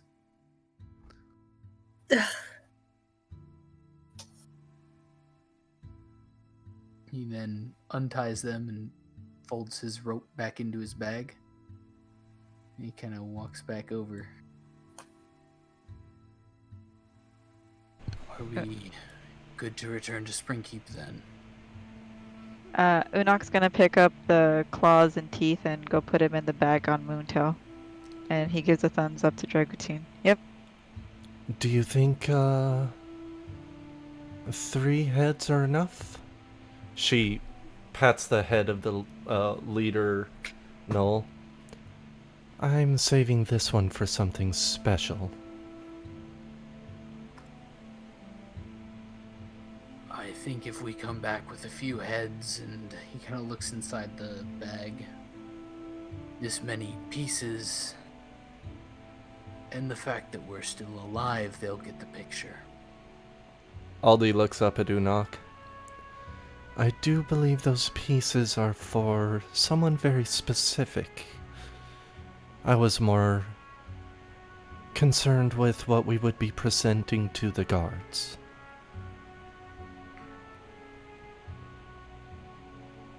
We have to go through the guards to get inside, do we not?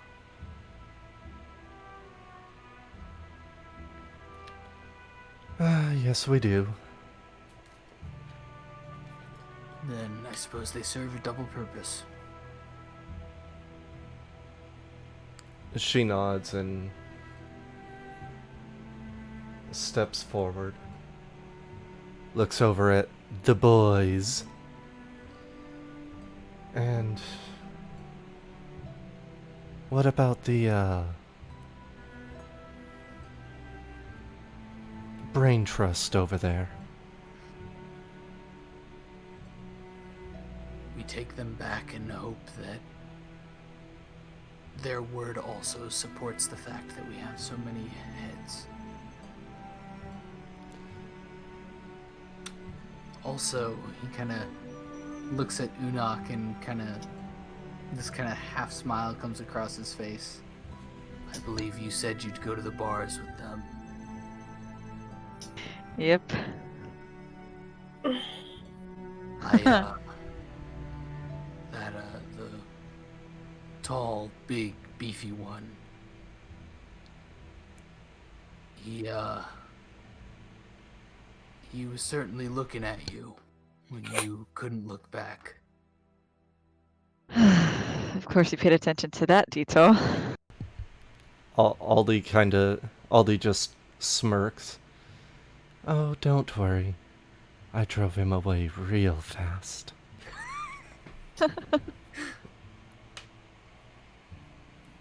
Well, he covers his like hand as he points at Anna, so that Anna doesn't see that he's pointing. But I'm pretty sure Anna can notice that he's pointing at her. Someone promised someone a drink. Aldi, She like puts her hands together. Sorry, go ahead, Aldi. no, go ahead. She looks over at you because she did see that. Yep.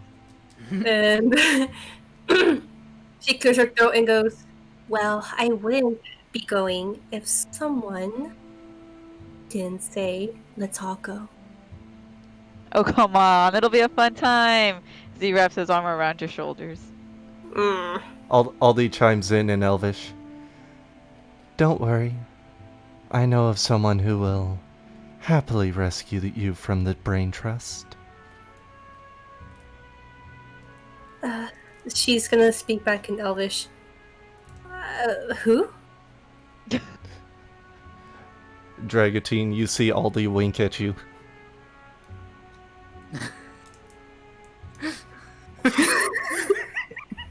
That's all she responds with.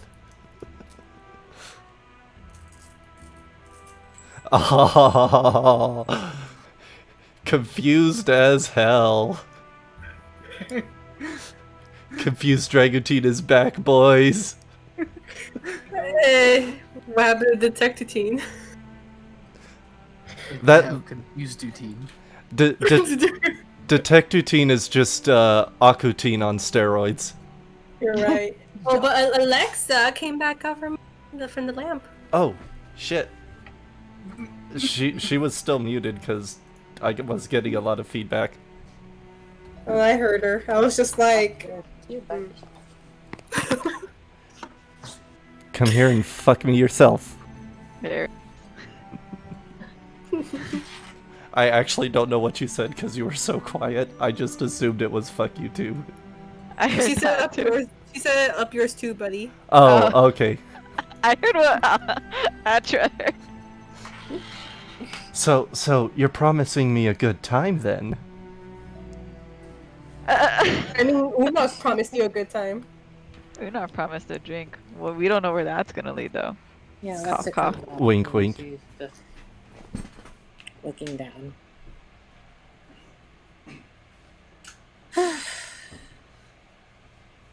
You reemerge from the lamp.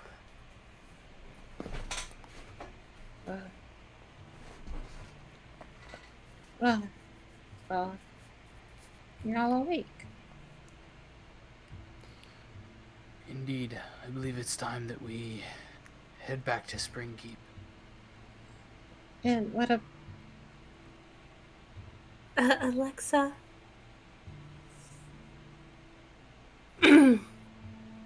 Let's go back. Oh.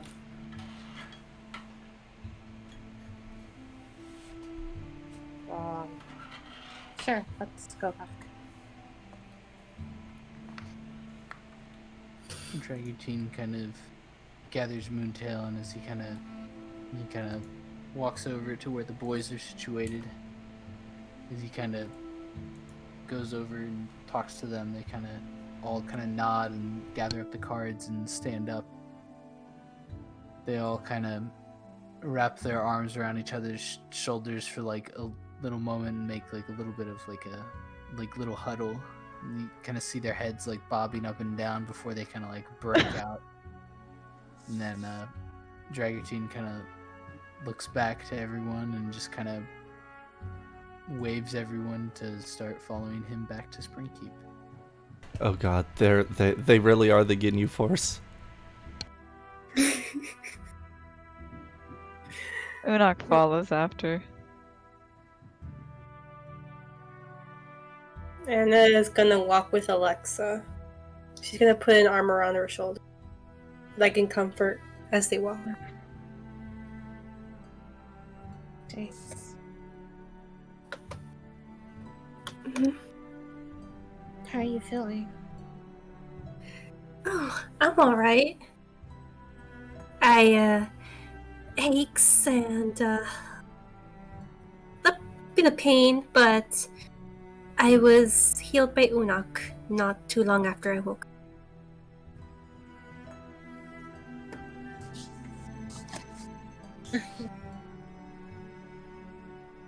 So,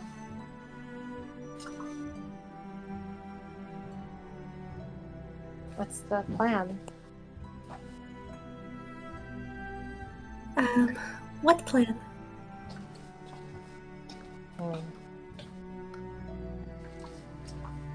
I just assumed that there's a plan.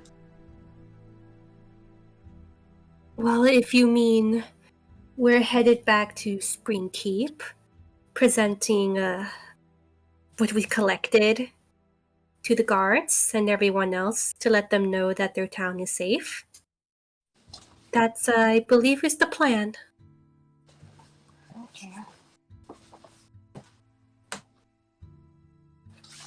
And then she goes eye and then looks at, like, kind of glares at the back of Unok's head.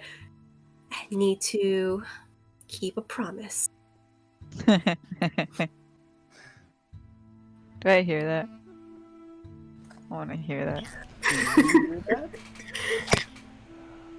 You hear that? You hear that? Hearing this, You do that. hearing this, Aldi kind of just speeds up and catches up with the Dragutine. Anna, you just hear Unok just laugh.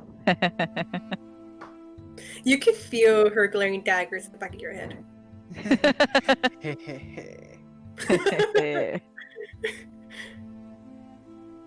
Little do you know, this is his ultimate tactic to get you and Dragutine together. Little do Or you not. know, I don't know how Anna's gonna even get past the guards in Spring Keep. Little do you know that Alexa probably found something.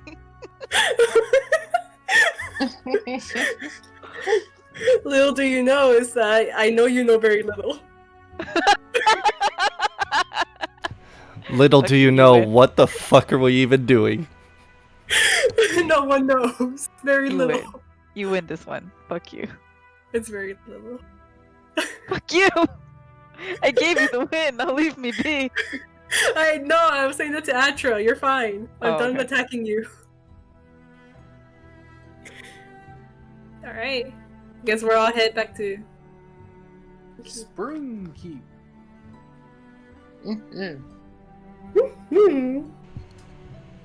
Yeah. On the way there, Aldi whispers in Primordial to Dragutine, "You're probably going to want to rescue Anna from..." What was his name again? Dragutine kind of looks over at the boys and just says, honestly, I don't know.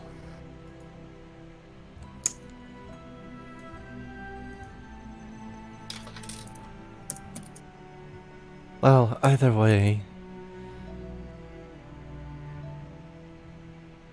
she's not going to enjoy their company. He kind of grits his teeth and just says,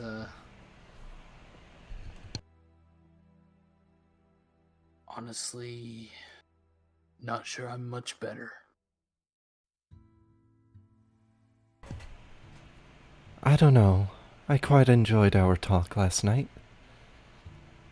And I'm sure she would enjoy your company as well. If you'd just stop bringing up the past. Or at the very least, the more personal things that may offend her. He kind of chuckles. Yes, you've made that quite clear.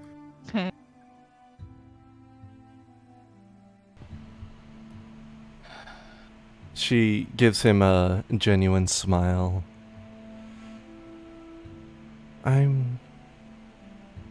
I'm sure you can win her over. You just need some time. He kind of looks back to you and just kind of says, all this has been primordial. He just kind of responds and just says, honestly, do you think that's even best?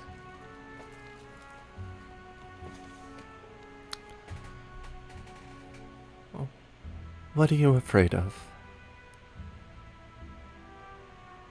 He kind of chuckles and kind of looks up into the sky.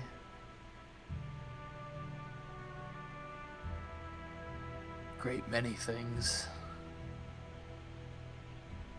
I believe what you're referring to here is if I'd be afraid to lose someone else. The answer is yes, of course. Well, you can't lose something that you never had.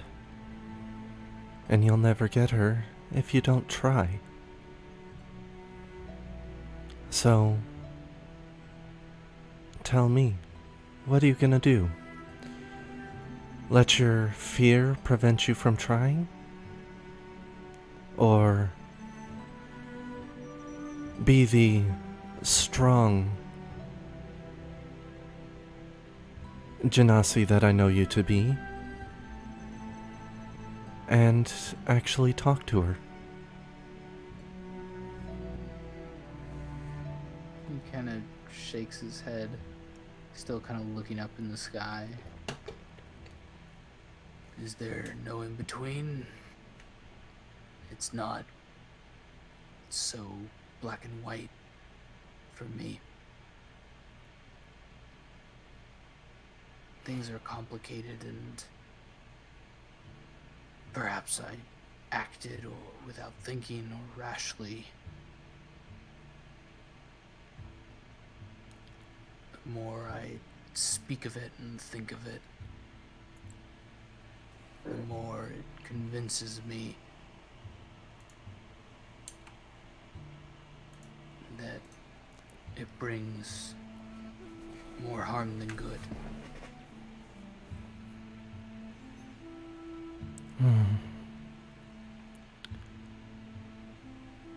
The way you speak, I still need to hear some of your stories, but the way you speak, you of all people know that life isn't all butterflies and rainbows. And to get what you want out of life, you've got to take a risk. She looks back at Unok. Believe me when I say I understand complication.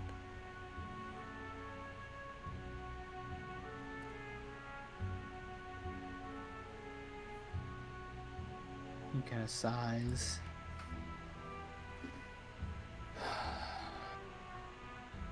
Some other time when we speak, ask me of Thahi.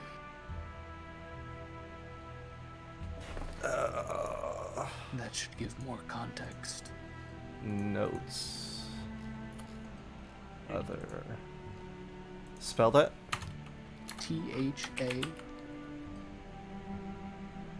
THALTHI. Or, yeah. Thahi.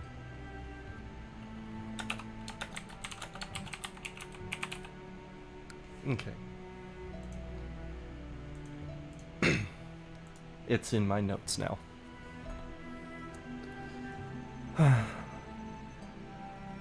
I certainly will ask you. But for now, And of course, ultimately it's up to you, but I believe what's more important is that you... She looks back towards Anna. Explore those feelings that have you so encumbered.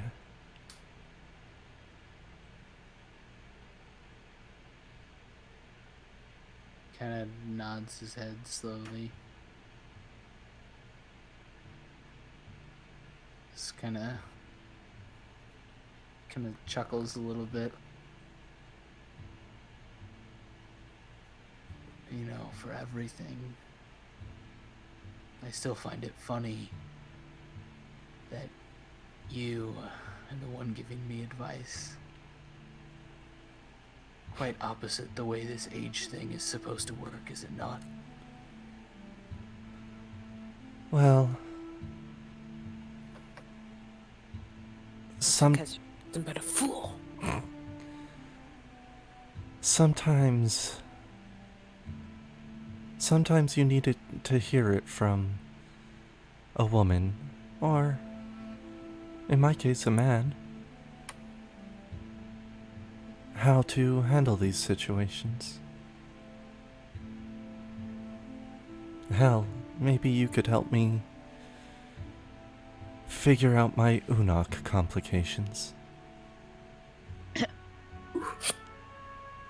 Dracutin kind of looks down at you. You see his kind of eyebrows go up. Honestly, you probably don't want my help.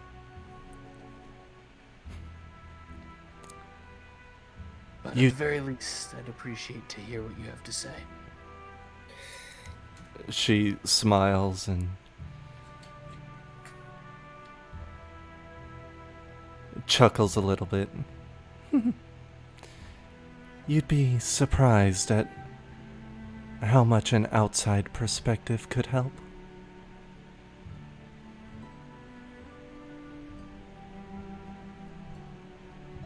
He just kind of nods slowly. Your sister, or Anna, probably have better perspectives. Or Moontail, for that matter. You see the smile fade a little bit as he says your sister.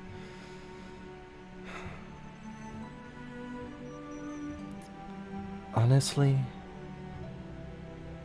I think Alexa has similar intentions to my own with him. And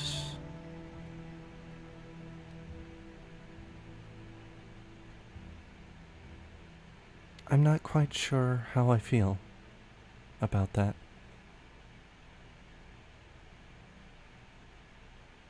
But He kind of nods slowly.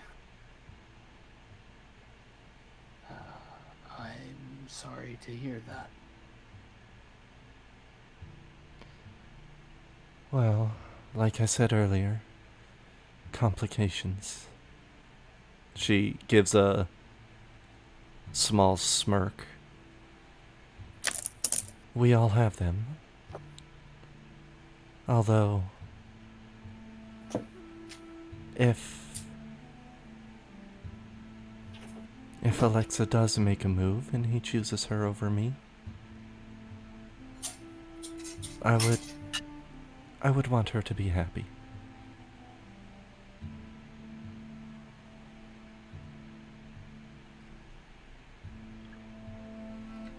Dragutin kind of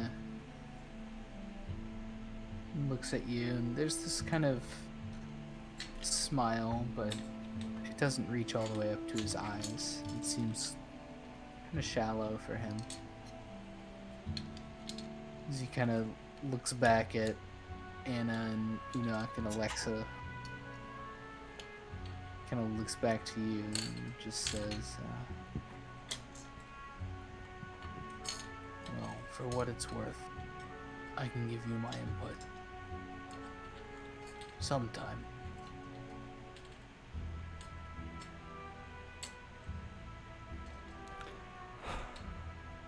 I'd love that.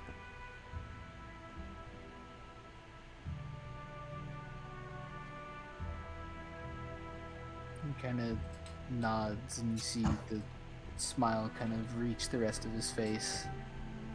He kind of switches back to common for this last thing. He just says, I do thank you, though. You've been a very good friend. Very good. Is he riding on Moontail or walking beside her? No, he's walking. She reaches up and places her hand on his shoulder. And as distant as you are, you've been a good friend yourself, she says in common. I, for one, am glad to have met you. Likewise.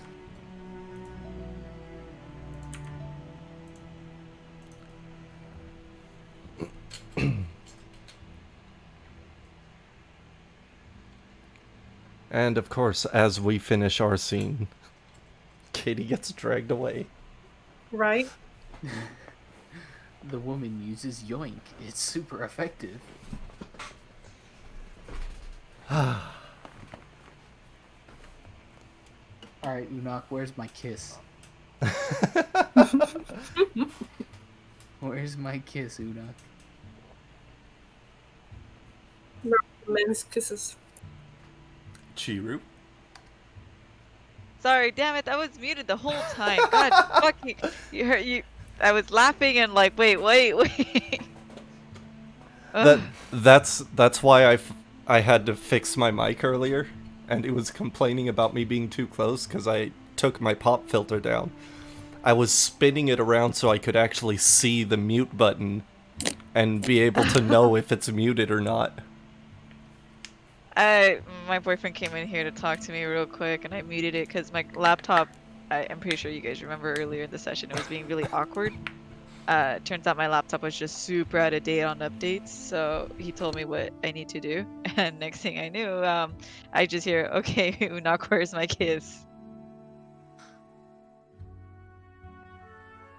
About that, I was sort of expecting you to completely reject and or decline.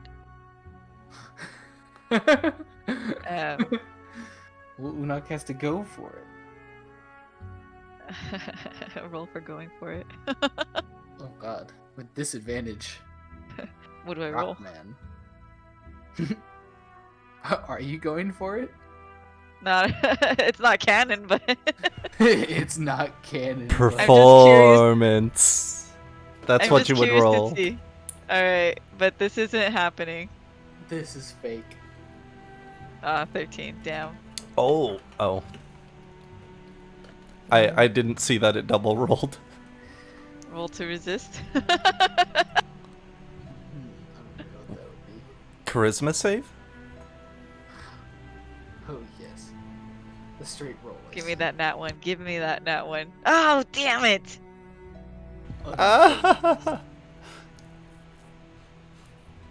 Unfazed. Y'all just played drunk chicken and Unok, or gay chicken and Unok lost. Damn it.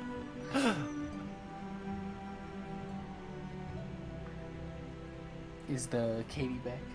Mm-hmm. Oh, yeah. Do you see what Andy is saying? Bitch, make out bitches. Performance. Yes. Rock hard. Drunk Reese, I need consent. Dragoutine tops Unok. Sounds about right. Fuck you. Anyway. Nice. Katie, take over. Yeah, what's happening, Katie? We've been on the road. We kind of walked back. It's probably midday now, probably closer to like 3 or 4 p.m. as we're kind of approaching the gates of Springfield.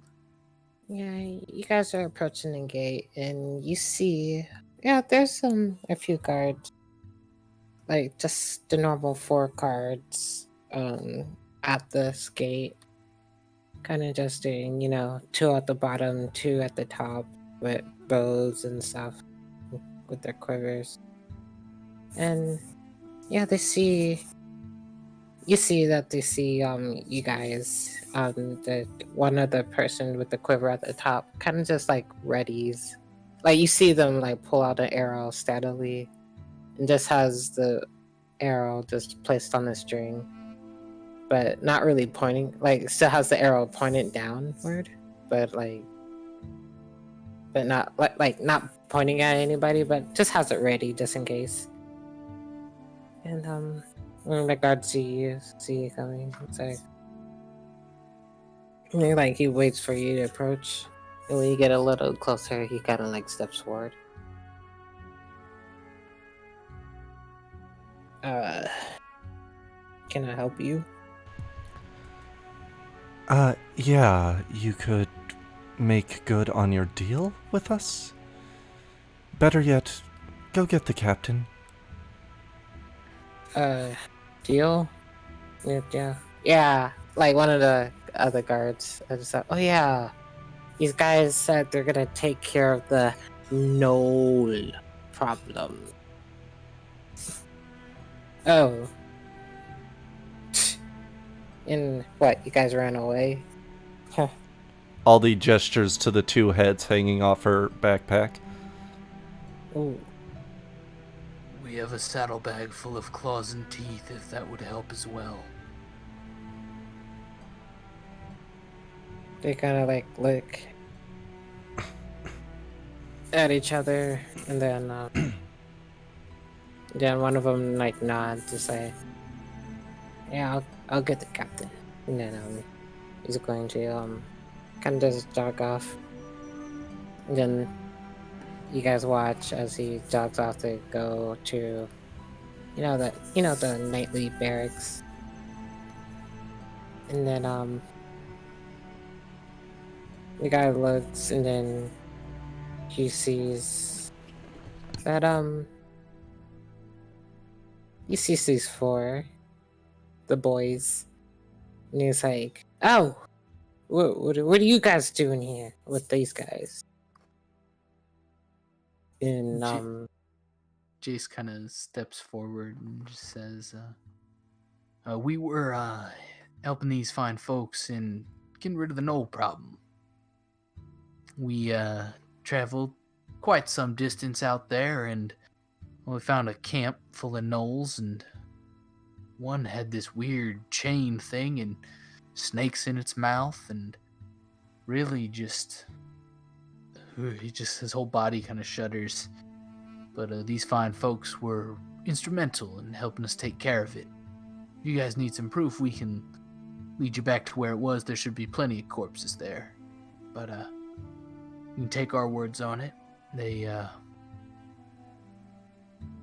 certainly dealt with all the gnolls we saw quite effectively. Aldi points at Nappa. Either take away his bow or train him to use it properly, please. Wait. Nappa, what are you doing with a bow? Oh my god. They gave it to me. They said I was the bowman. So I took the bow. Aldi has this blank stare on her face. Who gave it to you?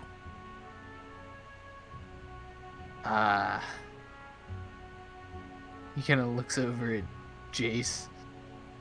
It might have been Jace. Oh, good. I thought you were trying to say it was one of us. No. I'd never say that. No. Aldi looks back to the guard. Oh, he's pretty dangerous. He shot one of the guards in the butt one time during the annual, guard sign up thing, and had a few misfires, a lot of property damage. Yeah, he didn't make the cut. I may have a lazy eye, so aiming's a little difficult sometimes, but I'm getting better at it. A lot better. No, Oh. you're not. Take your word for it. Yeah, I shot like 20 gnolls. All me. He successfully hit 3 things. It was all the same shot, though. Straight through the head. 1, 2, 3. You know, Nappa. Aldi pinches the bridge of her nose and just stops responding. You guys see you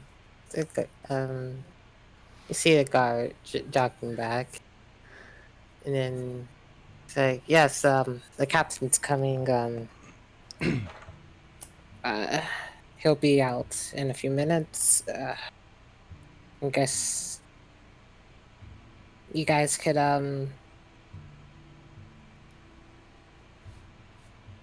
just head just outside near the barracks, and just he'll get to you, I guess. He just didn't expect that you guys would actually pull that off. That's no problem's been at us for like years. Oh. It seems like years. But I appreciate you did this for the town, and thank you, he says.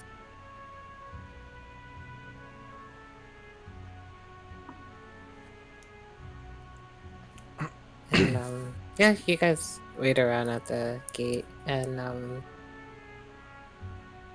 like after like probably like 25 minutes of waiting, They're icing us out.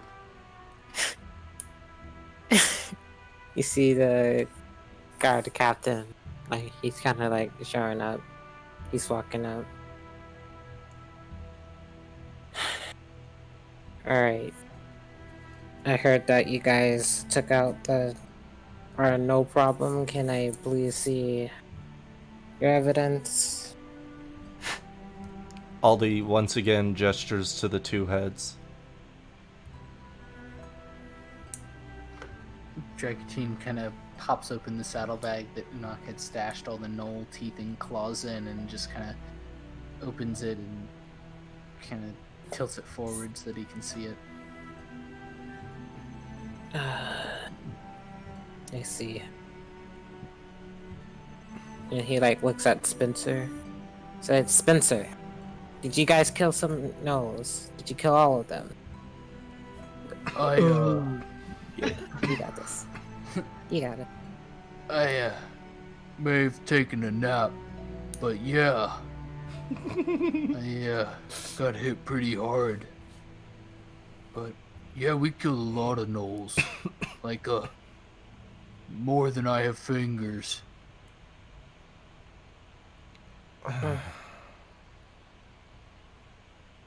You hear Something an about Spencer, audible... he's always... Huh? I was just gonna say you hear an audible sigh of frustration from Aldi. But go ahead.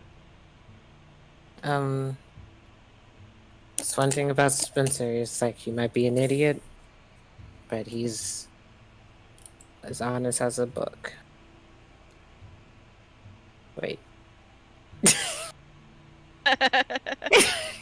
Wait, can books lie? I don't know, I can't read. Well, alright. Oh, I guess you've done alright by the town, in my eyes. I grant you, I guess, access to Knots. I'll make sure my guards treat you with more respect. Is that all you want? Is that all you wanted? Dragutine kind of looks at him and just says, you wouldn't happen to be able to write a note of sorts that puts this in writing? Right. He looks at one of the guards, and then say, "Give me the seals." And then the guard's like, "Right, sir," and he goes, "Achoo, achoo," and he kind of just jogs off. Achoo, achoo. And then, It's appreciated. and right, and he like pulls out this bag of like he just pulls out his bag, and he walks over to you, Dragutine, and he hands you the bag, and that would be your payment for taking care of the gnolls. Thank you. You can split it amongst yourselves however you please. Of course. Thank you. We're happy to help. Mm-hmm. Phew. Well, excuse me. Just stand right here, and they'll get you the seals. The seals what grant you access. Just flash it if anybody's getting in trouble, and they'll know that you are very important here. And Hopefully we never have to use it. one day. And then he just nods his head to you, and then he goes to take his leave. One of the you see one of the guards at the gate. He just kind of just like leans against the wall and kind of just looks away, kind of like just kicks dirt a bit, like fuck. Sorry. Dragutine's gonna kind of just put the bag of money in one of Moontail's bags and is gonna kind of close it and kind of lean up next to it. And then he's just more or less waiting for the other guard to get back with the seals. Yeah, you guys wait around, and then he kind of like goes. He goes in, like he comes back, and he has like, like the 5 pieces of paper. Like these 5, like it's like very good parchment and stuff. Ooh. You're not kind of sad that he twiddles Quality. his fingers together.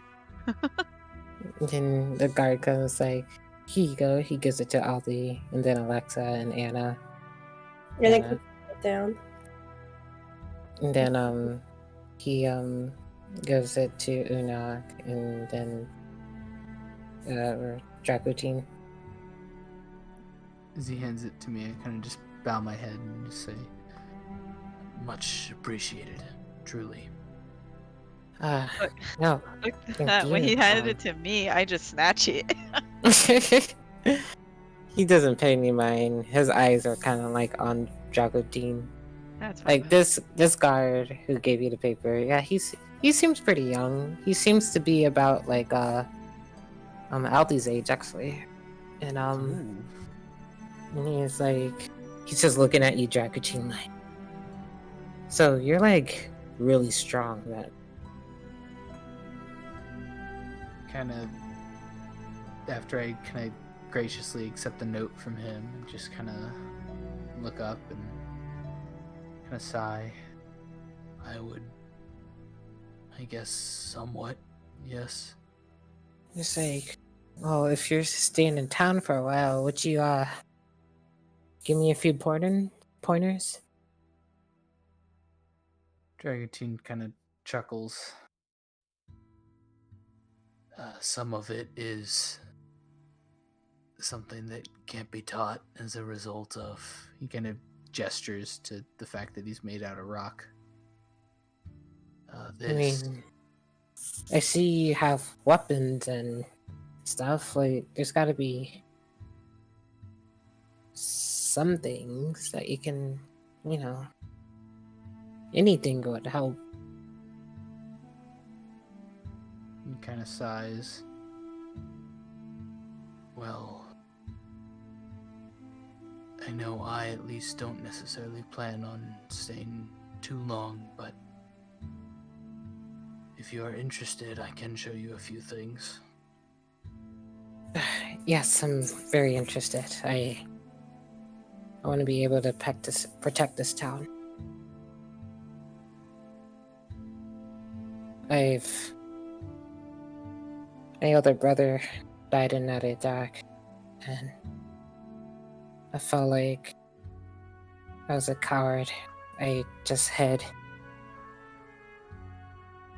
and I just watched him just get impaled.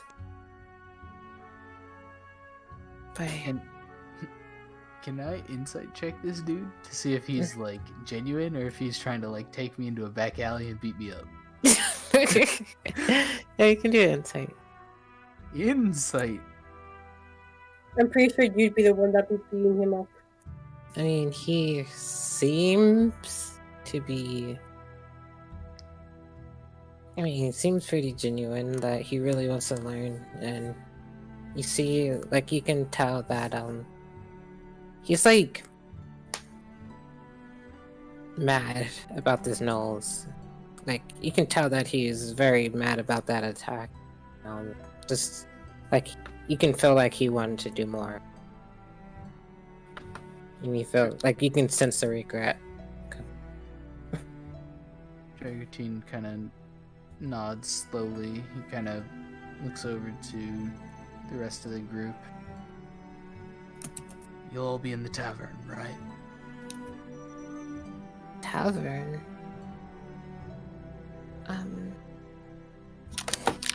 Right. Isn't that Unok's thing? Yeah.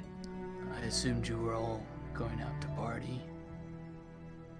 And it's just like a small little like shake her head. Aldi nudges Unok's side. You promised me a good time.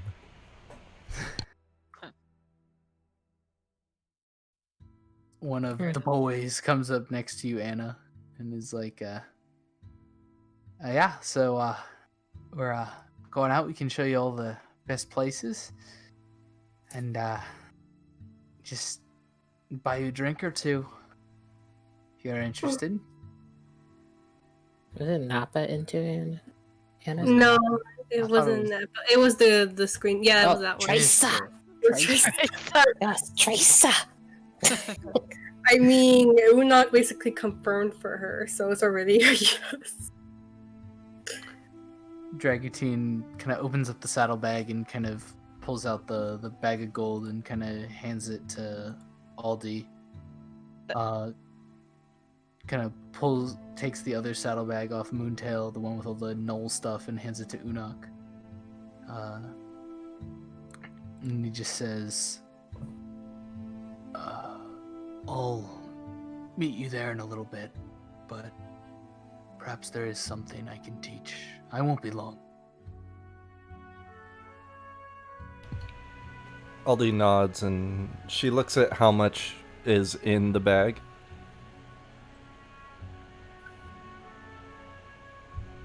You can see that the bag is pretty hefty. Yes, but how much? She's actually checking for how much is in it. Oh, you're going inside. Yeah. Yeah, you go in, and like it seems to be about seems to be about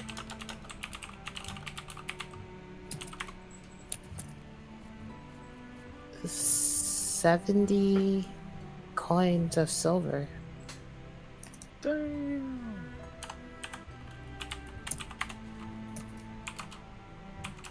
That's a lot of silver. Mm-hmm.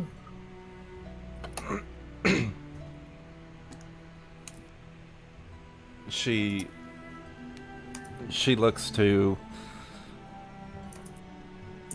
Unak. She first pulls out 14 silver and puts it in her bag before looking to Unak, Anna, and Alexa. How do you want to split this?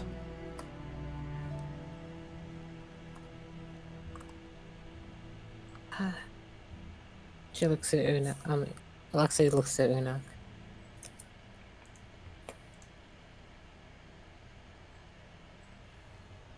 Yes. How do you wanna split this? Well, how much do you need?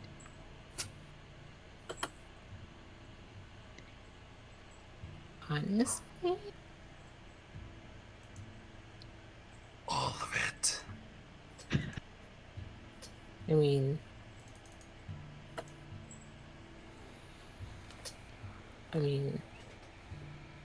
how much do you need? Well, maybe we should give our fair share to the rest of the boys that had helped us, including as he kind of nudges away from, like, inches away from Spencer over here. Including him. And then we can divide it amongst the rest of our party. I'm sure they can get their own reward from the guard. They live here after all. Well, I mean, I'm not sure how this works, but hey, I'm in a pretty comfortable state, so it's up to you guys. I mean, how about we discuss this somewhere that isn't outside full of, people? He's gonna go off and follow the guard who is asking for tips, and he's gonna try and train him, or get beat up in an alleyway. Well, it's a good thing I healed you twice then. I took all the money out of the saddlebags for a reason. Before we do, you guys go ahead and do your thing. I need to do my thing. And before Dragutin leaves, he grabs the bag full of the teeth and claws and ears and whatever. And yeah, I gave it to you. Okay, yeah. My God, he's so close. Aldi takes the leader's head off of her bag and gives it to Unak. Give this to him as well. I do take it, and I'm on my way. Well, coming. Damn right he is. Run, boy, run! Maybe we're in a laughing moment right now. Stagatin's going, and I kind of takes a glance, and she frowns, feeling sad.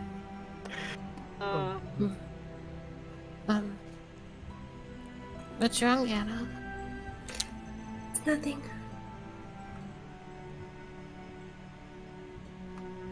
She's gonna walk over to Anna, and she's gonna pinch her arm. She makes this little ow, but she's keeping her head down. What's wrong? Supposed to be hiding.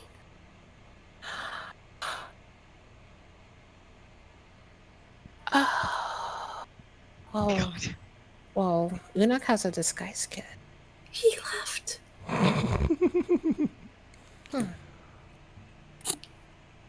She's genuinely saying this, but then she's also trying to keep her from asking anymore. We could always go and follow him. We can put you in my lamp.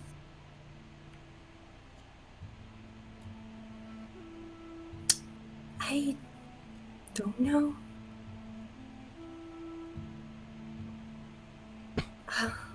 I mean, they haven't recognized me yet. Yeah, but the first time you were invisible, and this time only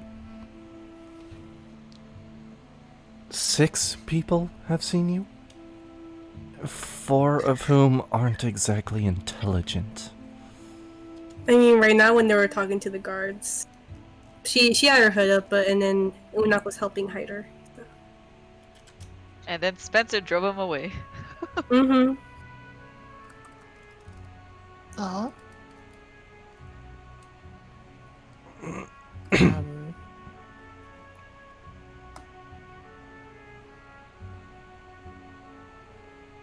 Well, on the bright side, that's. I mean, nobody seems to have noticed you, and all you gotta do, just go in, just change your look a bit. We just gotta find Unak. We already know where he's going, and yeah, let's just run to him. He has a disguise kit, and you know. Right. Actually, he has two for some reason. Who's he trying to hide from? At this point, Aldi just drops the coin bag into her bag. What if Unak doesn't really look like Unak? What if the red hair's fake? Oh, don't tell me that! Ash is not interested. How do you know that? Know what? That he has two disguise kits. Me and Aldi found two disguise kits. What do you mean, you and me? What do you... No, I just pointed at the gem on his neck. You were the one who searched his things. Well, Alexa! wait, it's not my fault that Aldi pointed the gem at me. Like, I didn't know that gem was there until Aldi pointed it out. She's keeping her voice down, but it's like you can tell she would have been she would have been mama moding right now. Mama moding. Aldi has the biggest smirk on her face right now. You were going through his things while he was unconscious. I mean, just a little bit. Alexa! What? That's not okay. It's kind of okay. No, it's not okay. It's not hurting anybody. It's called privacy. Of one's belongings. I mean, when has he gave you privacy? A lot lately, actually. Hey, no. A lot lately, Hold on. actually. Wait, no, hold on. I mean, you started off like teasing her, and now you've just completely stopped. Wait, hold on. She shakes her head. Alexa, don't think I still don't know about you selling him off. I didn't sell him off. Aldi snickers at that. I would continue talking to you, but I don't think I should be out in the open like this. Especially, and then she's like, the boys are still there. Well, three of them are. The three of the boys, Spencer yeah. wandered off. Trying to look. A call to action. Shut the fuck up. Aldi takes Anna's arm at this point and just starts pulling her into the town. Oh no. Oh, my timing is perfect. Oh. Aldi starts pulling Anna into the town. Ah. As Tracer, hey, goes up and starts following Anna. All of the boys, the last two boys, kind of surround. Surround Alexa. They're coming. For the love of God. They're coming. Is that him? Spencer, he went around the entire town. Yes, he did. The worst part is Spencer is at the bar where we're eventually heading to. I'm gonna walk into this, to the building that Inaki. Caitlin Quinn's Emporium, you say? Yeah. As Aldi pulls Anna into it, Aldi says to her, brace yourself. It's really bad in there. She Give me a sec. visibly Yeah. shudders as she says that. Give me As you 1 guys second. are about to go in, the boys kind of like come up behind you, and they're like, so is there a reason that you're going into old crazy Kaylin's store? Who? We have business with him. As you guys are talking, you do see Unok kind of like go to the door just before too much continues. Like Unok does go to the door and he like looks at the bag, drops it at the front of the door, and then is there a doorbell? No, there's not. No, he knocks at the door and kind of walks back, and then he sees everyone. He's like, "What? What are you all doing here?" You kind of knock at the door. Maybe 4 or 5 seconds pass before the door flies open. Oh, you see the God. kind of small, shrewd man, glasses, huge round spectacles covering his eyes, as he kind of wanders out, the wispy hair on the top of his head, all going in all sorts of directions. As he kind of wanders out, the sun kind of illuminates his face, and for the first time, you see the kind of old sunspots that kind of litter his face. As he kind of comes out, he just says, is there a problem here? We don't get many people knocking. Aldi immediately casts prestidigitation and makes herself smell like lavender. As you do so, everyone else who did not cast prestidigitation on themselves is kind of assaulted by the terrible smell of BO gym socks and just the worst kinds of dead skin and nastiness. Anna's going to grip Aunt Aldi's hand.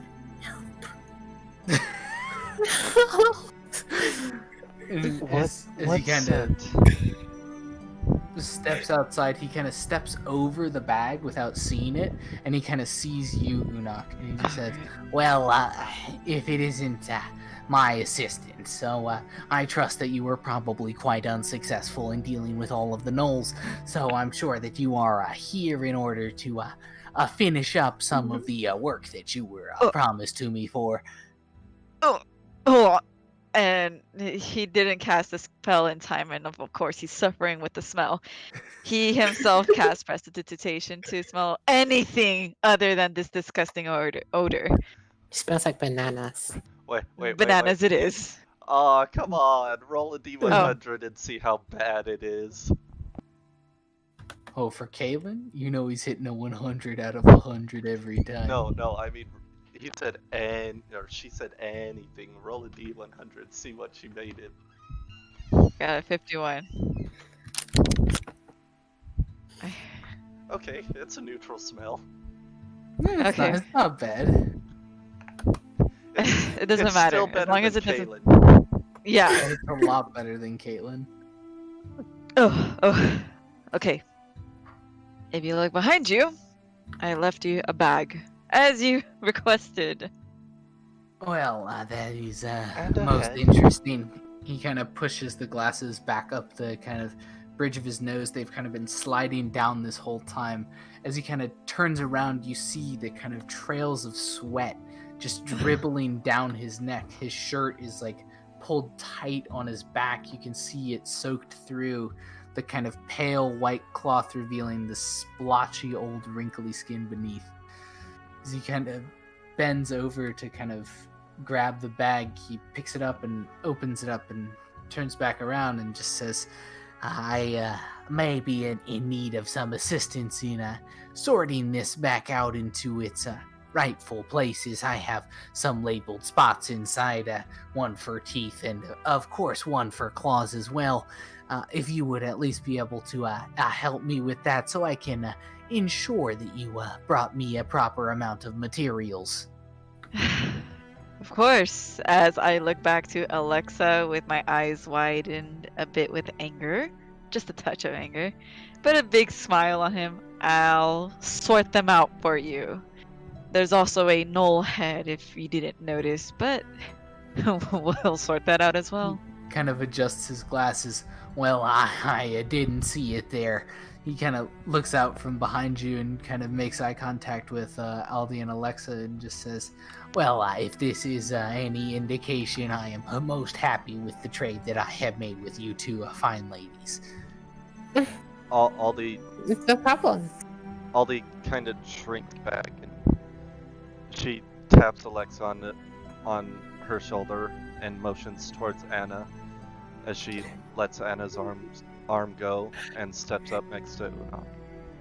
Yeah, you help can you with the definitely. sorting. Sorry, I was gonna say you can definitely like as you were like, yeah, no problem. If you could feel, if you can sense just someone staring at you, you would see Anna stare.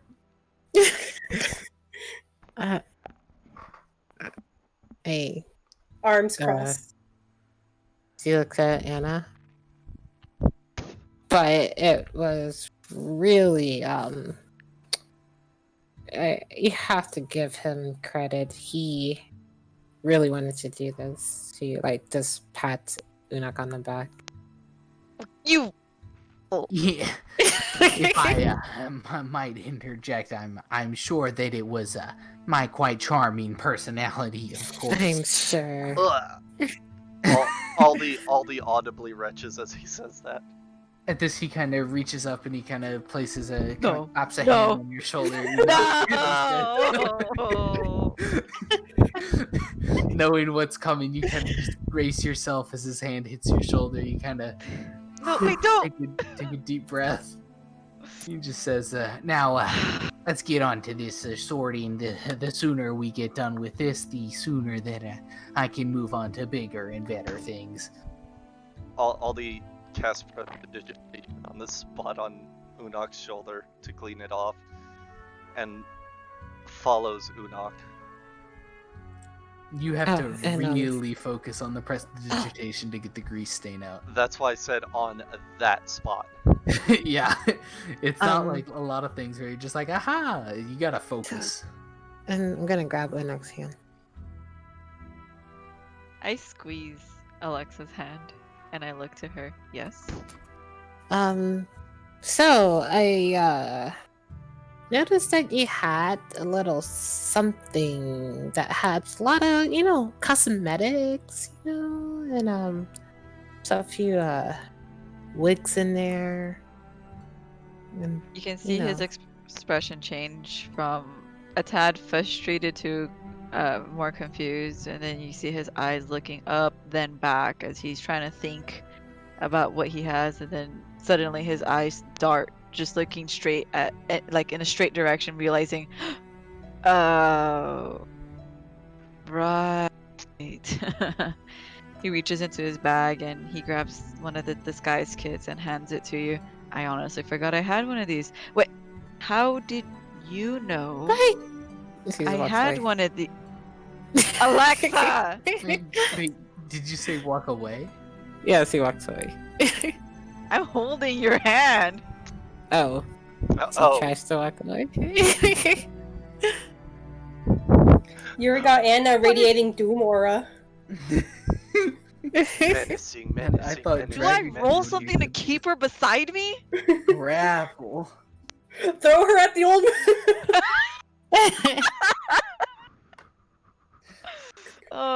I'm gonna roll. Can I roll strength to just not let her annoy? Yes, you can.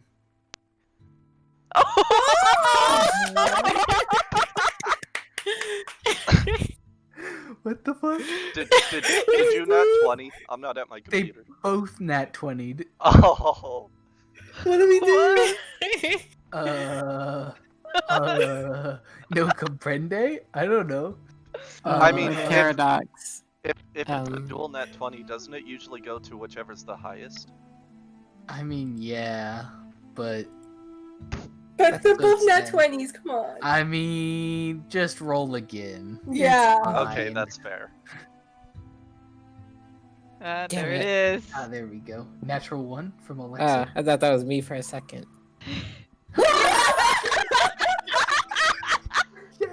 Yeah! Oh my god. The rolls! The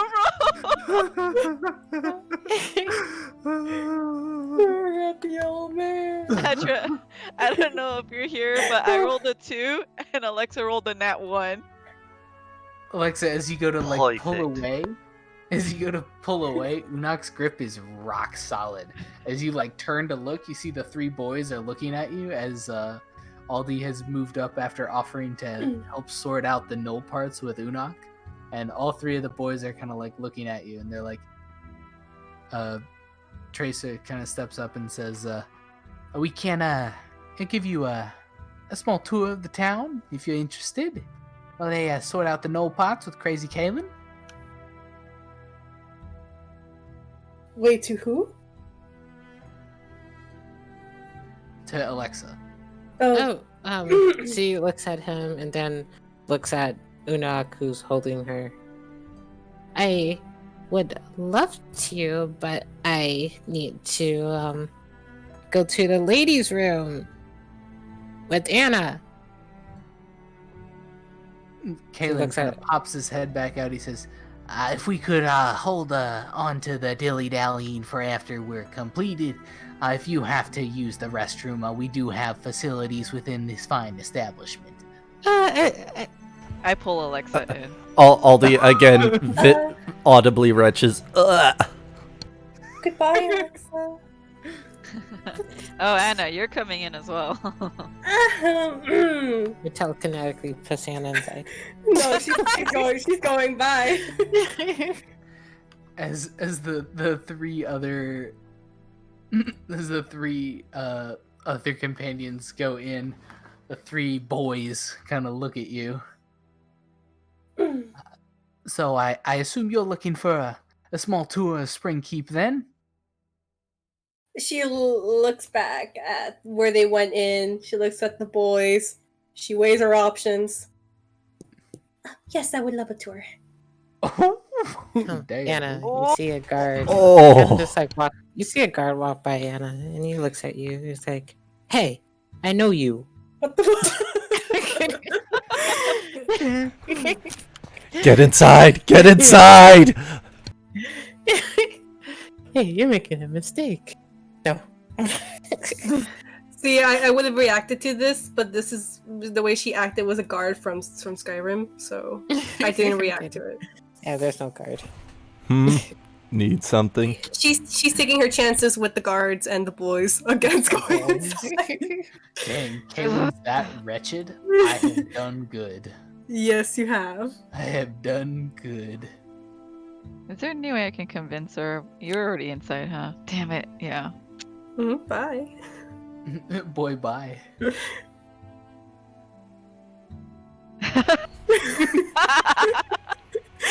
Oh, I just keep telling myself this is bad. What do you mean, poor you guys?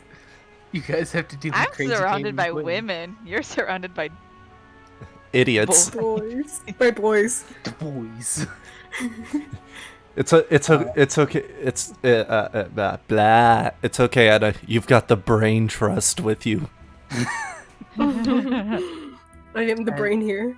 So, Unok, Alexa, and Aldi, as you guys kind of all make your way inside Kalen's Emporium, kind of looking around, you're once again just met by dozens and dozens of dust-covered shelves and jammed boxes, spider webs in every corner. As you kind of round the corner to Kalen's workbench, he kind of looks over at you and just says, well, I'm quite glad that you all were able to come and assist me. If you would just dump out all of those fine little bits right here. He kind of clears a spot on his workbench before pulling out a pestle and mortar. Wait, why am I here? Well, you were supposed to help. Oh, go ahead. Kalen just says, you said that you needed to use the facility, so if you could just follow me. He kind of starts waddling back towards the back, kind of gesturing for you to follow. We do have a ladies-only facility. Yeah, but I need... Watch Hannah. it. Watch the ladies' restroom actually be pristine. Yeah, but I need Anna. Well, if you're really looking for that, I do have several letters in a box over there that we can use to spell out the word, if that makes you feel comfortable. Oh.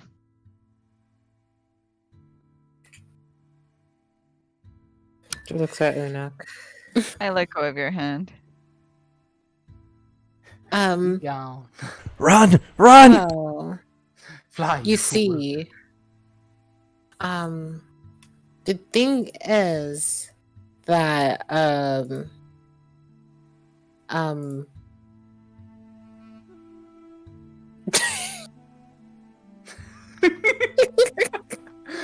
The thing is that disappears. This kind of pale blue mist kind of starts to seep out of your lamp, and as you kind of start to say those words, it wraps up both your legs, surrounding your torso, and as like you say, the thing is, it kind of just goes over your face, and you disappear. Where do you appear? Outside the door. To an unoccupied space that you can see. Just inside the door. Yeah. You And I appear just step out. Vanish, and then Unok and Aldi, you hear the door slam behind Alexa. The fuck?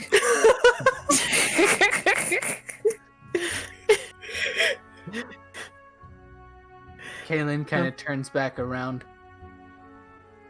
That must have been a collective hallucination. So anyway, if we can just get a move on with what we were originally doing. He kind of waddles back over and kind of hops up onto his stool. You see the kind of sweat just beading up on his cheeks and running down the bridge of his nose. He kind of looks at the pile of knoll parts and just says, if we could, and he points to one bucket, put all of the teeth in that one. He kind of points to the pestle that he has out. All of the claws in here.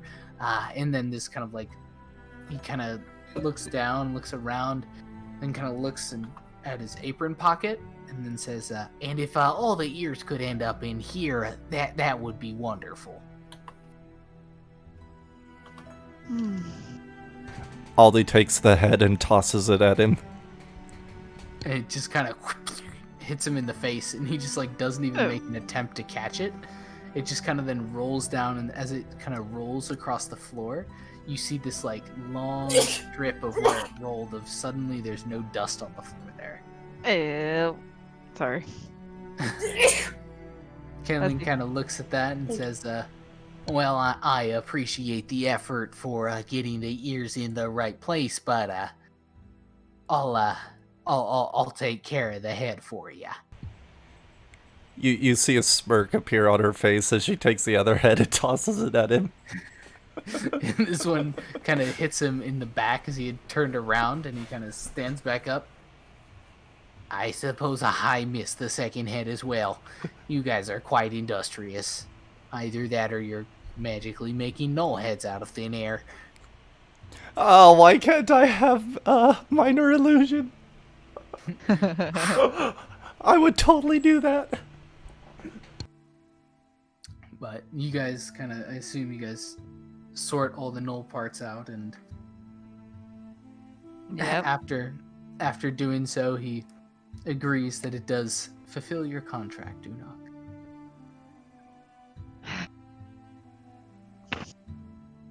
I have no words. I really don't. He kind of reaches out and kind of clasps your hand in both of his as he kind of Son of a vigorously bitch. shakes it. He just says, it's been quite the pleasure to work with you, Sir Unok. And, well, if you ever need any kind of goods of any kind, just find yourself to Kaylin's Wondrous Emporium, and we will be happy to work with you to ensure that you have the best experience possible. And as he's kind of shaking your hand, he kind of pulls the other one off and kind of slaps you on the arm a couple times. You little... And he then kind of looks over to Aldi and just says, and it has been quite the pleasure doing business with you as well, ma'am. Do you have any do you have any books of magic? I'll have to go check the stock room for a moment. Just give me a second. He kind of just starts waddling off and kind of starts walking up and down the various kind of, not hallways, but the various aisles. And eventually he kind of comes back with a kind of very, very, very dusty book. He kind of puts it down and says, this is one of those here books of magic. I can't really read it, but I apparently it's magical of some sort. Can I ask one thing? While he was looking for a book, can I mess with something on like anything on any of the shelves? Sure. What did I see? On the kind of the shelf nearby, there's one box that seems to be filled up with like an ornate tea set, like tons of like very fine porcelain china. There's one box that is just full of what looks like coal. You're not sure why. There's another that looks like long metallic shavings that are kind of coiled into almost like a spring-like shape. There's another box that just has, you look inside and there's just a single marble. I poke the marble. As you kind of poke the marble, you poke it, and it's deceptively heavy. You kind of poke it, and at first it doesn't move, and you're like, huh? Then you kind of like poke it again, and you realize that you actually kind of have to shove this marble to move it. I shove the marble. You kind of shove the marble, and as it kind of starts to get rolling, it just kind of keeps rolling towards the edge of the shelf, and all of a sudden the box just falls to the ground. I like to see if Obi saw me. She's enthralled by the book. I try to put the marble in the box back. Make a strength check. Oh, son of a gun.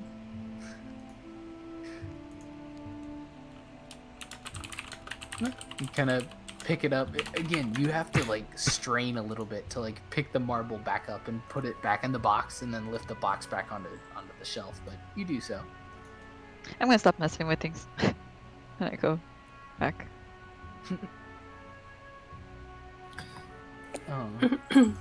So, Aldi, as the book is kind of revealed to you, do you happen to speak Draconic? Fuck! Wait. Yes! I do! You do speak Draconic! I remembered because Draconic and Infernal are the two that I usually default to, but I sacrificed Infernal, not Draconic this time. As you kind of look at the book, the cover of the book says, the magic of telling the truth and other sects of the church. Oh, okay. I thought you said sex. I'm like, wait, what? Other what of the church? Sex. S-E-C-T. Yeah. I thought he said sex. S-E-X. Me too. I'm like, I was so confused. it wasn't until I heard of the church that I was like, oh, sect, not sex. Yeah, my bad. Sorry. AKA Oh my God, pedophilia. God damn it, Andy. True. True. Oh my God.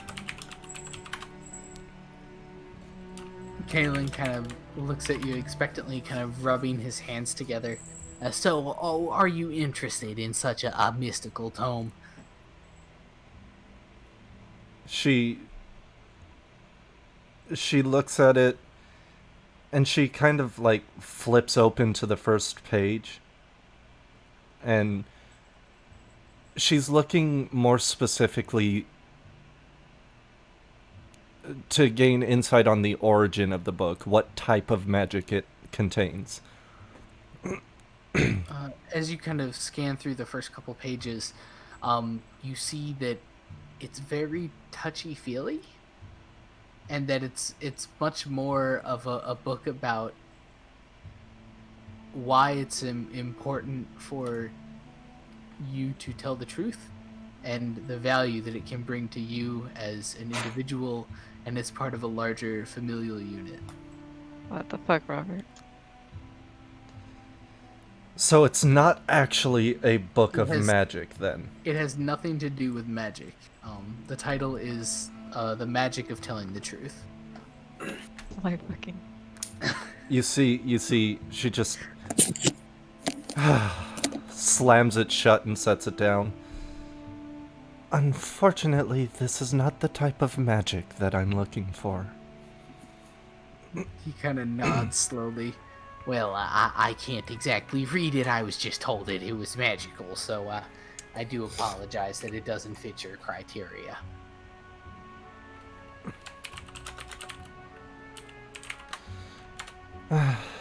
It was worth a shot. And she just turns to Unok. Are you ready? You see him fixing up a box, and then he's like, yeah. And he goes to you. She turns to face Kaylin one more time. Never let it be said that she isn't polite. Thank you once again for your time. And then she turns and leads Unok out. As you guys kind of emerge into the fresh air, you both take a big deep breath out of the humid, kind of cluttered, dusty, sweaty, stinky place that is Kalen's Emporium. You kind of look back and forth, and well, at the moment, your allies are nowhere to be seen. Alexa, as you kind of emerge the outside of the door, you slam it shut behind you, and you turn just in time to see the boys crowding around Anna, all excitedly pointing out to different houses and explaining who lives there and who should live there and who's dating who and all the town gossip. They all kind of turn to you in unison, and they kind of just say, so are you going to be joining us on this tour of the fine town of Spring Keep? I am. I just have to, just gotta beauty myself up before that. But, me and Anna just gotta put on our makeup, I hate to be the bearer of unfortunate news, but I must say that you look quite all right at the time being, and it's really not that long of a tour. I mean, we'd be happy to make it even more abbreviated if that would fit your schedule. Because if Anna's okay with that, but I would really think she would want to make yourself look pretty for, Those any times wandering eyes. For Teresa. All this time she's been smiling politely and nodding her head, though a lot of things were going over her head. And then when Alexa said that, she's like, I would like to look very nice. I think a minute or two to ourselves would kill all of you. Well, of course, that's not a problem at all. Best place, probably go over there to the tavern. That's probably the closest publicly available spot. Alright, thank you. She grabs Anna's hand. Alexa. She slightly leans over, but you can tell she's kind of in and out. But she just leans in and goes, "You kind of smell."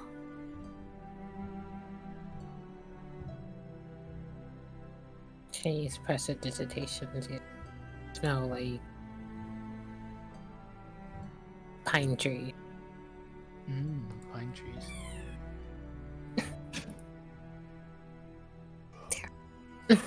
That's the power of Pine Sol. She gives her a smile that would be basically a thumbs up. And then she heads to just leads her over to the tavern. Good. Luckily, I'm not as pretty. Got away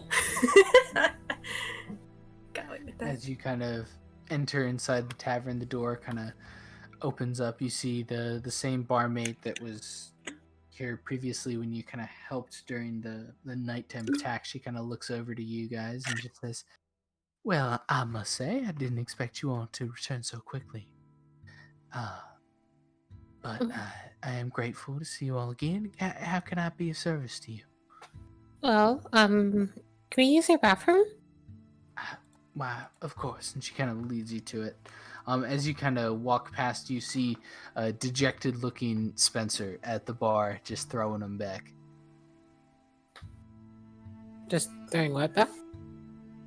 The Drinks. booze. Okay. What does that mean? What does It that means he's drowning his sorrows. Yeah. Okay. You don't realize that.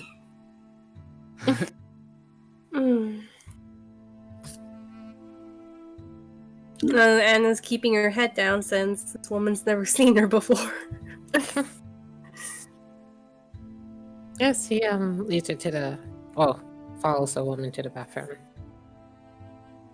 She kind of drops you off there and says, if you need anything else, just come, let me know.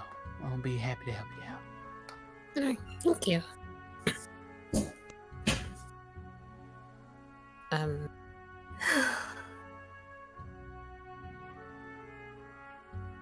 Alright, well, what are we going to do? Well, she kind of just like gets the kit. And she kind of just goes to the counter, the sink, and kind of just like places the kit on there, and she just opens it up, and then she just looks at all the cosmetics and wig and designs and stuff, and said, And then she looks at Anna. It's time to get to work. Work your magic. And then Jesse kind of just like grabs Anna by the shoulders and kind of just leads her to the sink and just turns her around so she can face her. It's like, alright. And I'm gonna see what wigs Unak has in his disguise kit. What does Unak have in his disguise kit? See a variety of wigs, like some short, some long, like 3 of each. You have 3, like one short. Okay, sorry. Bleh. You have a short and a long blonde, a short and a long brunette, and a short and a long black.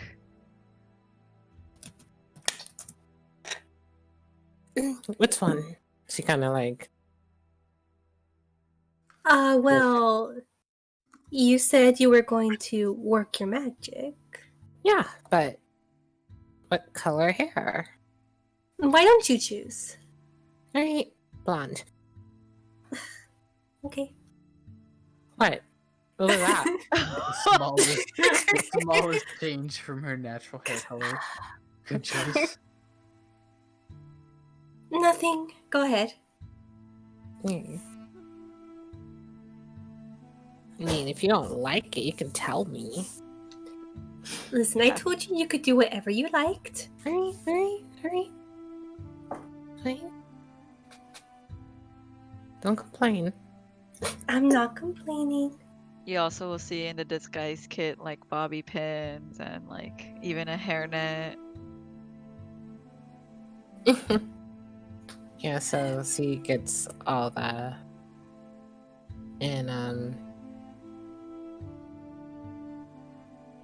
And yeah, she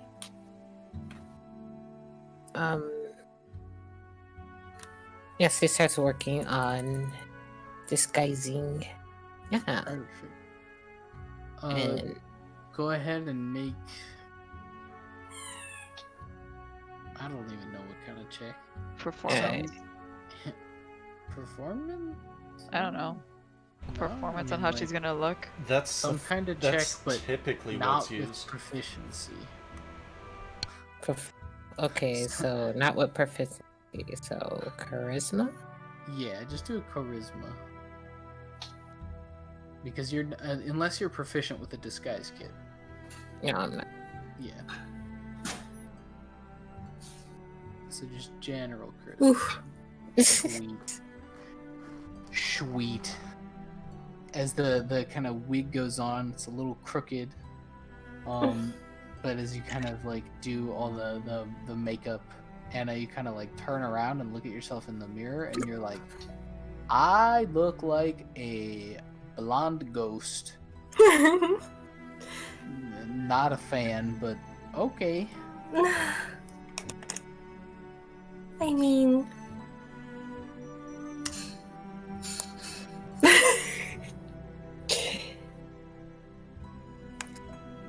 it definitely won't be recognized, but I don't know if this would be calling a wrong kind of attention. You know, looks.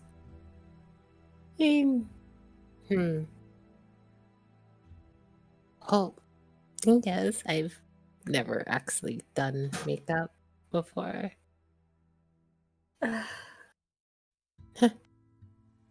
I've done a little. Not sure if I can do this, however. I mean, it should be easy. A little.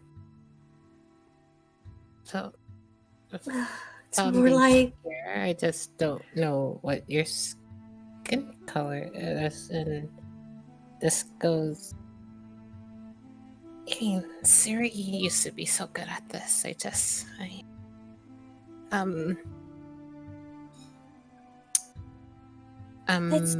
all right, Alexa. Yeah, let's maybe lipstick. Yes, and maybe this will change just a few. And so he gives us like ruby red lipstick. Oh my god!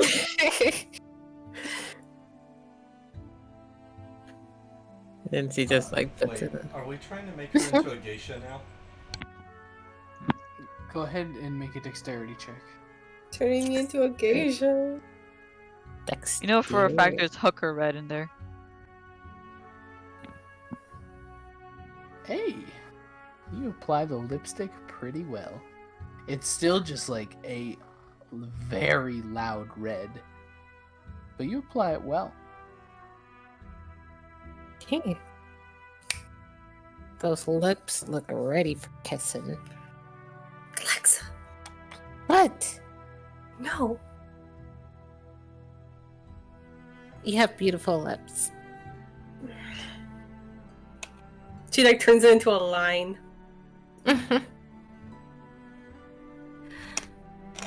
Okay. Perhaps you can tell the boys I just got sick and leave me here. You don't like that.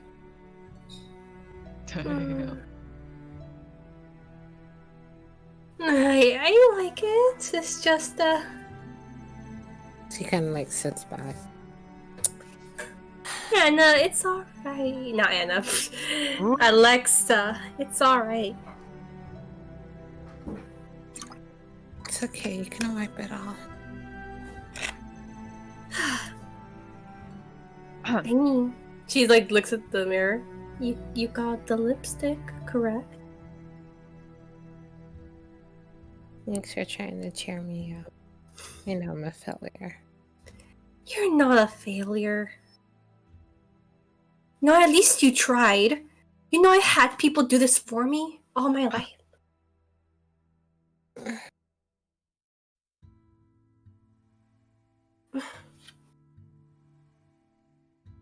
Well, maybe Una can do better. His makeup seems to be on fleek. Oh, those absolutely. eyebrows though. Always. Always. Unok's makeup is on fleek. Oh, Alright, you know, then. Nox makeup is always stellar. Fuck yeah. Well then, I suppose I can wait here then if you would like to go get him. I don't think I want to go in there. How long was he supposed to help? Until they do something with the jars and the teeth. Putting the teeth in jars, I guess. There's a lot of teeth. If they are simply putting that away, I'm sure they'd be done in a few minutes. Hey, I'll go get them. You stay here. Very well. Thank you for trying, that is. Ooh. That was brutal. Fuck. She meant that in a nice way. Why She y'all just- gotta make it like that? She just looks at Anna and smiles awkwardly. Ouch. Just as awkward. Ouch. And then she walks out. Good job, Anna. No, I'm gonna go away. Jakutine. Yes. Yeah, that's So you are training, Beat up in an alley. and Did I this get guy. beat up in an alleyway? No, you guys are out in the field. Okay. Kind of still like near the entrance, but you're just out in the field. You're helping him correct his stance and Oh, stuff. so he's getting beat up in a field. Even better. The guy's stance is just a little bit off, and then you're just like, oh, if you use your stance like this, you'll swing too wide and stuff. So you're just like doing like micro fixes to stuff, and then so he doesn't leave himself open too much. Okay. Yeah, and as you're doing, make a perception check. Perception? Wow, wow, wow. Okay, yeah, as you're training, you see two people walking down the road towards the town. Do they look familiar? Or... They look very familiar. Okay, if they look so familiar, who do I recognize them as? You recognize them as the two knights that were looking for Anna and found Anna. And then you guys left her for dead. They survived? Huh. Plot But armor. you see, you see That's one the is strongest just, kind of armor. you see one of them is just leaning on the older one. And you see as they see this, like you see the two guards at the gate, they see this and you see them running out to the two guys. You see two guards coming to meet them. And then you can't hear from where you are, but they point towards the medical barracks thing tent, and you see them being led that way. Okay. Did they notice me? They didn't seem to. Great. Okay. How long have I been training with this dude?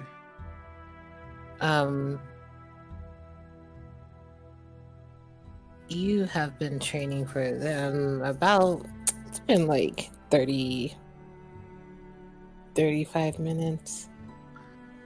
Am I getting the vibe that, like, I'm actually helping him out, or is, like, Yeah, is he fine? he seems to be getting it and stuff. You're helping him, and he seems to be, getting the hang of it and stuff. Okay, I kind of, like, nod as he kind of, like, goes through the next set of routines that I had explained to him. And then I'm just gonna kind of smile at him and just say, I must say, You've done better than I expected. You actually have quite good fundamentals. Thanks, ma'am. My brother taught me a few things. He clearly knew what he was doing. Yeah, he was great. If you keep on the same path you're on, I'm sure that you'll make everyone in your family proud. Thank you. I didn't get your name. You can call me Dragutin. I'm Taj. Dragutin just kind of like nods slowly. It truly was a pleasure to help someone out. And he kind of smiles. Suppose I should also thank you for being open-minded about me. I mean, that's never bothered me. Actually, I have I grew up with a friend who was a half elf. She's traveling around, but maybe one day I'll see her again. She usually comes by every few months. Dragutin just kind of smiles. The world needs more people like you. Yeah. I mean, more people like me. A lot of things won't be getting done. I seem to be a slow learner on a few things. Doesn't mean what you're doing's wrong. So keep it up. Thank you. With that, I'm just gonna kind of pat him on the shoulder, and then I'm gonna make moves to try and get back inside the town and make a beeline to bar. Yeah, you see one of the guards to see you coming, and then it kind of just like,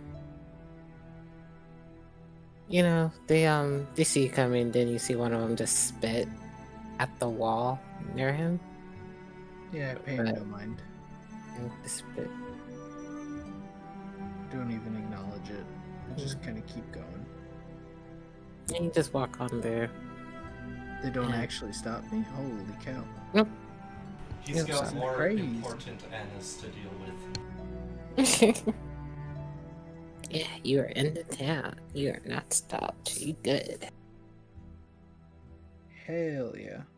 I left for like 2 seconds. Who's still alive? Don't worry about it. Alexa. They have the strongest armor in the game. It's called plot Shit, armor. no! They have the strongest armor. It's plot armor. Hear that, Anna? They got plot armor. There's nothing we can do about it. I was trying to remember. I was like, who did we come by that we almost got killed? Like, I couldn't think about it until the knights. Whoops. Whoops. So if I get like allowed into the city, I'm just gonna kind of basically make a beeline to the bar. Probably catch Unak and Aldi right as they're kind of coming out of. What'd you do with Moontail? Moontail's still with me. Okay, so you're just riding in town. I mean, walking with me, but yeah. Okay. Mm-hmm. Intend Yeah, to you make just it quick. queuing in, just strolling. Oops. Holy cow. I'm flying. Assume I kind of like pick up Aldi and Unak. Are they there as I kind of get there as well? Yeah, as they walk out, you you come up with like you come up, and guys, as you walk out, you see Jakujin coming up with Moontail.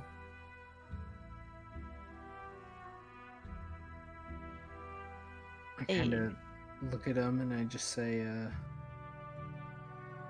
we may have a problem. A problem? You recall those quite hospitable knights that wanted to take... kind of look around. One of our friends to New Haven. Unox stiffens. Is like, oh, you don't mean those 2 guards. Apparently they survived. How? Honestly, I have no idea. Well then, shall we? And he, like, with both his hands, like, point in the direction of... Wait. He's like, wait, didn't they go on a tour of some sorts? I'm not the one to ask. I want to roll perception to see if I see them anywhere or if I saw anything. Perception check. Perception check. Fucking, Aldi, help! Aldi, sorry, I was cleaning some you're stuff. You're absolutely fine. Aldi also looks around, but as she's doing so, you hear her kind of mutter to herself. We should have made sure the job was done. Amen to that, sister.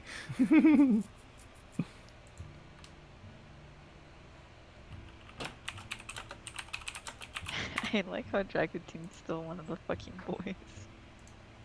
What do you mean? Your fucking icon is a rhino.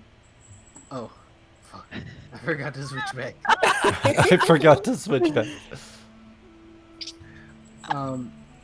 As you kind of look around, Aldi, you do see other boys loitering outside of the tavern. Well, if they did go on a tour, they appear to be finished, she points at the boys.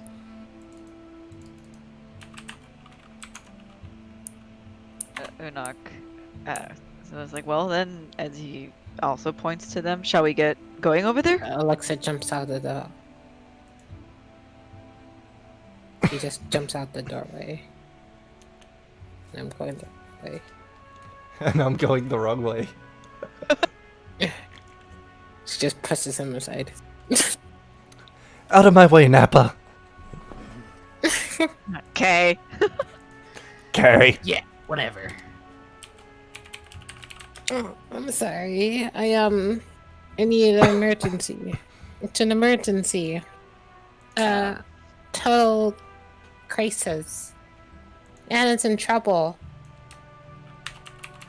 How can we be of assistance in order to best resolve this here crisis? Well, it needs some more delicate hands. Oh gosh. I'm afraid I don't necessarily understand what you're saying. It's a girl problem. Knock. Oh jeez. It's a girl problem. Goes straight to a male. I come to Alexa and I like almost say a similar thing. Like, Alexa, we have an emergency. There's a bit of an emergency. It can't be as big as mine. I think it can. I doubt it. Do you remember those 2 gentlemen that were helping us that one time with our special friend that you're with right now? She looks at Jace, and then Nappa, and then Tracer. No. Think back to the zombies. Are you trying to tell me that you all have faced down zombies and came out the other side? Yes, we have. Yes. You'll have to tell us all about that over drinks. It sounds like quite the story. Wait, they're alive? Yes, they are. Where is she? Where is she? As Alexa says, oh thank God, Aldi immediately facepalms. I know. Right? How hard do I have to facepalm to her myself? Yes. Do a performance check. performance, you say? Aldi, you take 1 point of emotional damage. Easy ouchie owie damage. Oh. So it's not actually gonna affect my HP? Damn. No. Okay. You get 4 more points of emotional damage. That's 1 exhaustion. Okay. Until a long rest. Okay, and then yes, he say well, she's inside the woman's bathroom Okay. because there's an emergency. So I need you, Unak. Oh. Okay. It's okay, He most grabs his people hand. think you're a woman anyway. Thanks, Holly. Oof. I mean Yes, he that just with the grabs- utmost respect. She grabs Unak's hand and just leads him inside. Well, When he can't she- really respond since she's pulling him along. When she said most. Yeah. You get Is, pulled. is Dragotine really gonna just stand that far away? No, He's he's just following chilling. Ah. you. Zoom. Noom. Alright, I go. I look. Okay, I'm assuming Alexa just walks into the women's bathroom. Mm-hmm. Pulls you in. I look. Okay, you pull me in. Okay, you pull me in. Yes, he's very forceful. It's Yeah, an emergency. The panic I let is her. real. I She kind of pulls like you the in, and then force. she just kind of just makes you push you towards Anna to reveal Anna.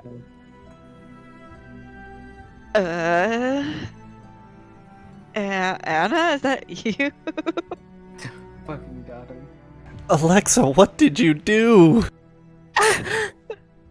I'm appalled that you actually think it was me. I think Anna is a little more capable than this. Jeez. Fucking shade. It's okay, it's alright. Let's see what we can do to fix this. Oh boy. Hello. Hello, my name is Anna. Oh, no one taught me how to do makeup properly. Hello, Dave.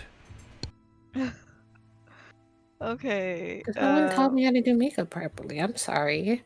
Oh, it's fine. It's fine. I think I can fix this. We'll see as he cracks his knuckles and looks at what he can do to fix this. What do I roll?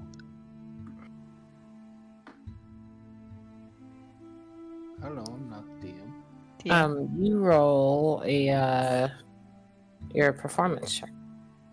With advantage? Wait, Or Is it no? advantage or plus Okay, proficiency? proficiency. wait, no, plus your charisma with proficiency. Okay. Charisma check, right? Charisma check with proficiency, yeah. How do I add that all together? No. Or do I just... It's just a performance check, basically. Or do you have proficiency in performance? Doesn't look like it. Are check. you doing a disguise kit check? Yeah. Are you proficient in it? I think so. Okay. So it's Proficiency, yeah, disguise kit. Yeah, 1d20 plus proficiency plus charisma? Yeah, so just do a performance check, because you are proficient in performance. That'll take care of all of it. Okay. Yeah, you have a 6 in performance. Why did it say you have a 2? Because I'm an expertise in performance. Or, not an expertise, Oh, that's Aldi. That's. Alright. That'll do it. I rolled an 18. DM. Right, yes. Yeah. You are you clean it up and then the travesty that was her face. And then you just redo her makeup. Like everything's more natural, more better, and yeah, her makeup's fine. Yeah. May I? Yeah. I remove the blonde wig, I add the brunette wig, I fix up the bangs to cover the circlet. I also fix up her makeup, I remove the lipstick and add something a little more nude. And kind of just pretty her. uh, let's see, what else? I don't think I have anything article. Do I have, what does a disguise kit have in You it? just like Without the lewds. Nude colors are bomb. I can't remember. Does a disguise kit have like some sort of like outfit in it? I don't think Um. so. No. I think no. I don't think it. I mean, it could. Let me look. I can't remember because I don't want to just bullshit Disguise it. kit. Cosmetics, hair dyes, small props. Yeah, so no. No, It okay. only has cosmetics, so makeup, hair dye, small props like wigs and little accessories, glasses and stuff.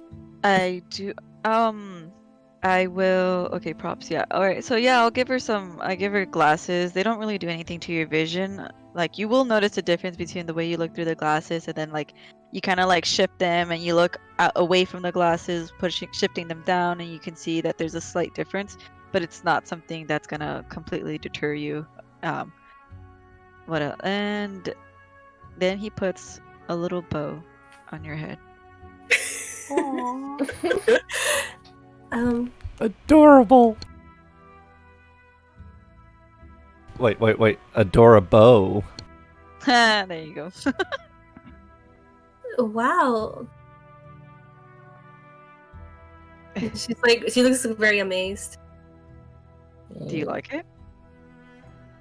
You should have just gave her the red lipstick. It really made her lips pop. As you say that, Alexa, Unag pulls that out and puts it on himself. Dang! I just imagine him like looking at like smoking, like Uh-huh. like just. You were saying? I mean, it works. Oh, well, all right. Thanks for your honesty as he removes it. Well, Anna, you have to pick a different name because remember those two guards that were after us? She blinks. They survived. I'm sorry, Lala. Are you talking about those knights? Yes. Oh. Apparently they have quite the armor on them. Well, yes, that's a really expensive armor.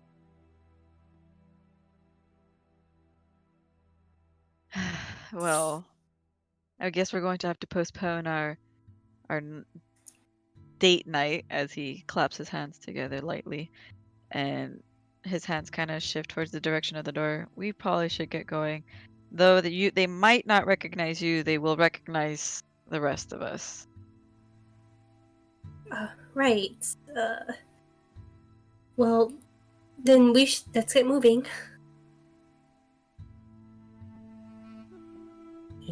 All right. Okay. Then, so we're leaving now. We don't exactly have a choice, so yeah.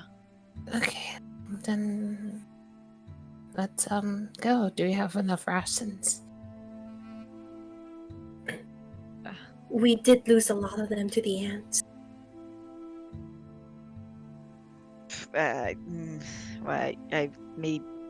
He just doesn't know what to say. He kind of just throws his hands up in the air. I don't know if we have the time to really look for this kind of stuff.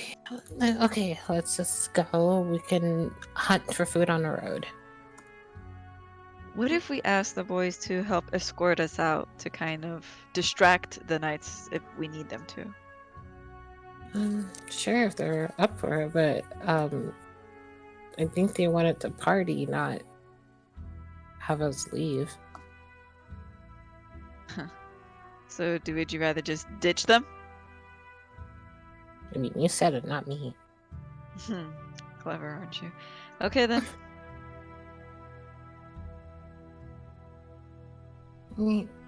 She's going to Oh wow. Sorry, Sakimi-chan made PS5 chat. Okay,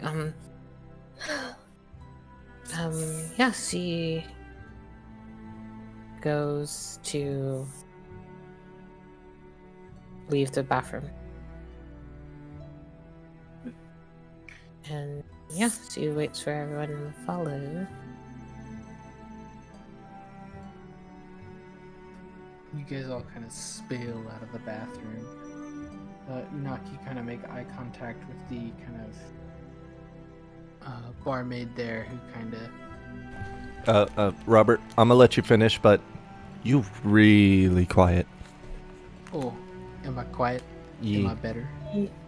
Like, I've got you at 113. I don't want to raise you too much, but yeah, you kind of quiet. Is this improved? Yeah, much better. Perfect. As you guys kind of all spill out of the bathroom, Unaki kind of lock eyes with the kind of barmaid that had kind of made faces at you last time. And as you guys kind of spill out, she kind of looks at you and just says, "Oh well, I have to admit, I wasn't expecting so many of you to be able to fit in there.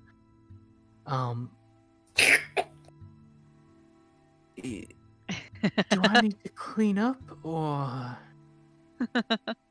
Onak just waves his hands at her. Presumptuous, aren't we? Anna's gonna push him. That won't be necessary. Well, I mean, as she's pushing him out, as he's trying to work off of this. And she just kind of watches you go. You see her just kind of shake her head. Just watch your step. Nothing happened. She just kind of watches you guys leave, and just as you kind of look over your shoulder, you see her just like kind of put her face in her hands and just kind of shake her head.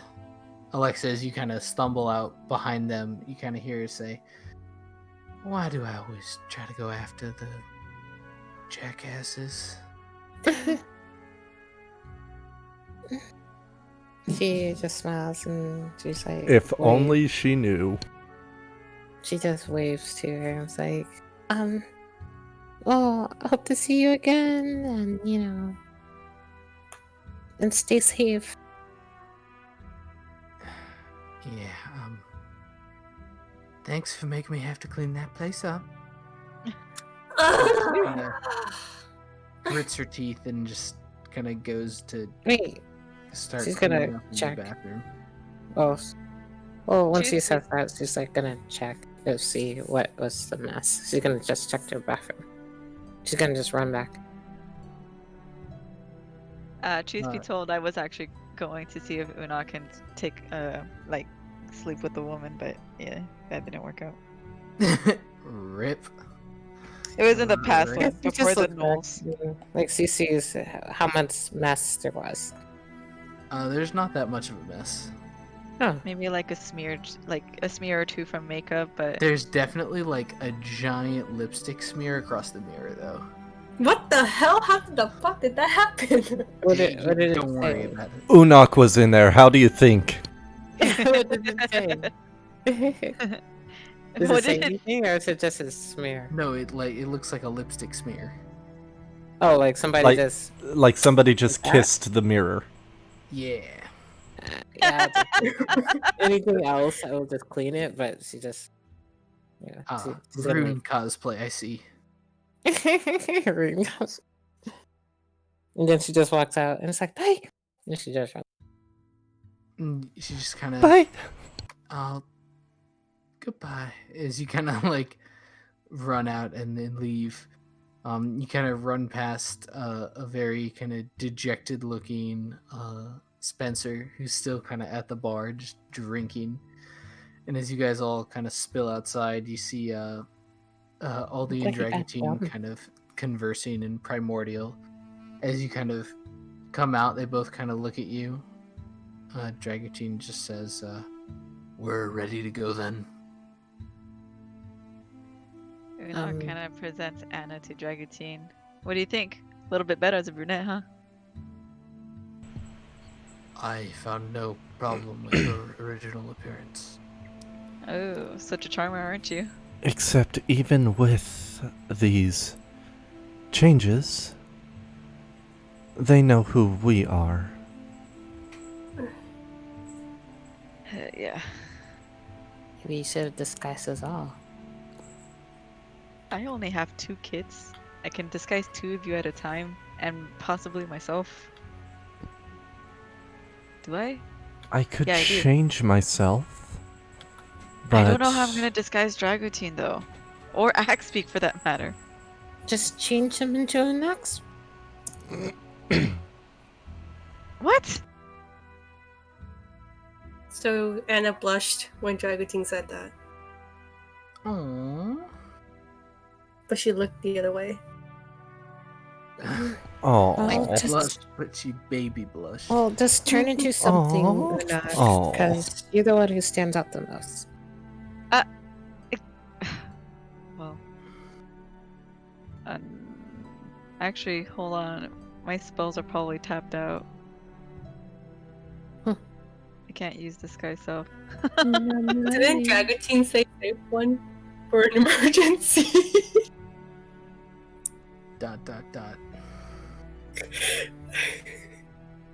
Imagine listening to Dragotine.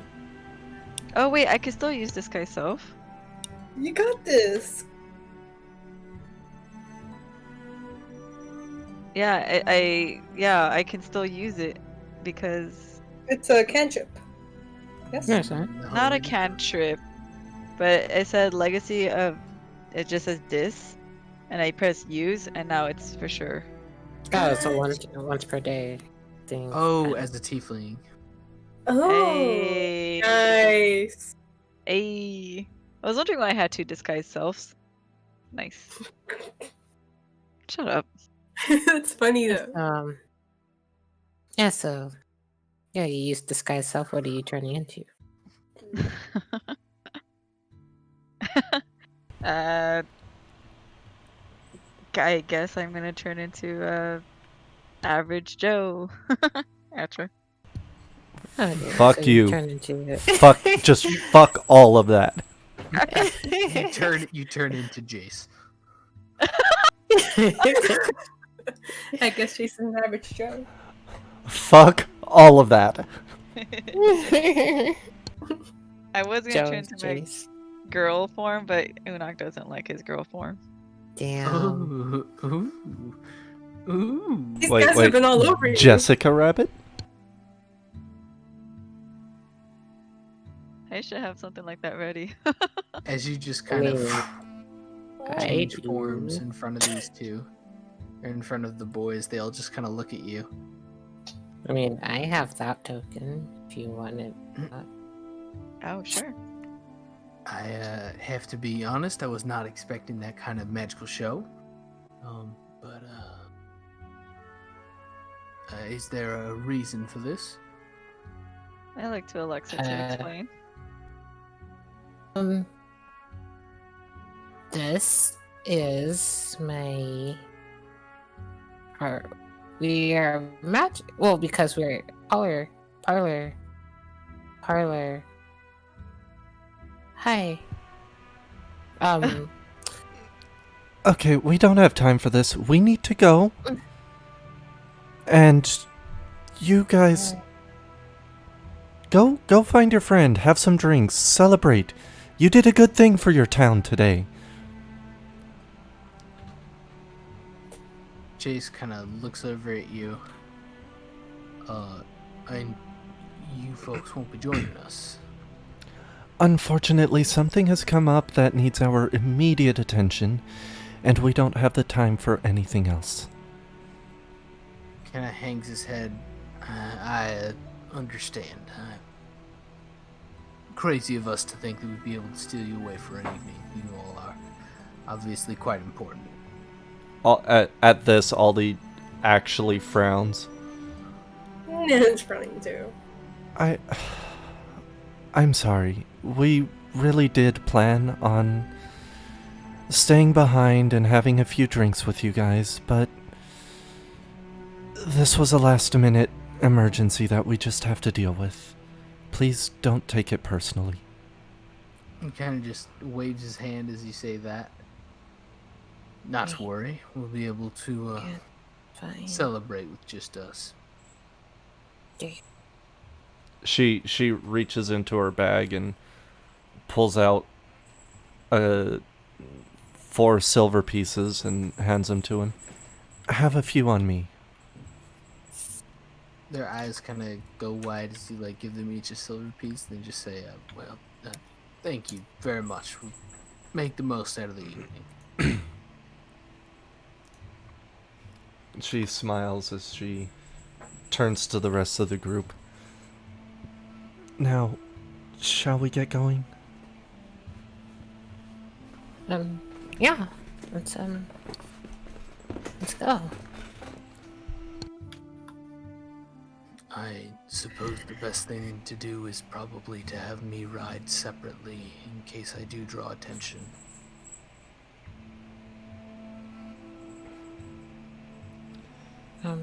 As long as we can get past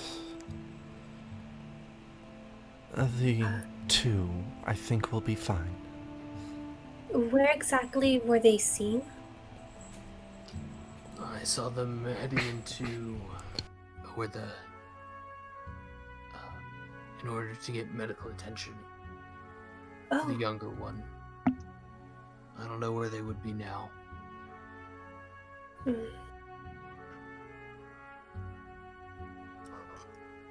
Well, if they're still inside their tent, we could possibly sneak by. We can hope, that's for sure. I want to ask one of the boys if there's a back exit to this fort for this place. There is kind of the secondary entrance that's kind of on the other side of it from where you guys came in.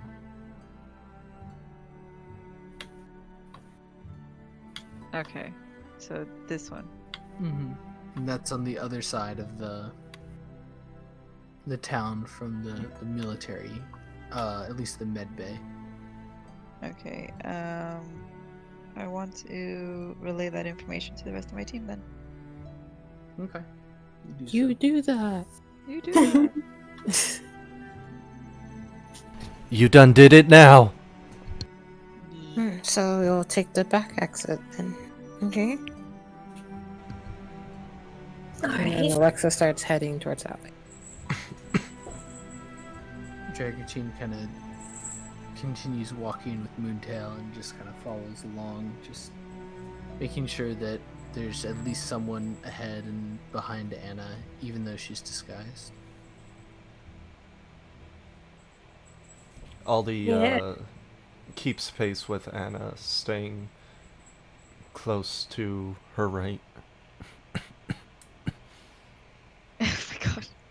Anna's walking with her, twiddling her fingers a bit. Is it okay if I can change my mind and be a girl? Nope, no. Unok doesn't want that. I want that, but Unok does not. But never mind. Hot. I'm just kidding. Not gonna change Aldi's opinion of him. Or would it be her? I mean, would as much as I want to. I want to, but Unok does not like Unok.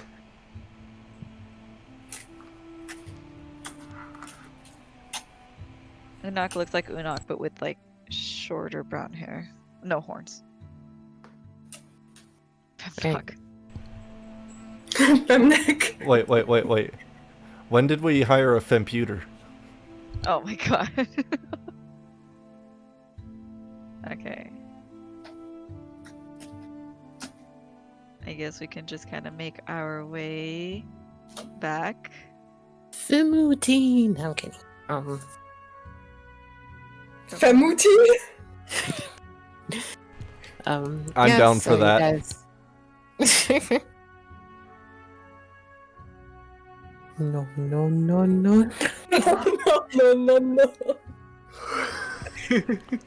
Meldy? Well, Anna would be Mana. Mana. I'm out of mana. I'm out of mana. Yep. Alright, yeah, you guys head to the back and yeah, you go. And We take a wide berth of the front gates. yeah, you guys just go that way. Oh. No one mentioned. Oh, no, you're right. You're right. You're good. We're good. No one mentioned what? I remember we were talking about the ration stuff, but then I think it was, I forgot who it was that said we could hunt instead. Alexa. It was talked about. So let's go. You guys go and you guys just make just a wide path away from the main path, and then you guys just go around. Yeah, and you guys get away from the town of Spring Keep. You guys. Back. Alright. Yes. There's an explosion. Explosion! Explosion in Spring Keep. So, yep, you guys are heading and you guys walk out. It's about 2 o'clock, like 1 o'clock in the afternoon. Dang, it went back in time 2 hours? What? Wait, I mean, it's 4 o'clock in the evening.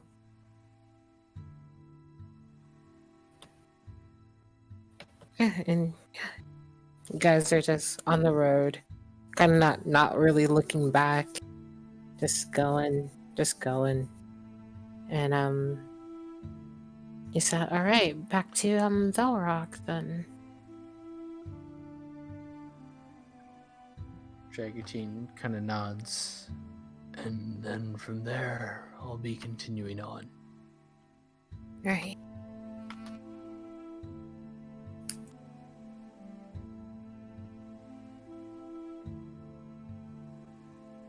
Well, guess let's make this trek worth it then, right? From the feeling of the bag I was handed earlier, I think in some ways it already has been. I mean, yeah, just our time together. I mean, Speaking of the bag, she pulls out the coin pouch, as well as the 14 that she took out originally. How are we going to split this? An even split would be 14 silver pieces each.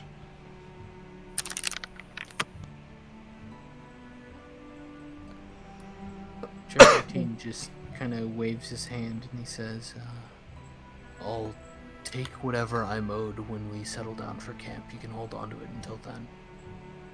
yeah. She just shrugs, puts the 14 back in, and puts the coin purse back in her bag.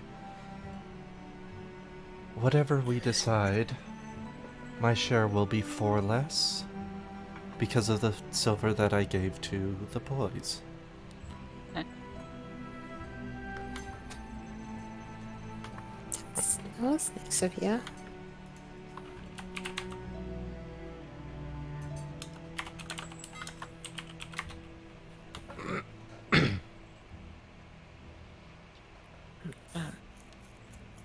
Yeah, so you guys go and you travel. And you guys are heading back, just retracing your steps from what you once traveled. And yeah, you go, and then you can see, after a few hours of walking, you see the sun starting to set. See, Alexa, she yawns.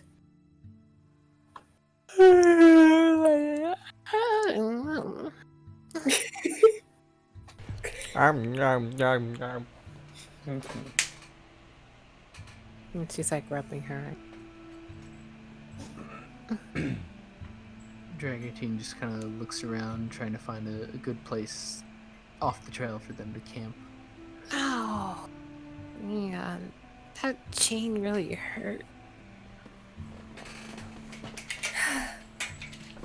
It did. Jesus Christ, Koa. Okay. Okay. Why isn't Unok there? Fix that. Oh no. Why I'm is so there tiny. 2 Unoks? Tunok. Tunok. How do I fix my size? You ask one of the DMs. Yay. How do I fix my size?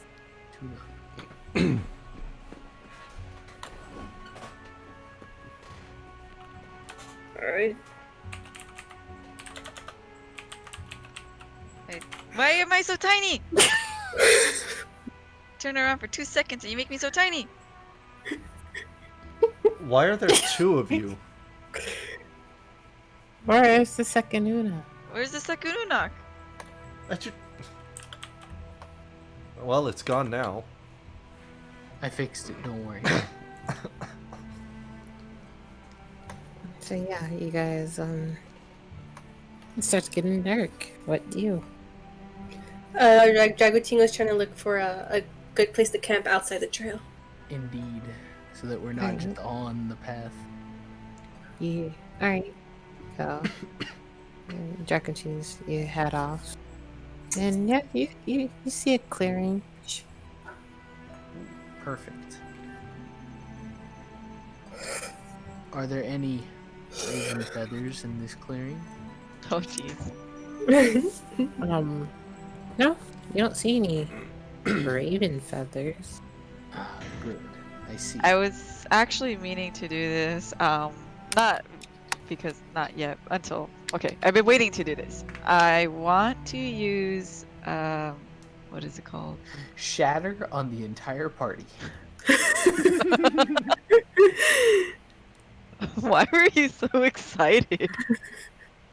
No, I want to use, I think it's in my notes, True Sight? Yeah. True Seeing. True Seeing. Yeah, you use it.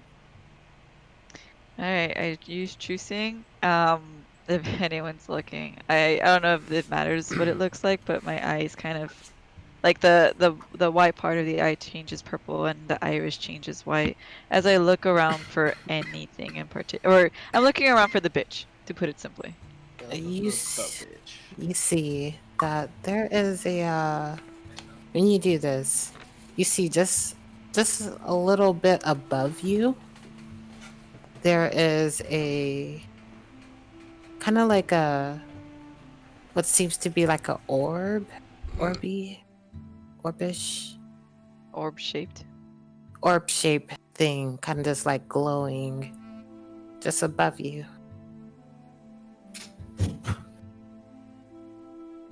Do I recognize it? Make an Arcana check.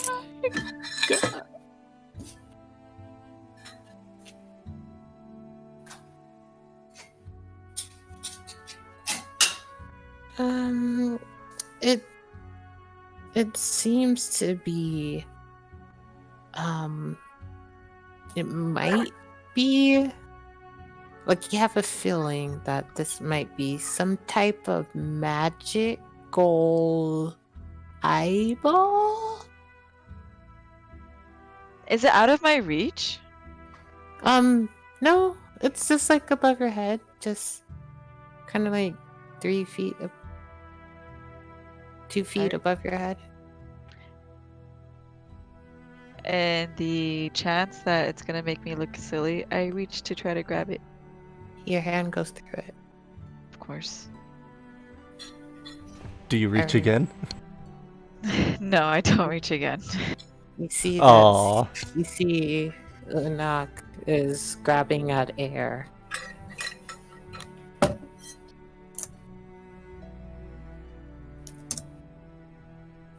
What's up?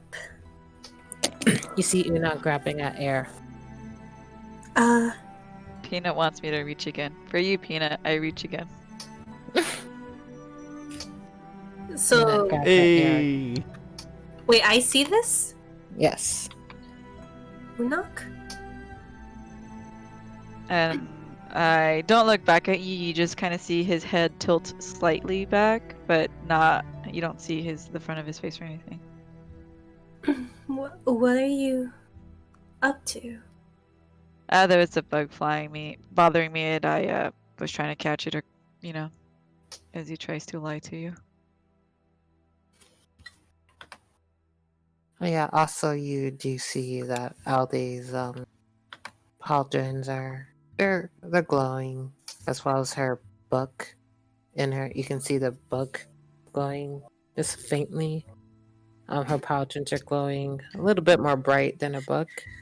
You look at Anna, and that circlet is blinding. You don't want to even look at it. Yeek. Yeah. If I do take a glance, you see him kind of immediately look away, and he's just trying to kind of keep away from looking at everyone's like magical items. And is there anything else that I see, or anyone else, or fucking Raven even? No. Don't see any birds around. Just that orb, really, that's just hovering just a little bit above you. Okay. And you could see that when you see when you grabbed at it, it kind of just moved to the side a bit. Kind of just dangled around, and then you see it kind of just fly over and kind of hovers above Aldi a bit, and then it hovers above Anna, and then it just kind of just goes back to you, Mocking me, huh?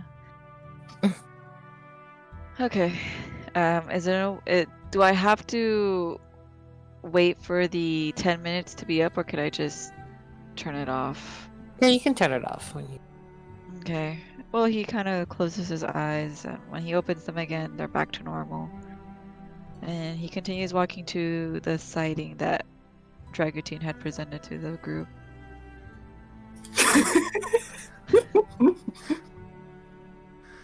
He's just kind of been setting up, getting bedrolls out, just getting everything kind of set up for a camp for the evening. You see Alexa goes to join you and help set up. Aldia approaches and asks, "Are we doing the no fire thing tonight?" That's probably a question for Anna and Unok, given that one is being chased and the other seems to have some connection with the chaser.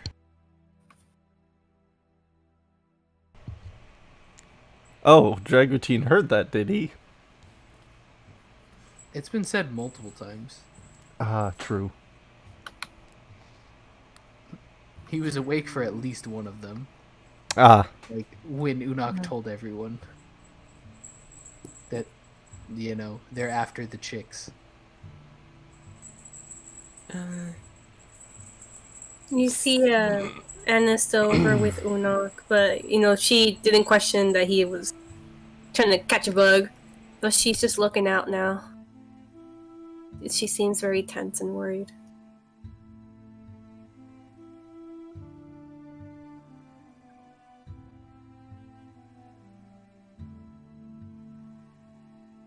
Dragotine kind of goes over to where Anna and Unok are standing, and he just kind of moves between the two of them. Just says, "Do either of you have preferences for a fire this evening?" I mean, the fire won't hurt. It keeps animals away. It also could attract other eyes. True. Particularly eyes that we once left for dead.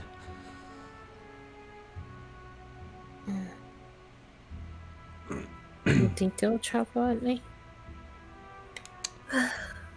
I think they'll do what it takes to find their quarry once again.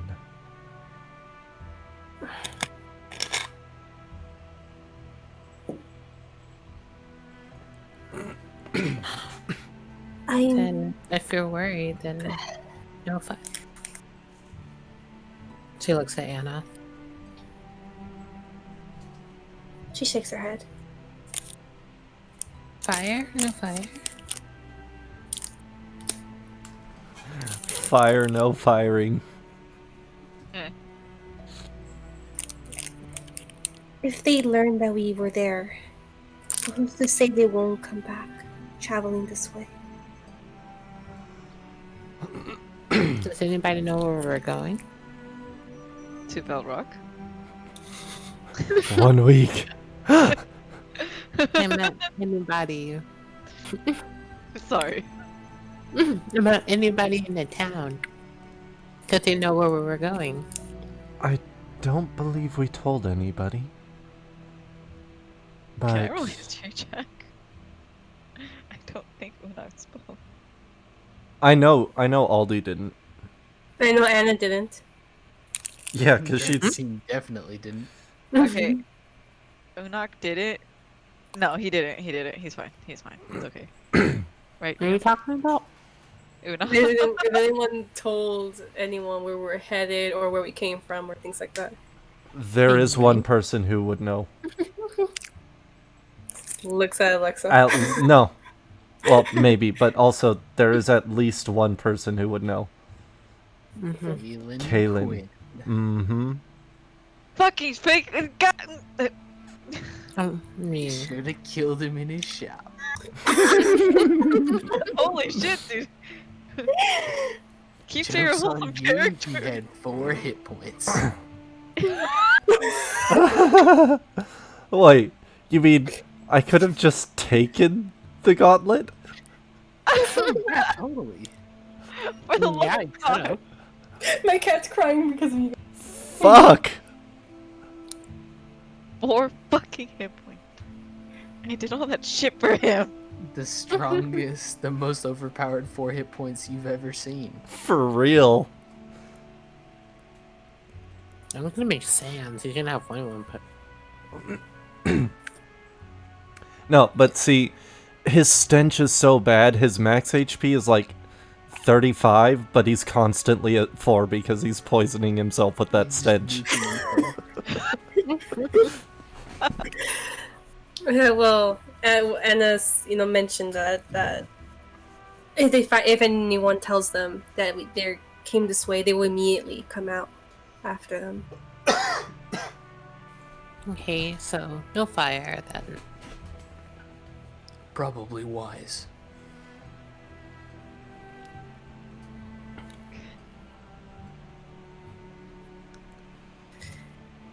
So, shall we assign our watches? Well, I have another sleeping bag, and if anybody wanted that. It's no hair free. Hold on. My YouTube is pooping. Okay. Sorry, Discord was pooping. It's no hair free. She's gonna shake her head. I'm alright. I was going to ask if I could take first watch. Oh. That's unusual. Hi, what's up? Is something wrong? A lot of things. It's alright. I just need to think. Were you Mhm. planning on taking the watch by yourself? I'm sure I could handle it, but I won't object if anyone else wants to stay up. Aldi looks over at Dragutine. Dragon kind of makes eye contact with you, and you just see his head just like rapidly shake back and forth, just almost No. imperceptibly. Just like, no. Don't push me into this. Don't you fucking dare. You see that usual mischievous smirk appear on her face. And she turns around and says, I cast sleep on out. Do you have sleep? No. Okay. God damn it, Katie. That sound of fear. Aldi, Listen, it's fine. It's fine. are you sure? Because She nods her head. I'll happily take watch with you. Don't worry about me. Can I even get spells? Oh, do you notice that when you say "I'll take watch with you," Dragutine like lets out a big breath. Yeah, Anna just waves her hand. No, I'm alright. I can do it by myself. Aldi just... If you insist. She looks at Dragutine. Shall we take second watch? I see no problems there. Wow. Do you want to share a watch with Una? Aldi looks over at Unok, and you can see she's actually weighing her options.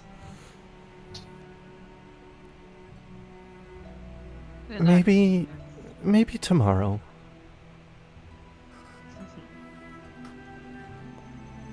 There's something I wanted to talk to Dragutine about. Alright. You mind if I sleep in? Huh? You mind if I sleep in? In your lamp or sleep late? Like,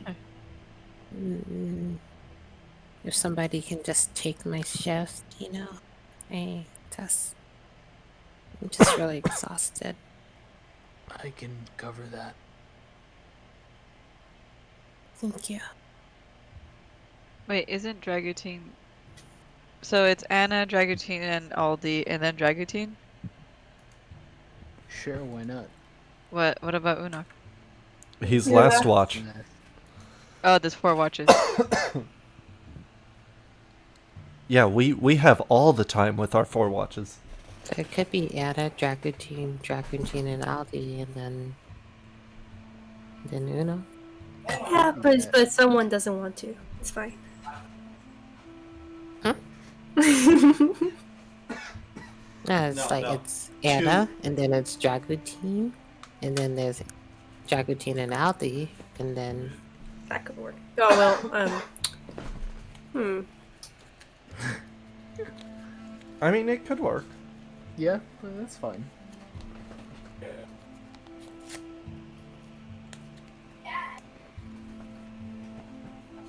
Yeah. Thank you.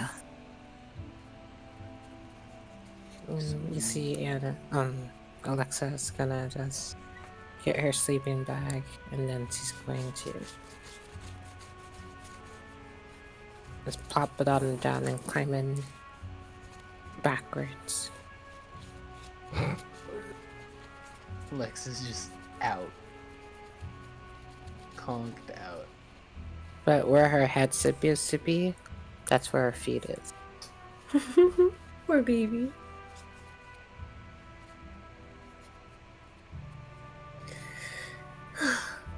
Dragutine kind of stretches and yawns, and then he kind of goes over to Moontail and kind of curls up with the bird. Moontail kind of does her like 3 spins before kind of settling down. Dragutine kind of like does like almost like a little half spin once he like gets in position with Moontail. It's kind of funny to watch.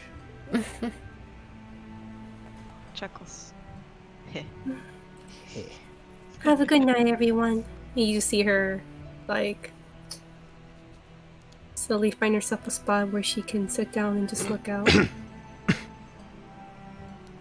Aldi curls up on top of Alexa. Enoch finds his own spot lying down using his bag as a pillow. He does a big stretch. Exaggerating it. He was offered a bedroll. Oh, he was? Yes. Yeah.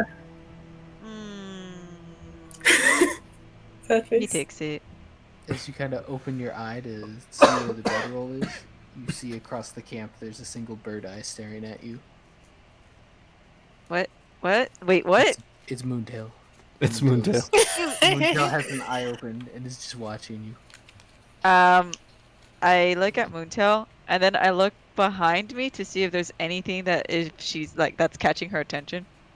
And you look back, her eyes closed. Moontail's watching.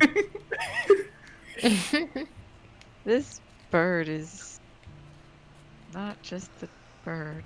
As he gets up, goes to the bedroll, and like he's trying to be casual about it, but every so often he'll like stop and look to see if Moontail's watching. It's like a solid 50-50 if you catch her with an eye open. And then I start just kind of walking to the bedroll, watching her completely. Pick up the bedroll, like dramatically though. It's not like just kind of casual. It's like he grabs it with both hands and lifts it up aggressively and keeps it at his side. And he walks back to his spot, staring at Moontail. Moontail just after you kind of put on this show, you just the whole time you're walking back, you just are like locked in eye contact with Moontail. I trip. And I drop the bedroll. It rolls away from me. I go after it. This is happening? Anna's watching. Yeah, Anna's watching you. Anna's Yeah. like, what the fuck is happening? And Do you then need help there? he pats himself down, cleaning himself off, chases after the bedroll, grabs it, looks at Anna. Huh? You saw that?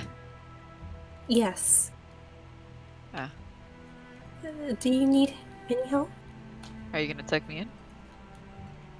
Damn. Good night. Good night. Are you gonna tuck me in? Good night. Fucking said- brutal.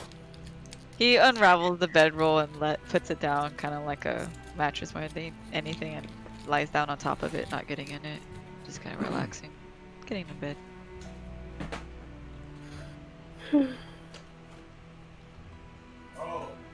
As much as I want to keep going, is anyone gonna have to go right now? I don't want to force anyone to What? not keep going. Like, I just want to keep going, okay? I just want to keep going. Oh. Yeah, I'm good. Oh, yay! I honestly thought it was you being like, I have to go. I was nervous don't because I wanna- didn't. Sorry, I didn't mean to make it sound that way. I was just nervous because I know you guys have to wake up tomorrow and stuff, and I didn't want to like keep you guys and. What is this wake up thing you speak of? But more importantly, Robert, how are you feeling? Yeah. Yanu team? Yanu team. I mean, it's only 3:40 a.m. Yeah. Right? Does that mean bedtime time for Robert? I mean, it's definitely an option. The question is, which option do you want? I mean, my body wants to go to sleep. My mind's telling me no, but my body's telling me yes.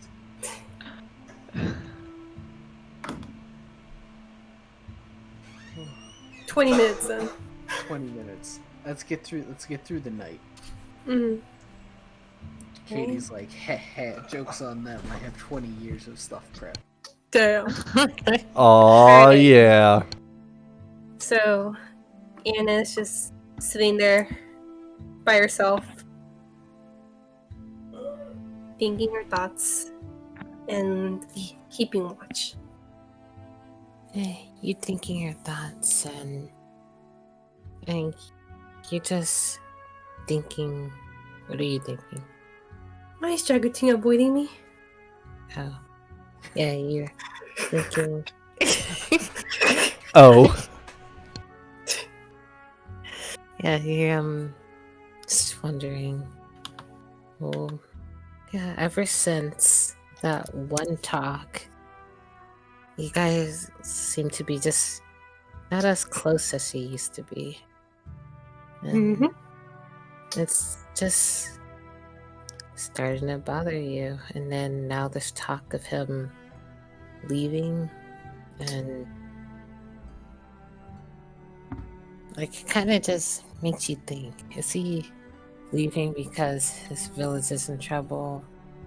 Or is he just, I mean, he knows his village is in trouble, but is he just want to separate because things are awkward? Just little stupid things. Mm-hmm. And then yeah, you just sit and it's pretty quiet.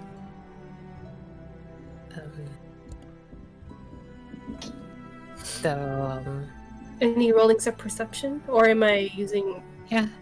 Okay. No perception. Gotcha.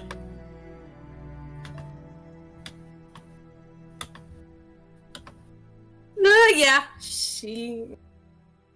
Yeah, she's yeah, you don't hear anything. You're just lost in thought. Like as soon as you like sit down, you're like looking out for a bit, but then you just get kind of just lost and thought, just thinking, just lost in your head, and you know things just fill your head with things, and then it's like you're out here trying to figure out what's up, and you're following this guide, but you're not really sure where to go or what you're doing. You're just kind of like, it's kind of like nerve-wracking because it's like, what's this? Kind of makes you think, was this the right choice? Am I supposed to be with these people? Like, yeah, it says that my God is there, but there hasn't been any signs or anything. And then no, Dracotine's being distant, and it's just like you feel like, yeah, they're close, but no one's talking to you about the things that you're worried about. And it kind of concerns you a bit. Yeah. Yeah, but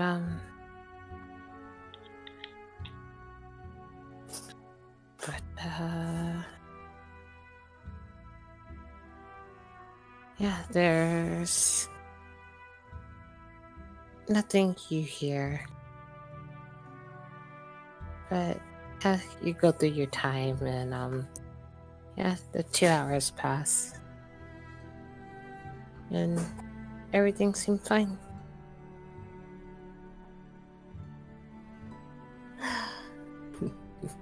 Yeah, Anna's gonna get herself up, brush her dress off.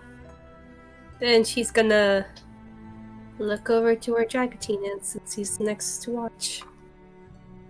Alright, yeah, you see Dragotine and he's sleeping peacefully.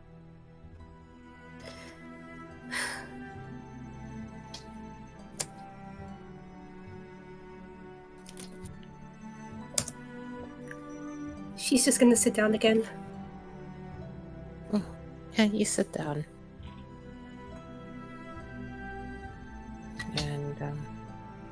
Oh no. Yeah. Yeah, you sit down and Yeah, she's just gonna continue. you can see that the moon, it's like it's still in its waxing phase, but like still like you can still barely, I mean it's more than it was yesterday, but it's still like looks like a fingernail, kind of like it's not quite a crescent, but you know it's there. It's just shining down, and the moonlight still shows a little bit, so you can see everyone.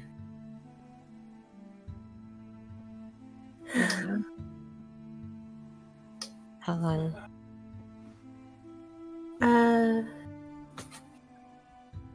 See. She's doing the 2 hours. Another 2 hours? Mm-hmm. Yeah. You do another perception check.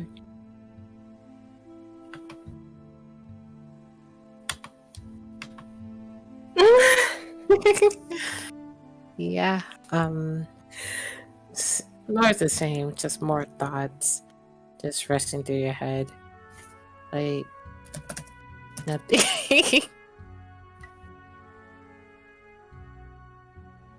Yeah. She can't ignore those thoughts, and they're bugging her, and she's not tired. She can't sleep. Yeah, you just can't sleep, and Like she's sitting there and her legs shaking. and then you just see, you kind of just look up, and then you just see something, just a little light, what seemed to be a star, just shoot across the sky. She looked up and she saw that. It was.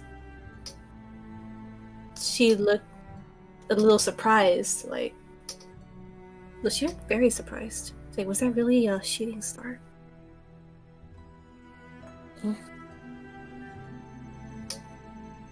It's the exhaustion. Exhaustion point 1. It's okay. But yeah. Like, yeah, you saw, like, you're wondering if that was a shooting star or not. You're just looking around and see if there's another, but yeah, you don't see another. Alright. And she sees nothing else. Yeah, you don't see anything. Alright. She's gonna believe she's probably just seeing. And just sit there in silence. Yeah, and you sit there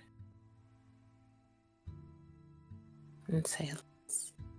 To the sound of silence.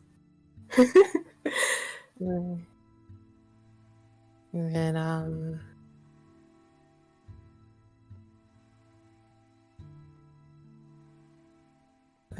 yeah, but there's nothing. Just complete silence.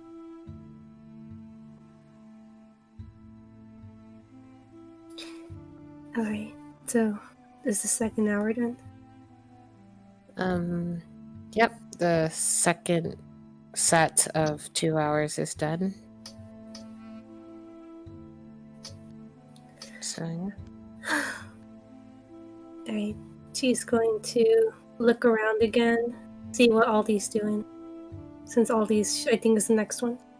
Yeah, Aldi's sleep. Curled on top of Alexa. Yeah, she's just using Alexa as a bed pillow, body pillow.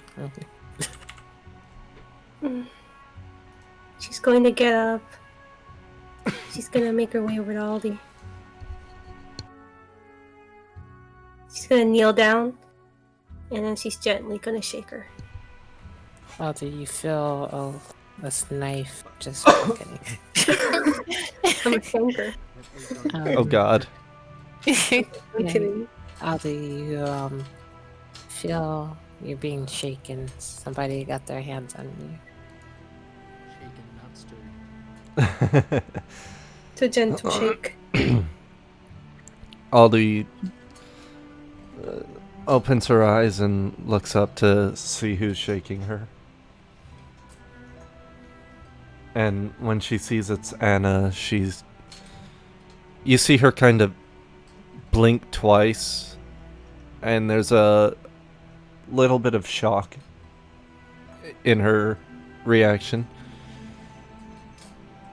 I thought Dragotine was supposed to take second watch. She nods. Yes, well, I wasn't feeling tired, and I looked over and he seemed to be having a peaceful sleep. So, decided to stay up. Insight. Is she lying? See? She You was can having a tell. peaceful sleep. You can tell that she is telling the truth, but you can also tell that she's hiding something. So you can tell that, yeah, she didn't want to wake him up because he was sleeping peaceful. But you also was sleeping peaceful. Seems a bit of favoritism and things. I'm kidding. Aldi carefully gets off of Alexa so she doesn't wake her. And she takes Anna's hand and pulls her off to the side. And just starts whispering to her in Elvish. Okay, what's wrong?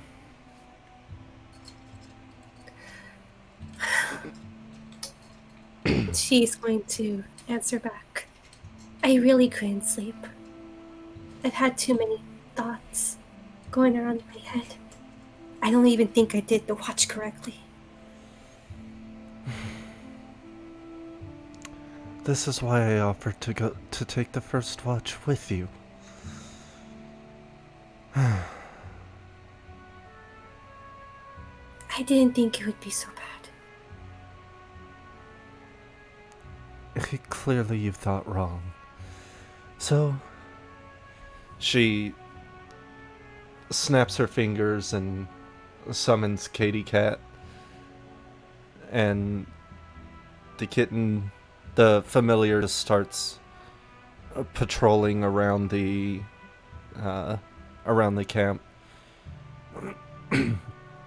keeping an eye out, and Aldi is looking through the familiar's eyes and listening through its ears as she talks to Anna.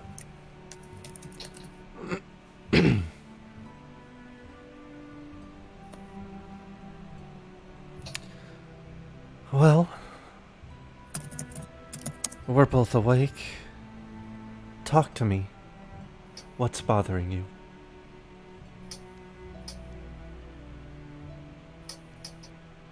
A lot of things. It's...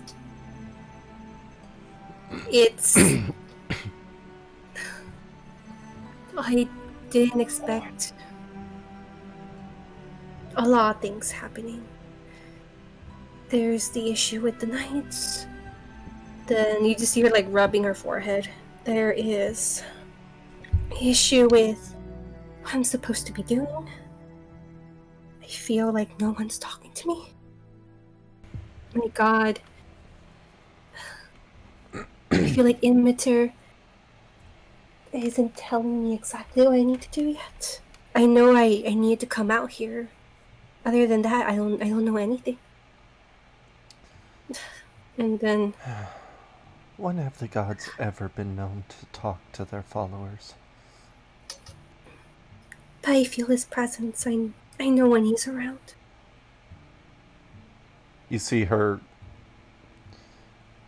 kind of roll her eyes. Okay. That's one of your problems. Another one, you said no one's talking to you. So, what are we doing right now?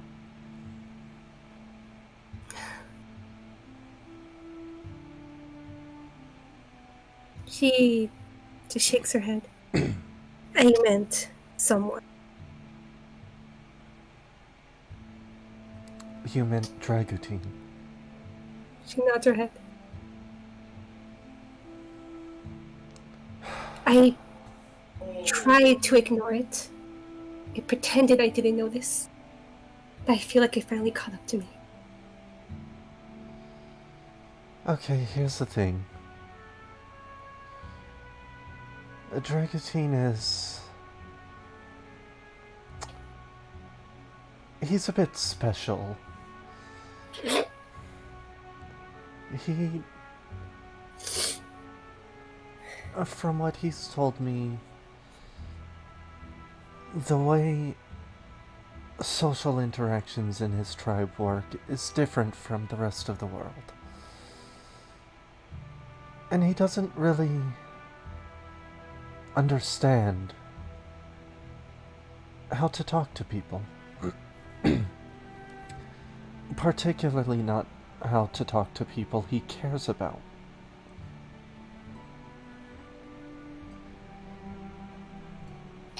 He really does want to talk to you and get to know you better. And maybe take your relationship further. But he doesn't know how to go about doing that. And I've been trying to encourage him to talk to you. And to not say that you remind him of someone from his past, because... You hear her slightly grimace. Yeah, that was, It was bad, I know. I've talked... Aldi, look. Aldi, I can't be mad at that. I understand that he's lived a long life already. There's someone he loved and lost. I'm just trying to be understanding.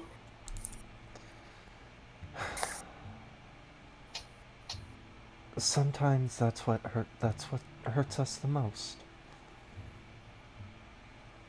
And if it's really bothering you that he's not talking to you, then you go and talk to him.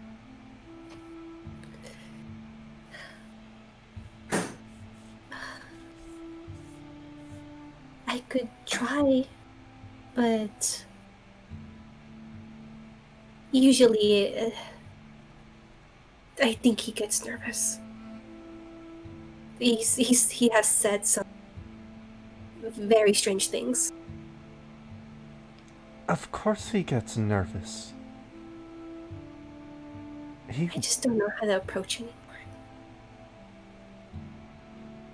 anymore. Just approach him. Literally, just walk up to him and start talking. Talk about nonsense if you have to. That's not... I've never done that before.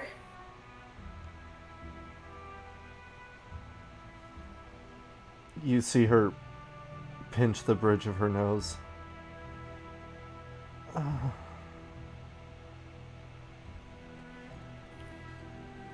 And she looks over at she looks over at Unok. It's not like I'm one to talk. But you really do need to talk to him. So was I wrong just trying to give him space? Too much space can be worse than smothering.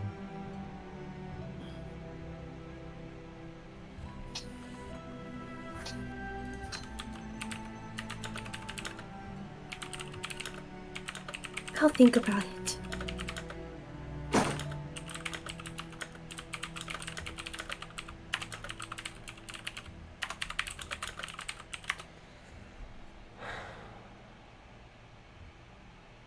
Don't think. Do.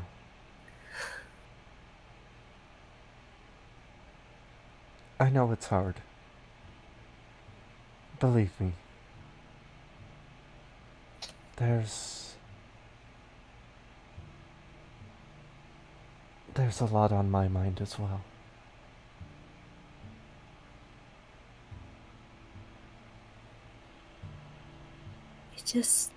I suppose our customs are very different.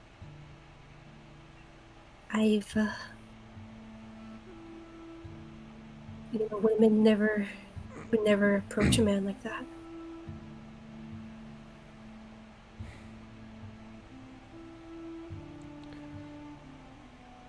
Customs mean nothing when you care about someone.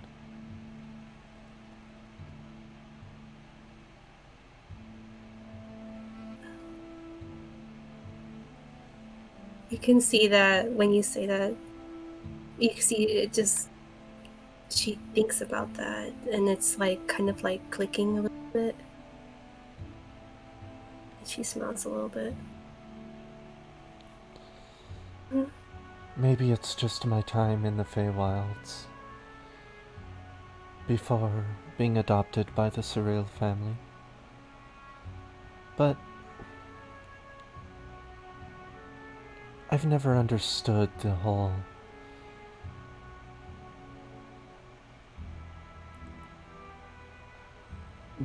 men have to approach first concept.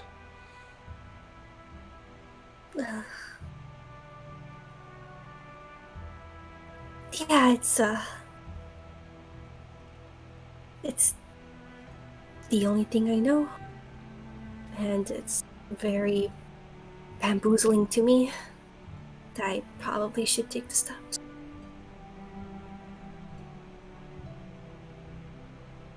Aldi gives her a soft smile.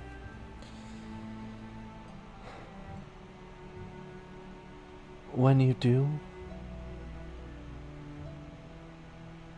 I'll be there to support you. And both of you.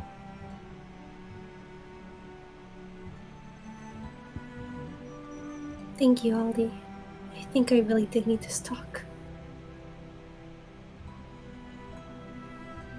Aldi gets a little closer and gives her a gentle hug. Now, go get some sleep. I'm feeling really tired now. She hugs her back.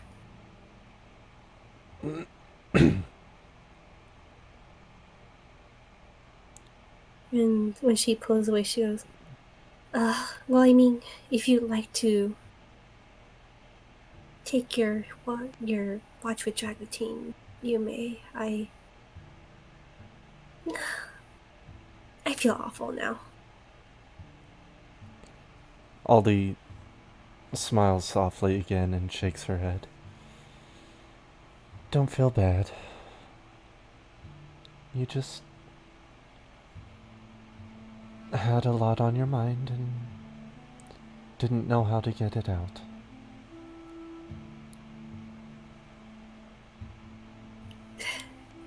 It's very funny. I'm usually more collected.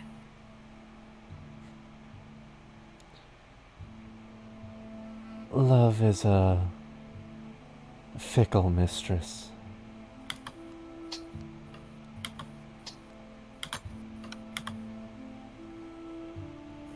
She sees a small blush, very small tint. Aldi gets up and starts pushing Anna towards Moontail. Wait, what? Go to sleep. Don't worry, I'll wake Dragotine up so you don't have to lay with him. That's not what I was thinking about. Just...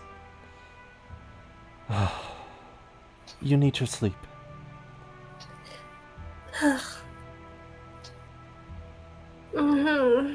She's just gonna let Aldi push her. Once they're both at Moontail, Aldi gently wakes up Dragotine.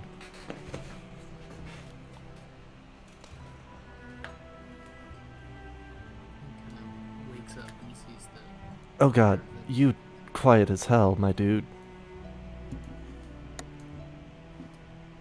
about now. Better, but I have you at Better. 200% now.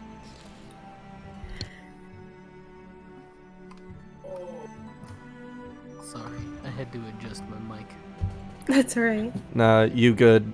I've got the music bot louder than I normally would. Andy. I guess I broke my mic apparently. Oof.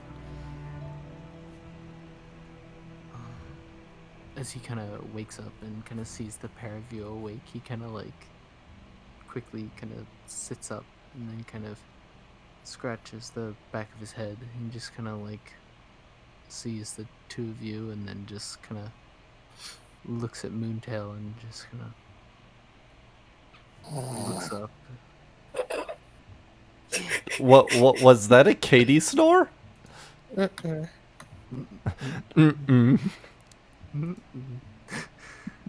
And just kind of looks at Anna and just says, I'm sorry you had been sleeping with Moontail. I apologize.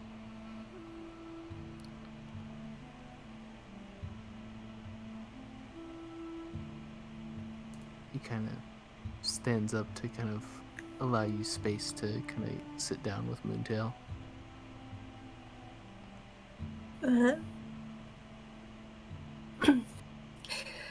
Thank you. She's like straightened up and just like composed herself. She's like, thank you very much. He kind of like nods his head. My pleasure. She nods her head at him, and then she steps close to Moontail. I forgot to mention, when Aldi's linking with Katie Cat, her eyes are pure white. Not the glowy silver of when Yami is speaking, but just pure white, no color at all. Gotcha. Ooh. Okay, so she steps close to Moontail, and she looks back at Dragotine and Aldi. Have a good night. You as well. And don't do this again. She gives her like a sorry type of smile, and then she gets down until she cuddles with her. She just closes her eyes to go.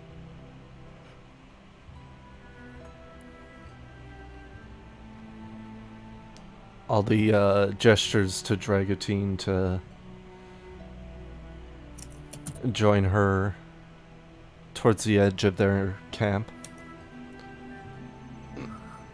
He kind of follows her over and kind of steals a couple glances back towards Moontail and Anna as he kind of moves across the camp. As they kind of get to the other side, he kind of looks up at the sky and the stars where the moon is at. He kind of tilts his head to the side and just says,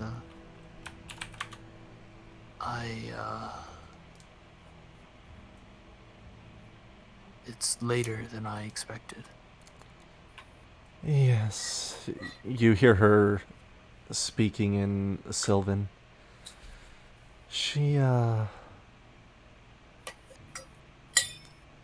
a lot on her mind that kept her from sleeping and also made her choose not to wake you up when she was supposed to. He kind of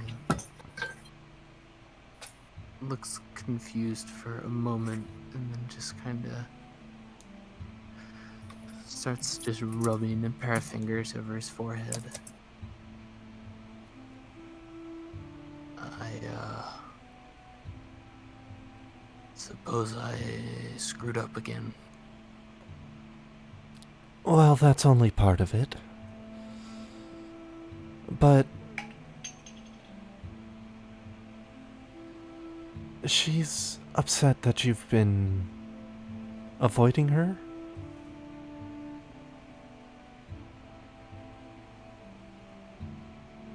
He kind of lets out a long sigh. It was not my intention to avoid her so much as to try to avoid what I perceive to be more touchy subjects.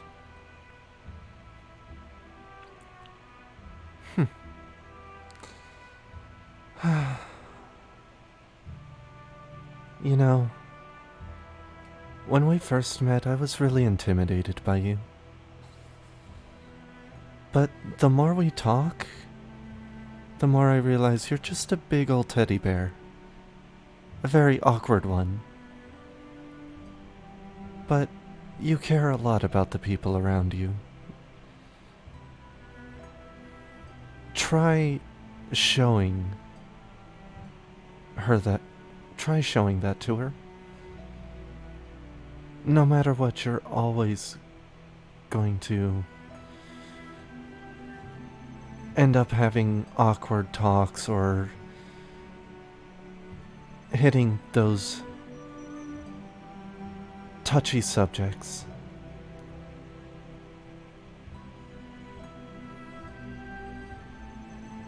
But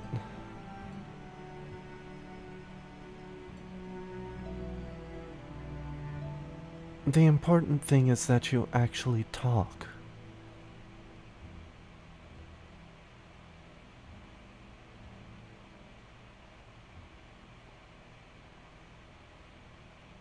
He kind of sighs.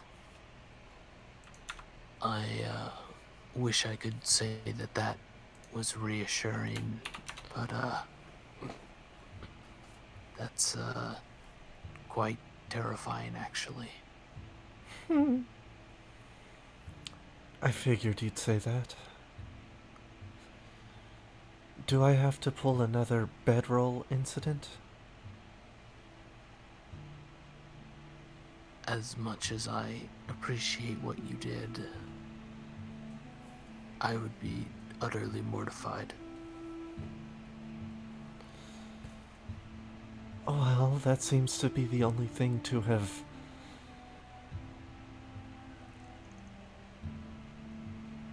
caused any progress to be had so far.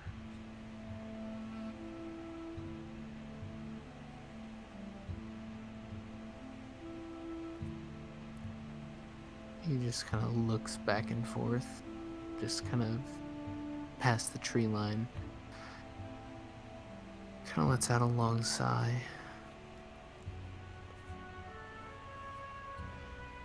I'm simply not sure how to begin a conversation on such a topic. Is it not improper to initiate by being so blunt? Would it be wrong to say that I wish to speak about the imperfections of my actions and social inadequacies? Honestly, as stupid as you may think that sounds, that would be a great first step. I believe she would appreciate your forwardness in that regard.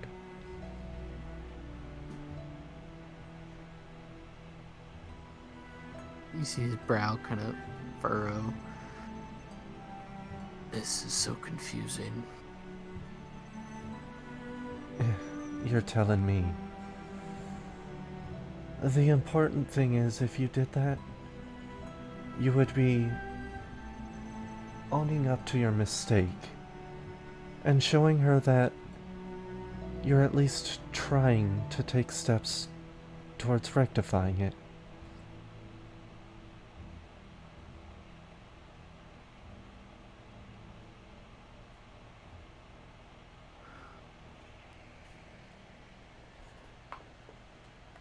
I suppose you're right.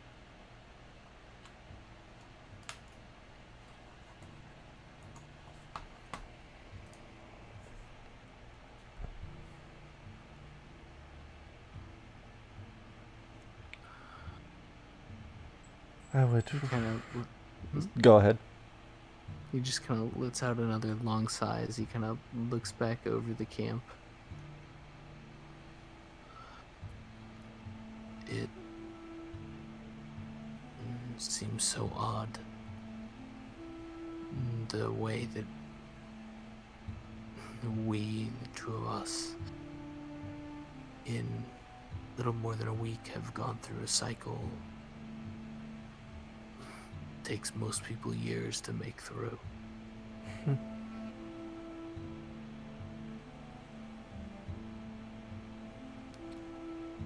Wait, you're talking about Dragutine and Aldi, or?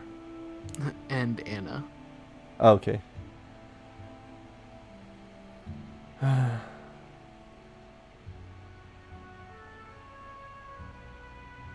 Life is strange that way. I guess sometimes you click more with others.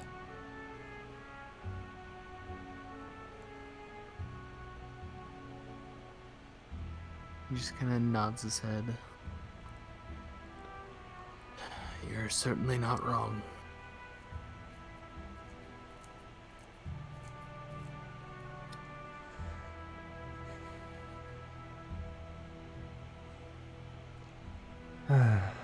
Anyway, enough of the touchy-feely stuff. Tell me more about your tribe. Is there anyone that I remind you of? He kind of chuckles for a moment. Kind of, you see him open his mouth and then kind of close it. And kind of looks at you. And you see him kind of squint. Are you trying to trick me into saying something I shouldn't? Oh, right, I did tell you to never tell a woman that you remind them of someone. In my case, it's okay. First of all, because I've asked you. And second, because I'm not interested in you in the way that Anna is.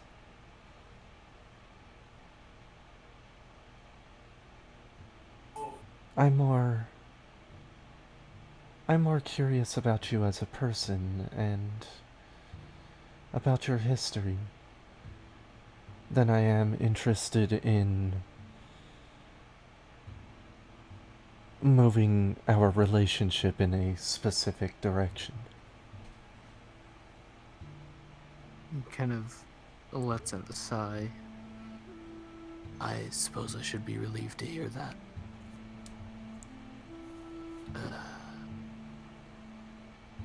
As far as your question goes, yes, you remind me very strongly of my daughter, or the one who I consider to be that.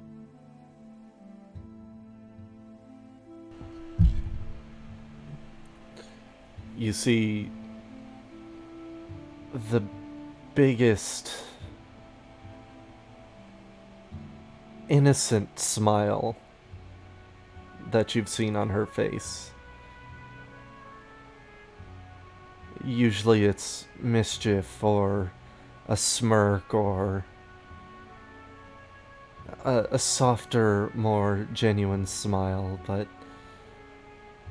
this one's almost childlike in nature.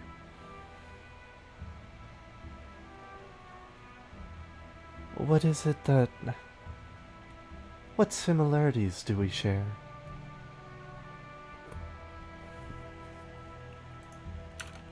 You see his brows kind of go up as he kind of just leans back and kind of exhales deeply. For starters, you're both tricksters, pranksters. You both have a excitement, a sort of fire of sorts, very unique.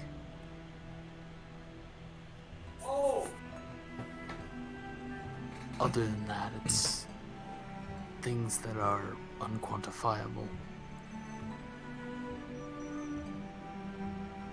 Things such as... He kind of tilts his head to the side. I suppose, such as the way that we speak to each other, or the nature of how we interact. A certain level of trust, I suppose.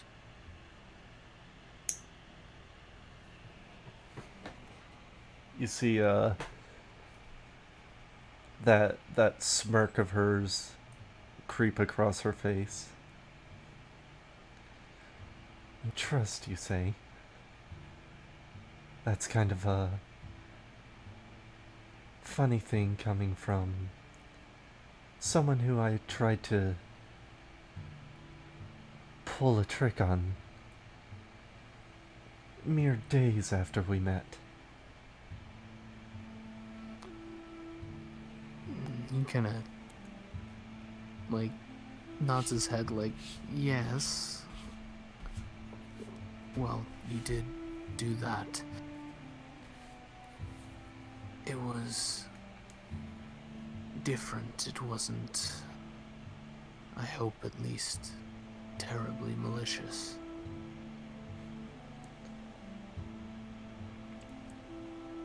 No, at least not intentionally. I still struggle with the morals of this plane.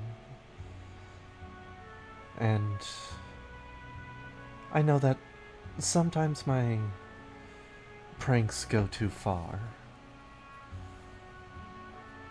But except when dealing with someone who deserves it, I generally do not intend any harm with them. He kind of sighs. For reference, the first time I met Nufei, she stole half of my clothing when I left to get cleaned up at the end of the day. So your prank was minor and slower than hers.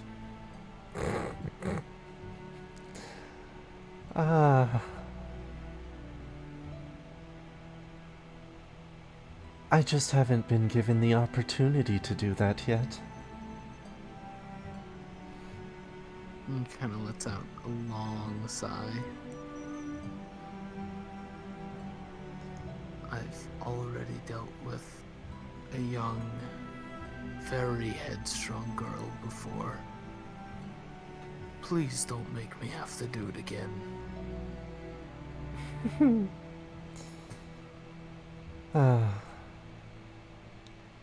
That explains why I thought you were so boring the first time I tried to joke around with you. Having dealt with someone like me before, you knew exactly how to temper the flame.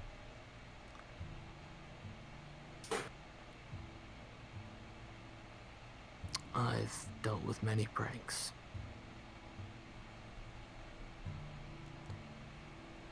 What was her name?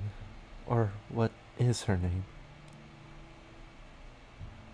Her name is New Faye.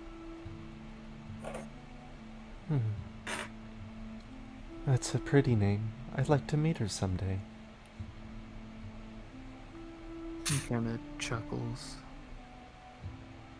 I'm sure if you joined me, you'd get the chance, but I understand your sister comes first.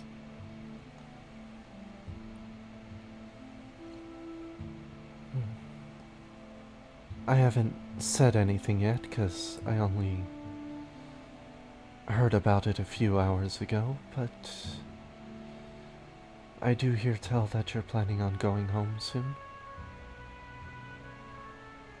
Kind of gestures towards the bracelet, which he has kind of moved down his arm and is now kind of loosely jangling around his wrist, even though it still appears to be kind of warm. It doesn't seem to be burning his skin anymore. He kind of gestures to it and says, I was told when this lights up by Thali to return. I'm just doing that. She frowns a little bit. So it means there's trouble back home? That's what I was told, yes.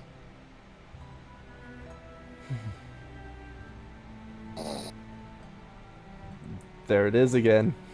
Oh my gosh. Well,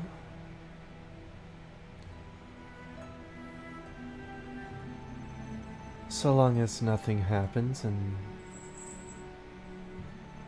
we all make it back to Valrock safely, maybe my sister and I can join you. He kind of smiles. I would certainly enjoy that. And before I forget, while we are on the topic of your sister,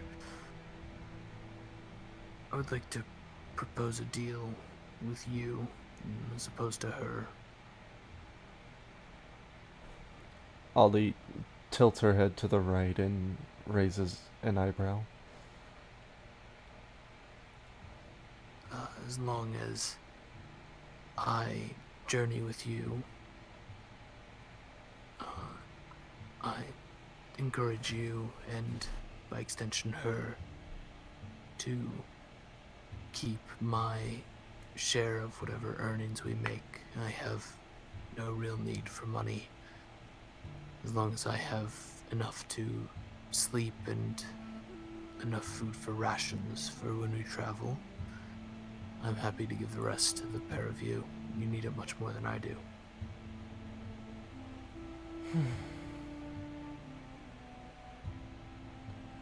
Well, I can understand why you came to me instead of her.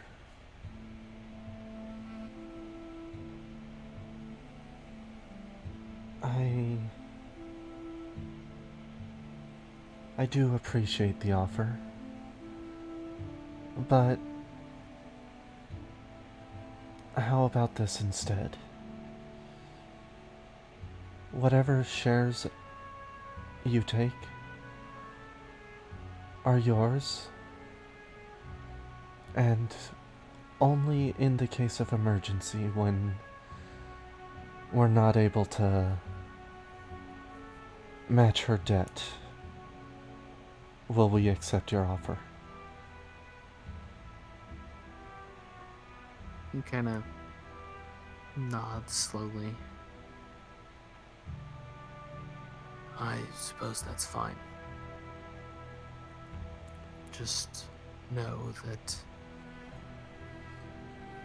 I'm more than happy to part with some of my coin for all of you. Holds little value to me anyway. She smiles softly again. I do appreciate it, and I know that when the time comes, she will as well. But... God damn it. Save it for feeding yourself in Moontail for the time being. And for maintaining your weaponry until such time that we do need it.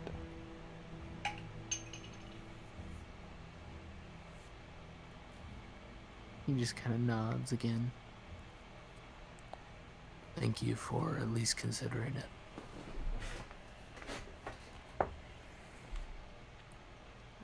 Speaking of which, we do have to discuss with everyone how we're splitting the gold we got in Springkeep.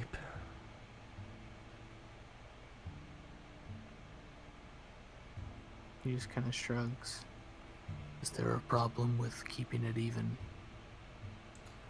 I have no problem with it. In fact, I think it's only fair. But we know certain people in certain situations. And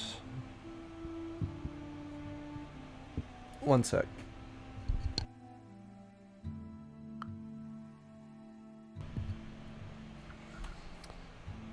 Other people, she glances over at Unok, claim to only be in it for the money.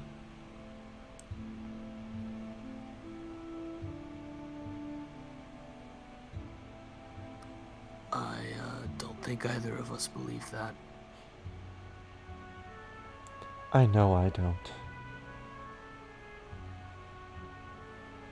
Even if the people who are coming after us want me to believe otherwise.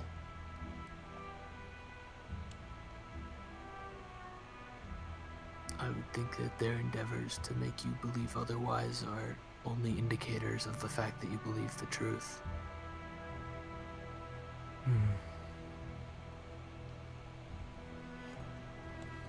I just hope that my actions yesterday will stick with him and show him that I won't be giving up on him.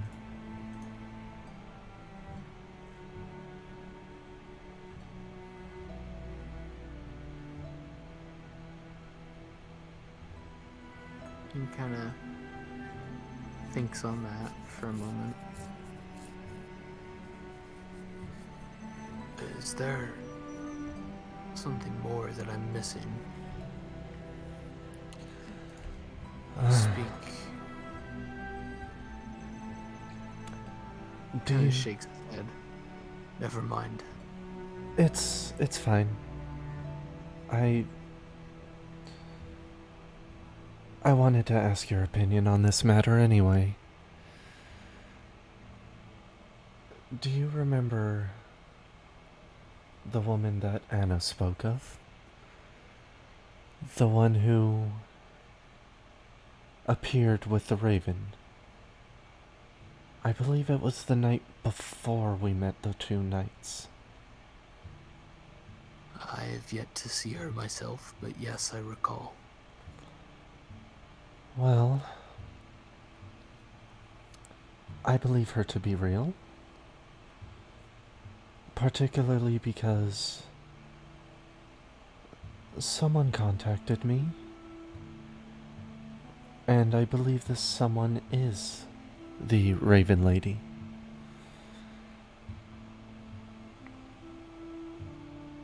When she first contacted me, she asked me if I believed that he would stay with us. To which I simply responded, I would like for him to. And as I responded, a single raven's feather fell at my feet. I held on to that feather, and the next chance I had to speak with Unak alone, I told him about the interaction. And rather than digging deeper into it and trying to find out more, to find out if he truly is connected to these people, I burned the feather in front of him. When you say that, Dragoutine's jaw just kind of drops open.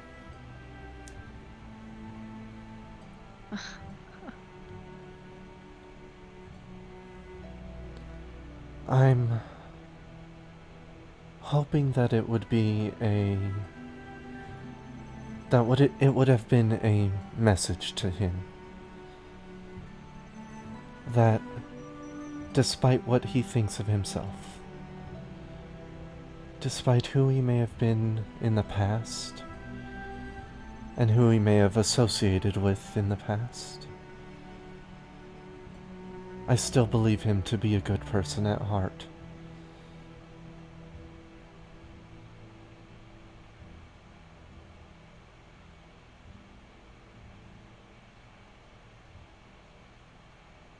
He kind of nods slowly.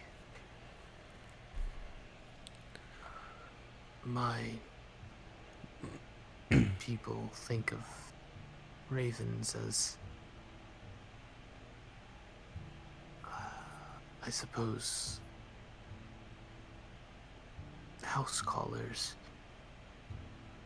The word doesn't translate, but they are those that have formed houses, families, lines, lineages.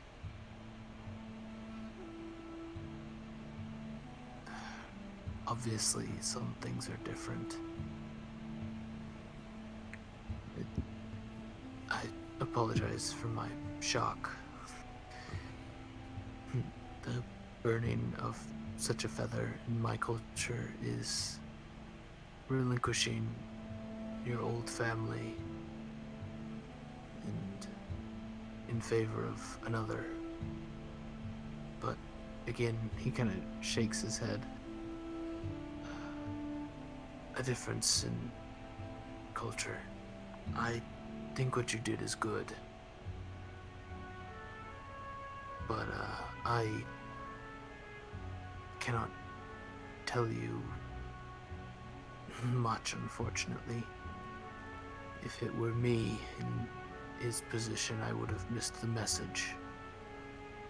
As I'm sure you could understand.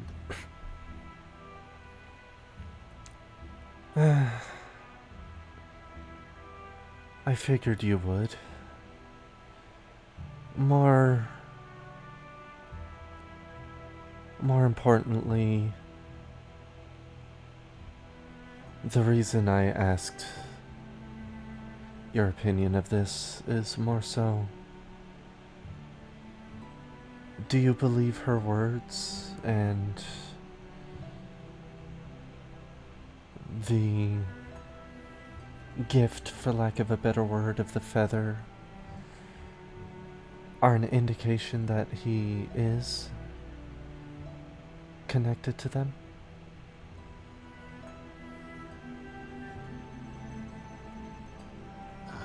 Belief in her words is not something that I could give you with either direction. I think in a lot of ways it would be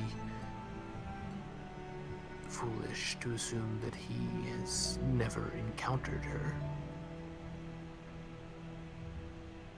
He knew what she was looking for, some of her tactics and strategies. The level of involvement you suspect is your own decision, though. I personally believe it would be foolish to assume that he has not at least seen her before.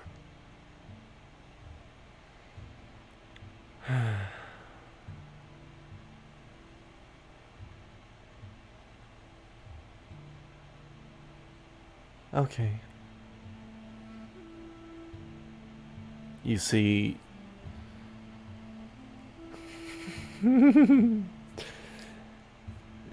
you see,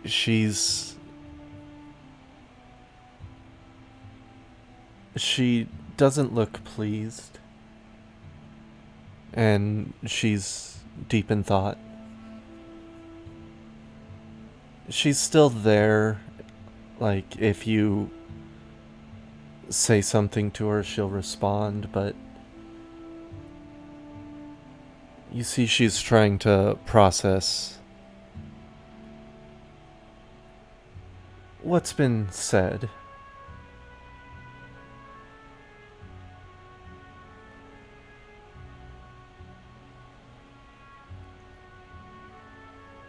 Dragotine just kind of gives her time and space.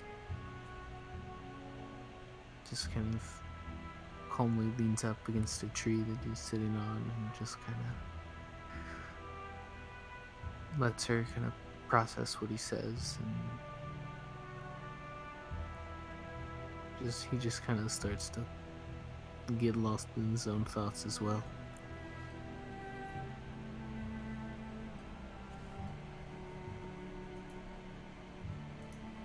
Is Katie awake? That's a negative. Yep.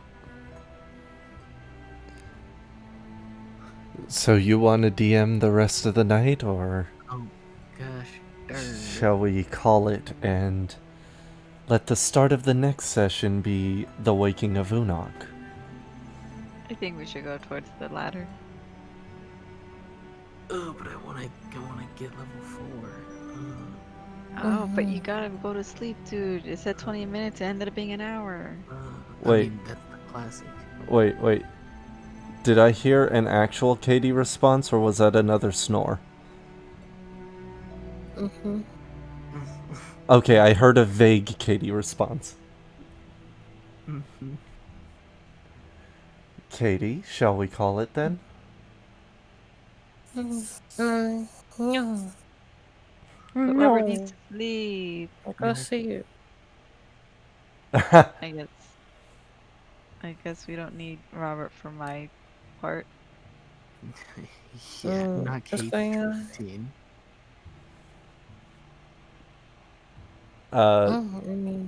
I mean, Anna and Aldi had a very long and deep talk. Aldi and Dragotine had a very long and deep talk. Blech. Talk. That's Unok's job. Shut up, ho. Yes, ma'am. Sir. Oh no, you were right the first time.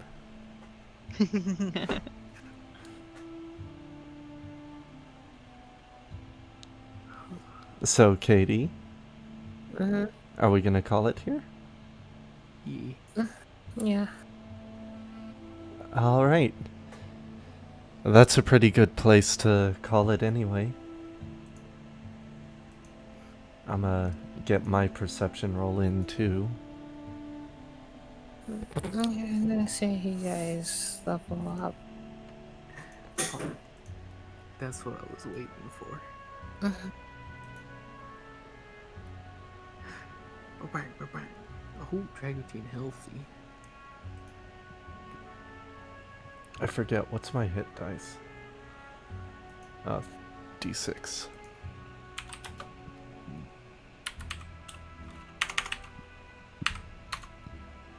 Hey! Thanks.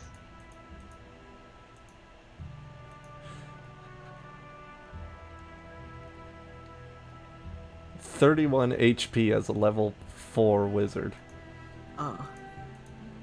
I see. I'm sorry, 34. I see you exist in the under 50 crew as well. Yes, I do exist in the under 50 crew, but I think I'm even with that 8 that Annabella just rolled. I think I'm still ahead. How much do you have? 34. No, you're above Moontail now. Ah! Moontail low rolled a 2.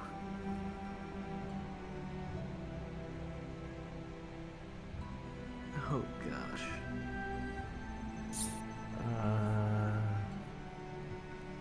Oh wait, never Ooh. mind. Ooh. You're tied with Moontail, because Moontail gets an ASI too.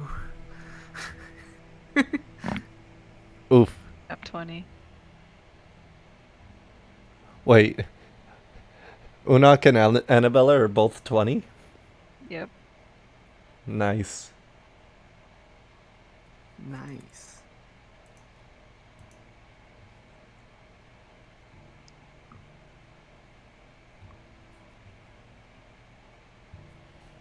I am looking for... I could do an ASI, but I'm looking for a certain feat.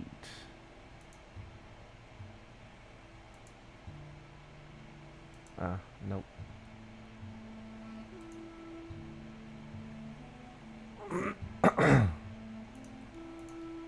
I don't need that.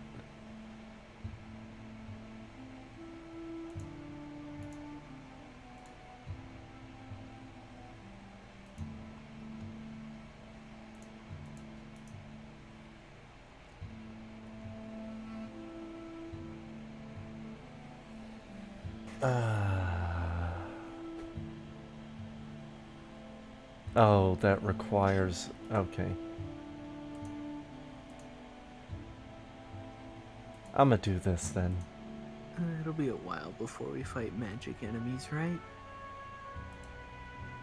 I don't need Mage Slayer. Negative. She is out. I don't need Mage Slayer. We'll take Sentinel instead.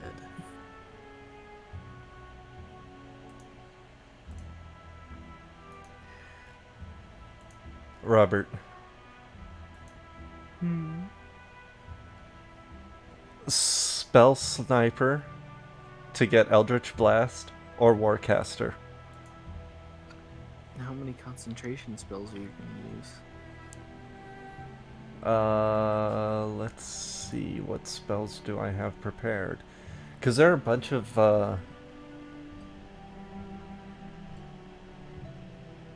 I would love to run both Witch Bolt and Enlarge Reduce.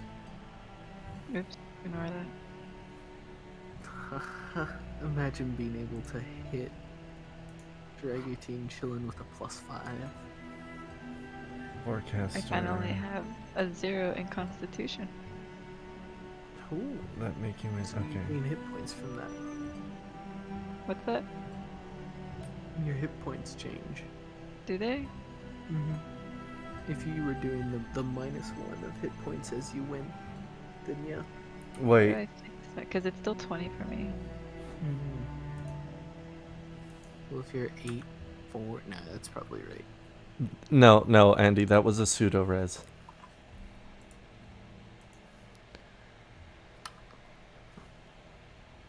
Wait, how come you asked how many, Oh, okay, never mind. Yeah. Okay, I'm gonna go with Warcaster. It's good. Yeah, because I read through the whole thing, and I'm like, wait, I could use both my claws and cast spells? Also, the ability to, like, attack of opportunity with the spell is really good. Ah, I can learn a new cantrip. Gross. Where is it? Spellcasters at level 4. I get all this cool stuff. New spells, cantrips, an ASI, maybe a feat. Martial classes at level 4. Sword go burr. Sword go burr. Okay, so my rolled HP is 20, and my Constitution is at least 0 now. Huzzah. Why is my health still 20 though? Because you're positive mod. Did you roll for health? I got 4.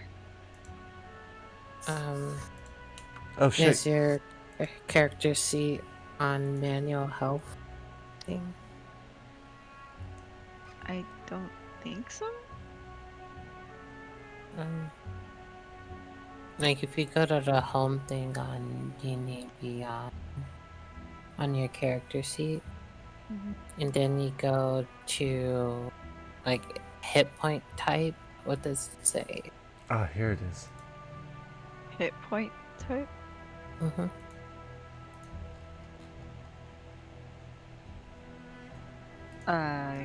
Okay, say that one more time.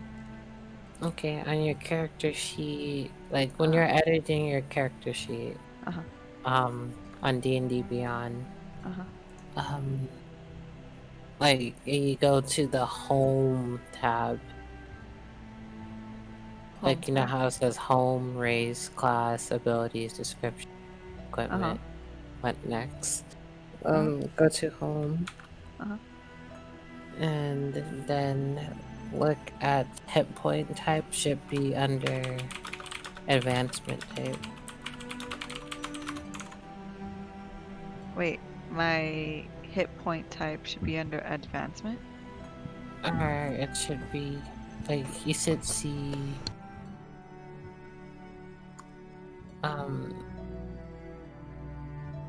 for to see this.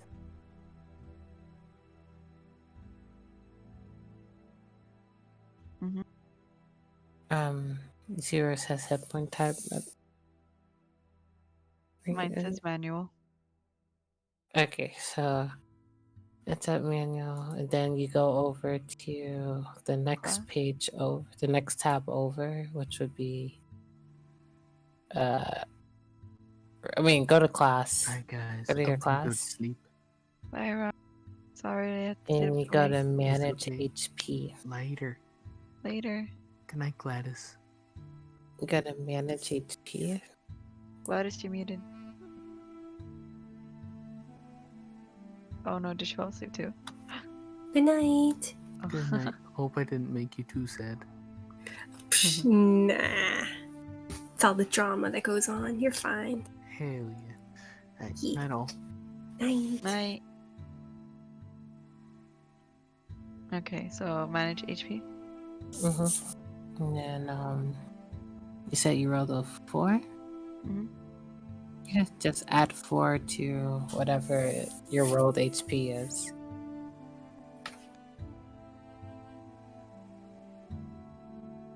I think I did it because my rolled HP had 20 on it.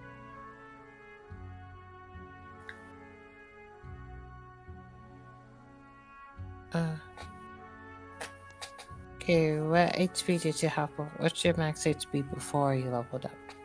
Before I leveled up, I was at 16.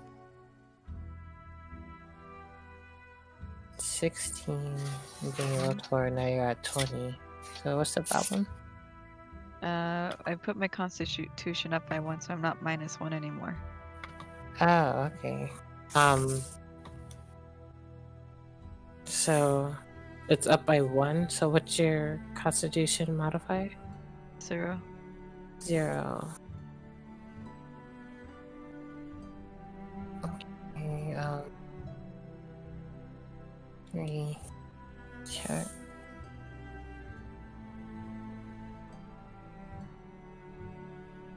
Vaskerheim. Unu.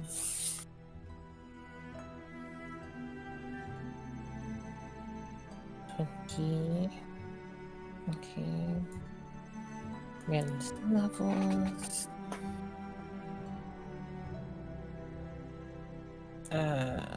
Ability score. Constitution plus 10.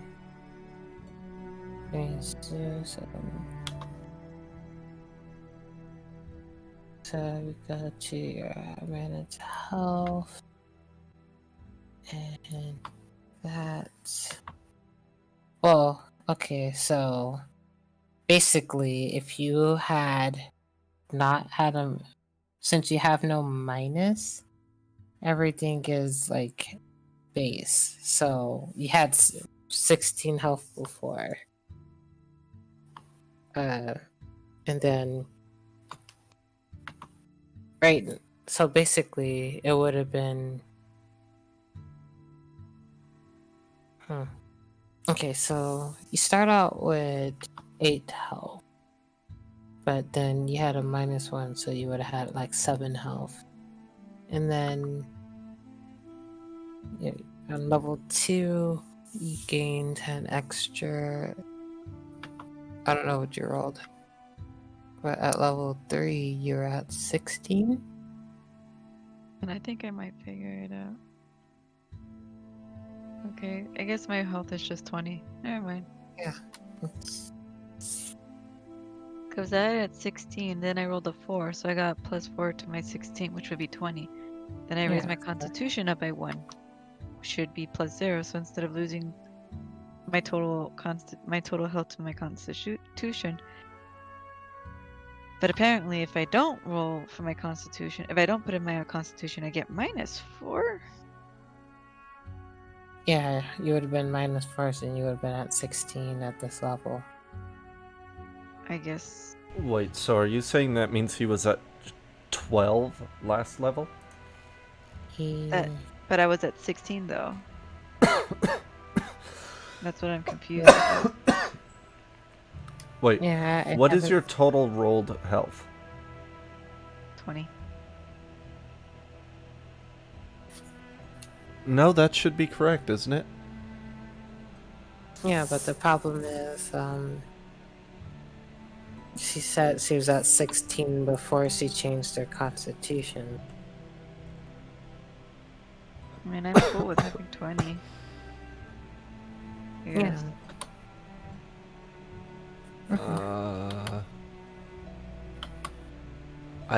I don't know then. Yeah, because I wasn't messing with anything. I rolled 16 and I had 16.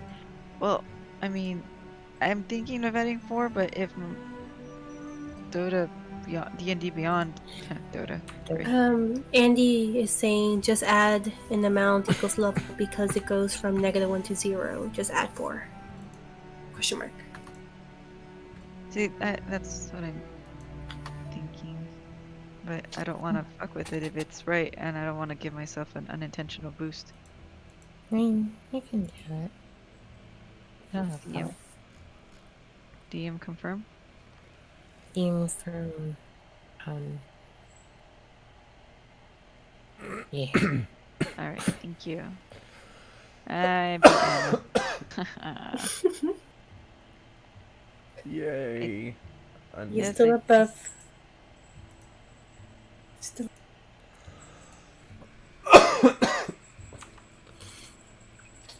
Oh, trust me, Unok needs that additional goblin smack. One more goblin smack. Man, y'all are communicating like a good team. This is fucking me up. Sexy.